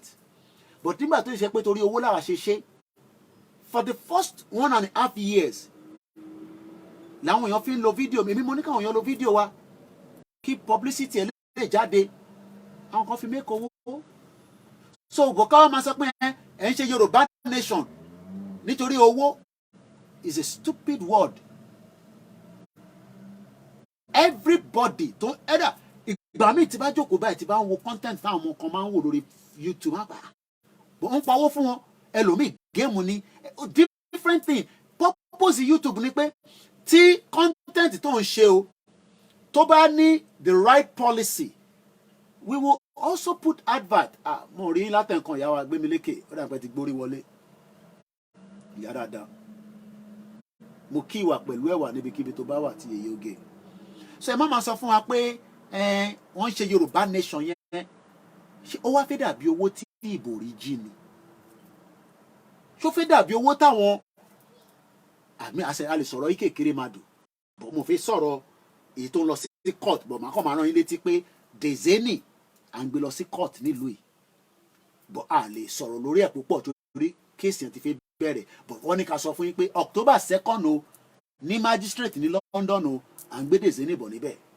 nítorí pé ẹ̀sùn tó fi kàn án but George ló máa wá sọ pé ẹ̀sùn yẹn wrong but ẹ̀sùn tí National Crime Agency tá à ń pè ní NCA nílùú yìí wọ́n ní Dezeni ó lo £100,000 ó dẹ̀ gba ilé ó lo flight ọ̀fẹ́ private jet gbogbo ẹ̀ so bribery and corruption but a lọ defender rẹ̀ but ike kékeré máa dùn ṣe mọ̀ pé $20,000 or more or thereabout ló fẹ́ fi ṣe operation ọmọ ẹ̀ lóòótọ́ they are senators so tẹ bá wá ń sọ pé àwọn tó ń ṣe Yorùbá nation torí owó ló ṣe ń ṣe àwọn oníṣẹ́ kankan tó ń ṣe láwa ta fi liberate àwọn èèyàn kò make sense kò dẹ̀ sí ẹ̀yin Yorùbá náà lè sọ pé ibi tíyàn bá ti ń ṣe nìyàn máa ti jẹ má kọ̀ jẹ àjẹpá èmi ni máa jẹ lè pa ṣé ní àti 6 months nísìn tó close the monetization wa ó dàbí àtẹ́wé pé ìgbà tí mo ṣe bẹ̀rẹ̀ náà ni so kò make any difference èmi lóòótọ́ we lost revenue from there it has affected the platform because inú ẹ̀ la fi ń support àwọn ọmọ tó wà nílé àwọn ọmọ yẹn wọ́n ń pẹ́ kó tó béèrè kémi tó ṣe fún wọn but nísìn we have to manage from whatever little that we are getting and when we are talking about 25 of people tèmi ní lè sọ pé in a week rí reference Koiki Media on the social media we can expand more but we are trying our best so mo kí gbogbo yín lẹ́ẹ̀kan sí I only have 10 minutes and let me just appreciate you the topic tonight is not to condemn Bola Tinubu as a government but we are also there to checkmate what he's saying ó ti náà dúdú mẹ́kaníkà fóun ó ti ní àwọn unborn generation ni ó ti ní prosperity ó ti ní greatness we are all here to wait shout out to those of you ẹ̀yin tẹ́ wà lórí Twitter space I know that few of you are there àwọn ọmọ Biafra méjì mẹ́ta wà ń bẹ̀ bí wọ́n gbọ́ Yorùbá I don't know but I appreciate you I have about 1 2 3 4 5 people that are there so we're gonna end mo kẹ́yìn tẹ́ wà lórí MixLR ẹni tó bá mọ tán pè ní MixLR Comrade Plan B sọ pé 41 years it's just like an audio version ó wà cheaper in terms of the megabyte ṣé MB lẹ máa ń pè ó ti jẹ́ MB mi ó ti jẹ́ MB mi then ẹ̀yin tẹ́ máa ń pa fóònù yín mọ̀ kí tẹ́ bá tan fóònù yẹn gbogbo messages máa drop ó tún máa yọ as many MB it's just unfortunate that Nigeria is what it is ó sad gan South Korea mo ń sọ fún ilé nǹkan passport wọn is number 3 ẹ jẹ́ ká lọ wo GDP wọn that was 41 years ago GDP South Korea lẹ́ni South Korea has no passport kan mọ GDP ni mo fẹ́ sọ let's talk about it ẹ jẹ́ ká sáré wo GDP wọn rẹ́rẹ́ ti rún $1.8 trillion as of 2021 kábíyèsí Elédùmarè o 1.8 trillion no billion trillion ọmọ tó ń pè ní trillion owó tó ní nìyẹn ní GDP GDP per capita is 39.997.78 USD. Life expectancy ní South Korea is 83.43 years old as of 2020. Life expectancy in Nigeria tí Tinubu sọ pé ó máa ní greatness and prosperity n tó sọ nìyẹn as of today Nigerians life expectancy is 53. that means pé ẹni tó ń gbé ní South Korea ó likely kò ń ṣe pé wọ́n máa sọ ẹ̀ náà bẹ́ẹ̀ but according to the record their life expectancy is based on the lifestyle tí government wọn provide fún wọn. Àwọn arúgbó wọn máa rìn jẹ̀gẹ́jẹ̀gẹ́ arúgbó wọn dẹ̀ wọ́n máa ń kí lẹ́sẹ̀ tí wọ́n náà gbọ́dọ̀ kí lẹ́sẹ̀ bọ̀dé arúgbó tó jẹun dáadáa. Life expectancy in Nigeria is 53. Life expectancy wọn ní South Korea is 83. Ìlú tí bàbá Akintoye fi ń ṣe reference ní 1982 ni mo sọ yìí 41 years ago. Population wọn Yomi Koiki Media àfẹ́ Yorùbá nation ó jẹ́ àwọn àánú Nàìjíríà torí Tinubu ti promise wa their population is 51.74. Atakoro sọ pé yé bó ṣe rí nìyẹn Atakoro. Ok àjògán tó pa nísìn ṣé wọ́n jẹ́ kó dàgbà? Bàbá wa Alhaji Fatai tó tẹ̀ dàgbà ṣé wọ́n jẹ́ kó darúgbó? Intan sọ fáwọn èèyàn wa nílé nìyẹn tó ń sọ pé Koiki kó ṣọ́tọ̀ kó lọ jókòó síbi kan jàre wàhálà ti pọ̀ jù lórí Yorùbá nation. Ẹ̀mí àwọn tó wà ní South Korea tí bàbá Akintoye fi ń ṣàpèjúwe ní 1982 wọ́n máa dàgbà dé 83 yẹn wọ́n kàn fi ṣàpèjúwe ni o wọ́n dé 100 wọ́n ń gbó jìgìjìgì ni. Mo ní àwọn ọmọ wọn kan wá sí London Atakoro tẹ bá ń gbọ́ mi tẹ bá ṣe wà ń bẹ̀. Àwọn ọmọ wọn kan mẹ́rin àwọn fine girls ìkànnú wọn ló ti marry tó bá yẹ pé mo ti marry ni wàhálà máa mú kan nú wọn èmi náà lọ fẹ́ wọn máa mọ ọ̀bọ́kùnrin ni. Ó wá ní àwọn travel rí láti jọjọ́ tó ti bí àwọn kí ló fẹ́ travel kí ló ń wá káàkiri. Àwa là ń káàkiri bí ẹṣọ níwòlímọ̀ ẹ má bínú. Àwa là ń wá kí ayé wa lè da nítorí pé ẹ̀gbọ́n mi ti lọ sí Amẹ́ríkà ẹ̀ẹ́dẹ̀ bá mi sẹ́ndì mọ́tò wálé tó bá sẹ́ndì mọ́tò náà wálé tó bá máa fi drive mọ́tò yẹn láàrin Ìbàdàn sẹ́kọ̀ọ́ lẹ́ẹ̀mẹ́tẹ́n ẹ́ńjìnì Nàìjíríà ni mo mọ̀ pé wàá máa sáfìsì mọ́tò bí ẹni tó ń sá ìlú yìí bí ẹ tó bá ti sáfìsì lẹ́ẹ̀kan tó dẹ̀ kò tẹ́ ń ṣe àwọn mọ́tò tó ń ṣe nísìn. So this is the reason why táwa ṣe ń bínú tá a ṣe ń sọ pé a fẹ́ Yorùbá nation kí a tó ń ṣe pé ká wà nù Nàìjíríà tó tóbi kọ́ là ń sọ. We are not here to condemn Bola Tinubu, but we are here to say it the way it is. Ẹ ṣe gan fẹ́ràn tẹ́ fún wa ní TikTok whatever tẹ́ fún wa ẹ ṣe gan ni. So population gbogbo wọn ní South Korea ká tó máa lọ́lé lálẹ́ is 51 million. So that means pé táwa náà bá dá dúró ta jẹ́ 30 million ní 40 million ní a lè ṣayé wa dáadáa. A nídìí láti ṣẹ̀ máa jà pé a fẹ́ di alága chairman local government Ìsẹ́yìn alága chairman Okoko Michael Festac Alimosho a máa ní àyè tó máa gbà wá. Kò mí pé kò ní sí peace láàárín wa àwọn kan ní ẹnu yín tó kò owó ẹ̀yin náà ṣe Yorùbá nation ẹnu yín ò kò ẹ rí pé wọ́n ti dalẹ̀ gbowó ìwọ́gbọ́n ti sá lọ yóò ti dalẹ̀ gbowó oríṣiríṣi. Àwọn náà ní tiwọn lọ́wọ́ ní South Korea. But there is a better life for them. 41 years ago, ni Baba Akintoye máa fi wọ́n ṣàpèjúwe. 41 years ago, ni Baba Akintoye fi wọ́n ṣàpèjúwe pé àwa ní èèyàn, a ní man power, a ní gbogbo ẹ̀. Ẹ imagine pé tó bá jẹ́ pé Nàìjíríà run bó ṣe jẹ́ kó run. Kò jẹ́ ká máa ní ọ̀kadà tó ń drive káàkiri. 41 years ago, tí pọ̀ púpọ̀. Bàbá yẹn wá ti pé 88 years.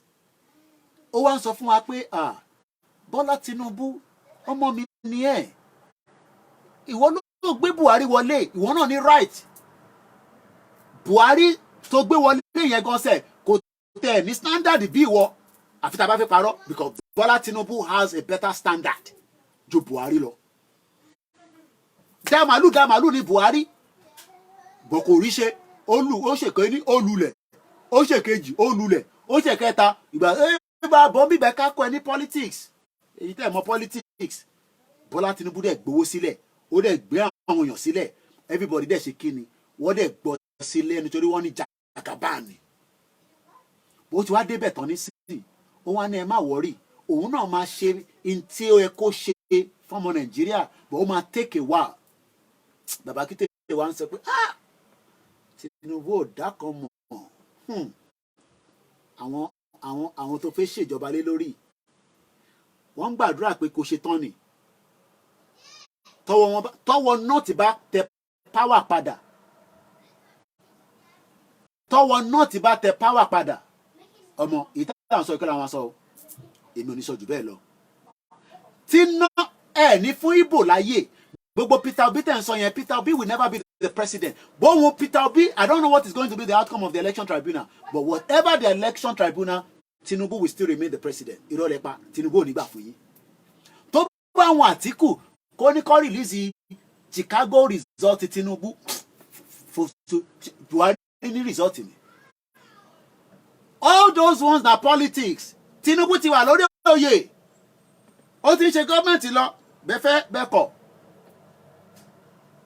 and this is why we are saying that ṣé inú system yìí náà ni gbogbo àmà manage ara wa when there is disunity there is no real love among us we are just 4 minutes àmà parí ètò yìí anthem mo ti fẹ́ gbọ́ wọlé báyìí ó kù 4 minutes mo wá kí gbogbo ẹ̀yin tí ẹ wà lórí ètò my views you might disagree with it ẹ báyé ṣe láti rí náà nìyẹn o ní láti accept tí mò ń sọ mo kí ẹlẹ́ǹkan sí Martins má bínú tí o ti send message sí mi mo kí brother mi Tony lórí Twitter space you are always here with me I don't know whether you hear Yorùbá whether you don't hear mà ń gbàtí but I appreciate you two links mo kí ẹ mo wá lọ sẹ́yìn mo kí ìyá mi Olúbùnmi mo kí Ọlákúnlé my name sake mo kí ìyá tó bí mi lọ́mọ dáadáa bàbá wa Kúnlé Ṣítà mo kí yín Lánrè Lámínà Azeez mo mọ̀ pé òun paṣu lọ́wọ́lọ́wọ́ ní Amẹ́ríkà ọlọ́àbá wa pẹ̀lú ẹ̀ mo wá kí gbogbo ẹ̀yin tí ẹ wà lọ́tún lọ́sì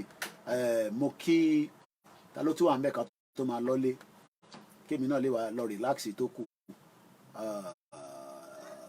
tàbí mo tún rí ń bẹ̀ Sunday Ajíbádé mo kí gbogbo ẹ̀yin Benin Republic gbogbo ẹ̀yin tẹ́ ẹ̀ ń bẹ ní sókà ni mo kí mo lówó tí mo fẹ́ fún yín o mo kí yín dáadáa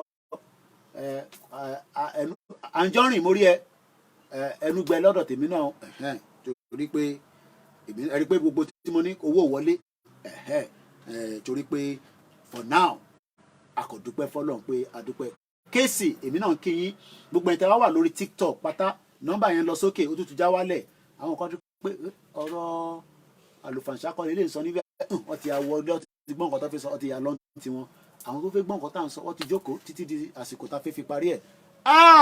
Àjàní Àjàlá àwọn ti Libya nìyẹn bàbá àgbàlagbà masbi ló máa sọ bí i bàbá àgbàlagbà bí bàbá wọn masbi mo like ẹ̀ bàjẹ́ ọlọ́run very hard working mo kí Àjàní Àjàlá ọlọ́run bá wọn pé mo rí pé wọ́n kàn kọ́ àwọn èèyàn wá láti Libya eré àwòrán tí ń kọ́ wọn wá yẹn pè mí ká sọ̀rọ̀ o mo rí pé wọ́n repatriate àwọn á ti jìyà mo kí ẹ̀yin tẹ́ wà ní Saudi Arabia ẹ̀yin tẹ́ wà ní Oman àwọn kan wà nílùú kan Gani Olóyèdé ní we are with you here with you here ìwọ wá jẹ́ gẹ́gẹ́ bí àlejò Koiki Media ni mo kí wọ́n náà mo wá kí Aláwù bàbá ẹ̀yin tẹ́ ń bẹ lórí mixlr mo kí dáadáa mo kí gbogbo ẹ̀yin tẹ́ ń náwó mo sì máa ní òun kí wọ́n dáadáa owó làwọn pípọ̀ yìí náà àwọn tó ń gbọ́ yín láti Nàìjíríà a máa jó ṣùkùṣùkùṣùkù ní mo rírú ẹ̀rí mo kí sísítà mi Olúṣọlá David Alhaji Alabi mo kí dáadáa mo mọ̀ pé wọ́n wà lórí ètò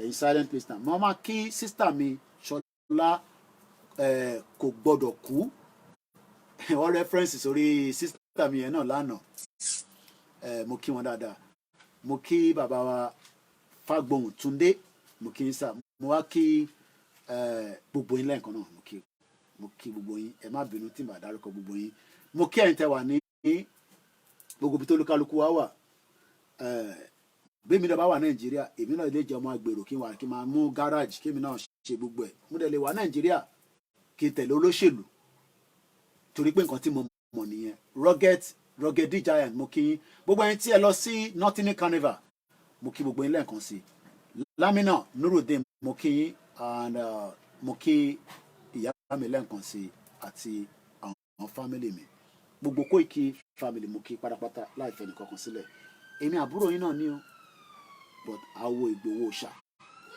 ìmọ́lẹ̀ Ìgbòho Òòṣà ibi tó bá ń lọ ni mò ń lọ màmá dáadáa màmá lálùbáríkà Alájà Airat màmá yẹn ti ná ṣégi owó sínú movement pẹ̀lú ẹ̀ náà wọ́n stop ọlọ́run máa dúró tì wọ́n sì pè mí ní ẹni tẹ́ pè mí fún gan sẹ́wọ̀n pé mo tẹ̀ fẹ́ rántí mọ́ ọ̀rọ̀ farm yẹn máa get back sí my má bínú mo kí mọ́mí wa grandma Elizabeth mo á kí gbogbo àwọn grandma wa kan náà náà sick nílé ṣé covid tuntun dé Nàìjíríà ni wọ́n náà test covid àbí nǹkankan but ó ti feel better nísìn kọ́lọ́n kó wà pẹ̀lú wa oríṣiríṣi àìsàn tó kàn ń jù káàkiri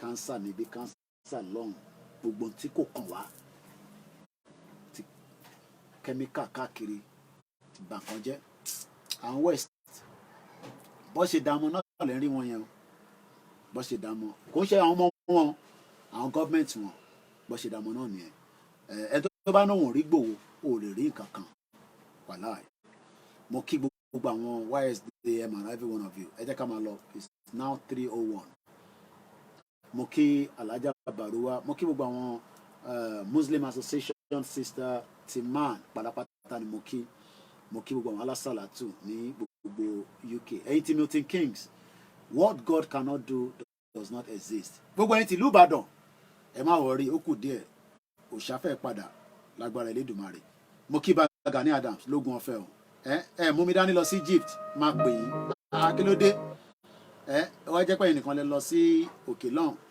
Ọlọ́run àbá wa pẹ̀lú gbẹ̀yìn ọmọ OPC Àmọ̀tẹ́kùn ẹkúṣẹ́ takuntakun working very hard gbogbo ìgbẹ́ náà là ń rí mo kí àwọn Àgbẹ̀kọ̀yà let's unite ẹ má dẹ́yìn lẹ́yìn Ìgbòho ẹ má dẹ́yìn lẹ́yìn ẹ dúró dáadáa mọ́mí wa root mo kí yín ẹ ká play anthem ká máa lọ ó tún dọ̀la nìyẹn lágbára Ọlọ́run so that èmi náà tún ní enough rest kí ẹ́ńjìnì yẹn kó sì máa burn ẹ tó bá wá ní Kóìkì ẹnu ẹ ti pọ̀ jù ó yá jẹ́ fi nǹkan kan sáà àkáǹtẹ̀ tó bá ti pè mí màá sọ bí tó ti máa send ẹ̀ sí mo ò ní Nigerian telephone number o mo ò ṣe visa wa sá abroad o mo ò mọ̀ pẹ̀ rárá mo ò mọ̀ pẹ̀ gbogbo ilẹ̀ ń gbọ́ lójoojúmọ́ mo mọ reason mo yẹn sọ bẹ́ẹ̀ o yóò bá dọ̀la kí ọkàn wá ní Kóìkì mo kówó kan fún yàn kan torí ibi tẹ́ ti máa ń rí 10 million 5 million tẹ́ máa kó fún yàn wọ́n ní mo ò ṣe visa o mo kí bàbá Kọ́láwọlé Hamzat mo kí gbogbo ní Germany o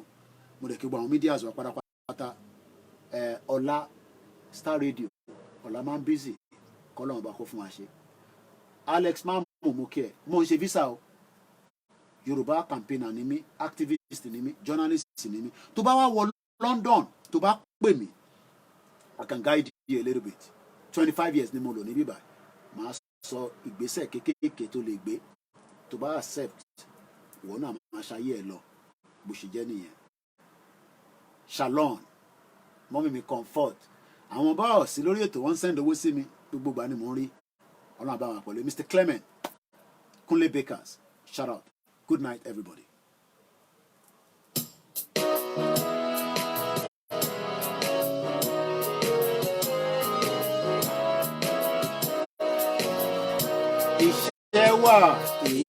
Iṣẹ́ wà fún ẹ wá. Atakoro, thank you so much. Kàgbéga, ẹ jẹ́ ká jọ gbéga, ẹ jẹ́ ká jọ gbéga. Ìgbàgbọ́ ni o. Láti bí ẹrú, láti bí ọmọ.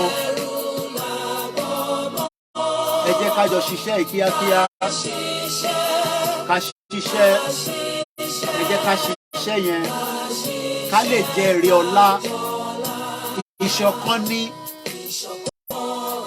ṣe tiẹ̀ lọ́tọ̀ kò lè wọ̀ ní kẹjẹ́ ká jọ ẹ jẹ́ ká tẹ̀síwájú ká lè ṣe kí ni àtòwú. Gbogbo ọmọ Odùduwà ẹ jẹ́ ká bọ́ sípò ẹ̀tọ́ rẹ ká kúrò nínú ràtìràtì àwa nìmọ́lẹ̀ ògo adúláwọ̀ wọ́n ń dúró dè wá. mọ́mí mi Dorcas ẹ ṣé gan ni Atakoro ìwọ ló gbayè púpọ̀ lẹ́nu mi lẹ́nìí Ọlọ́run bá wa pẹ̀lú ẹ̀ my big brother thank you so much mo kí gbogbo ẹ̀ tẹ́ wà ní soka one love ó dàárọ̀ bye for now.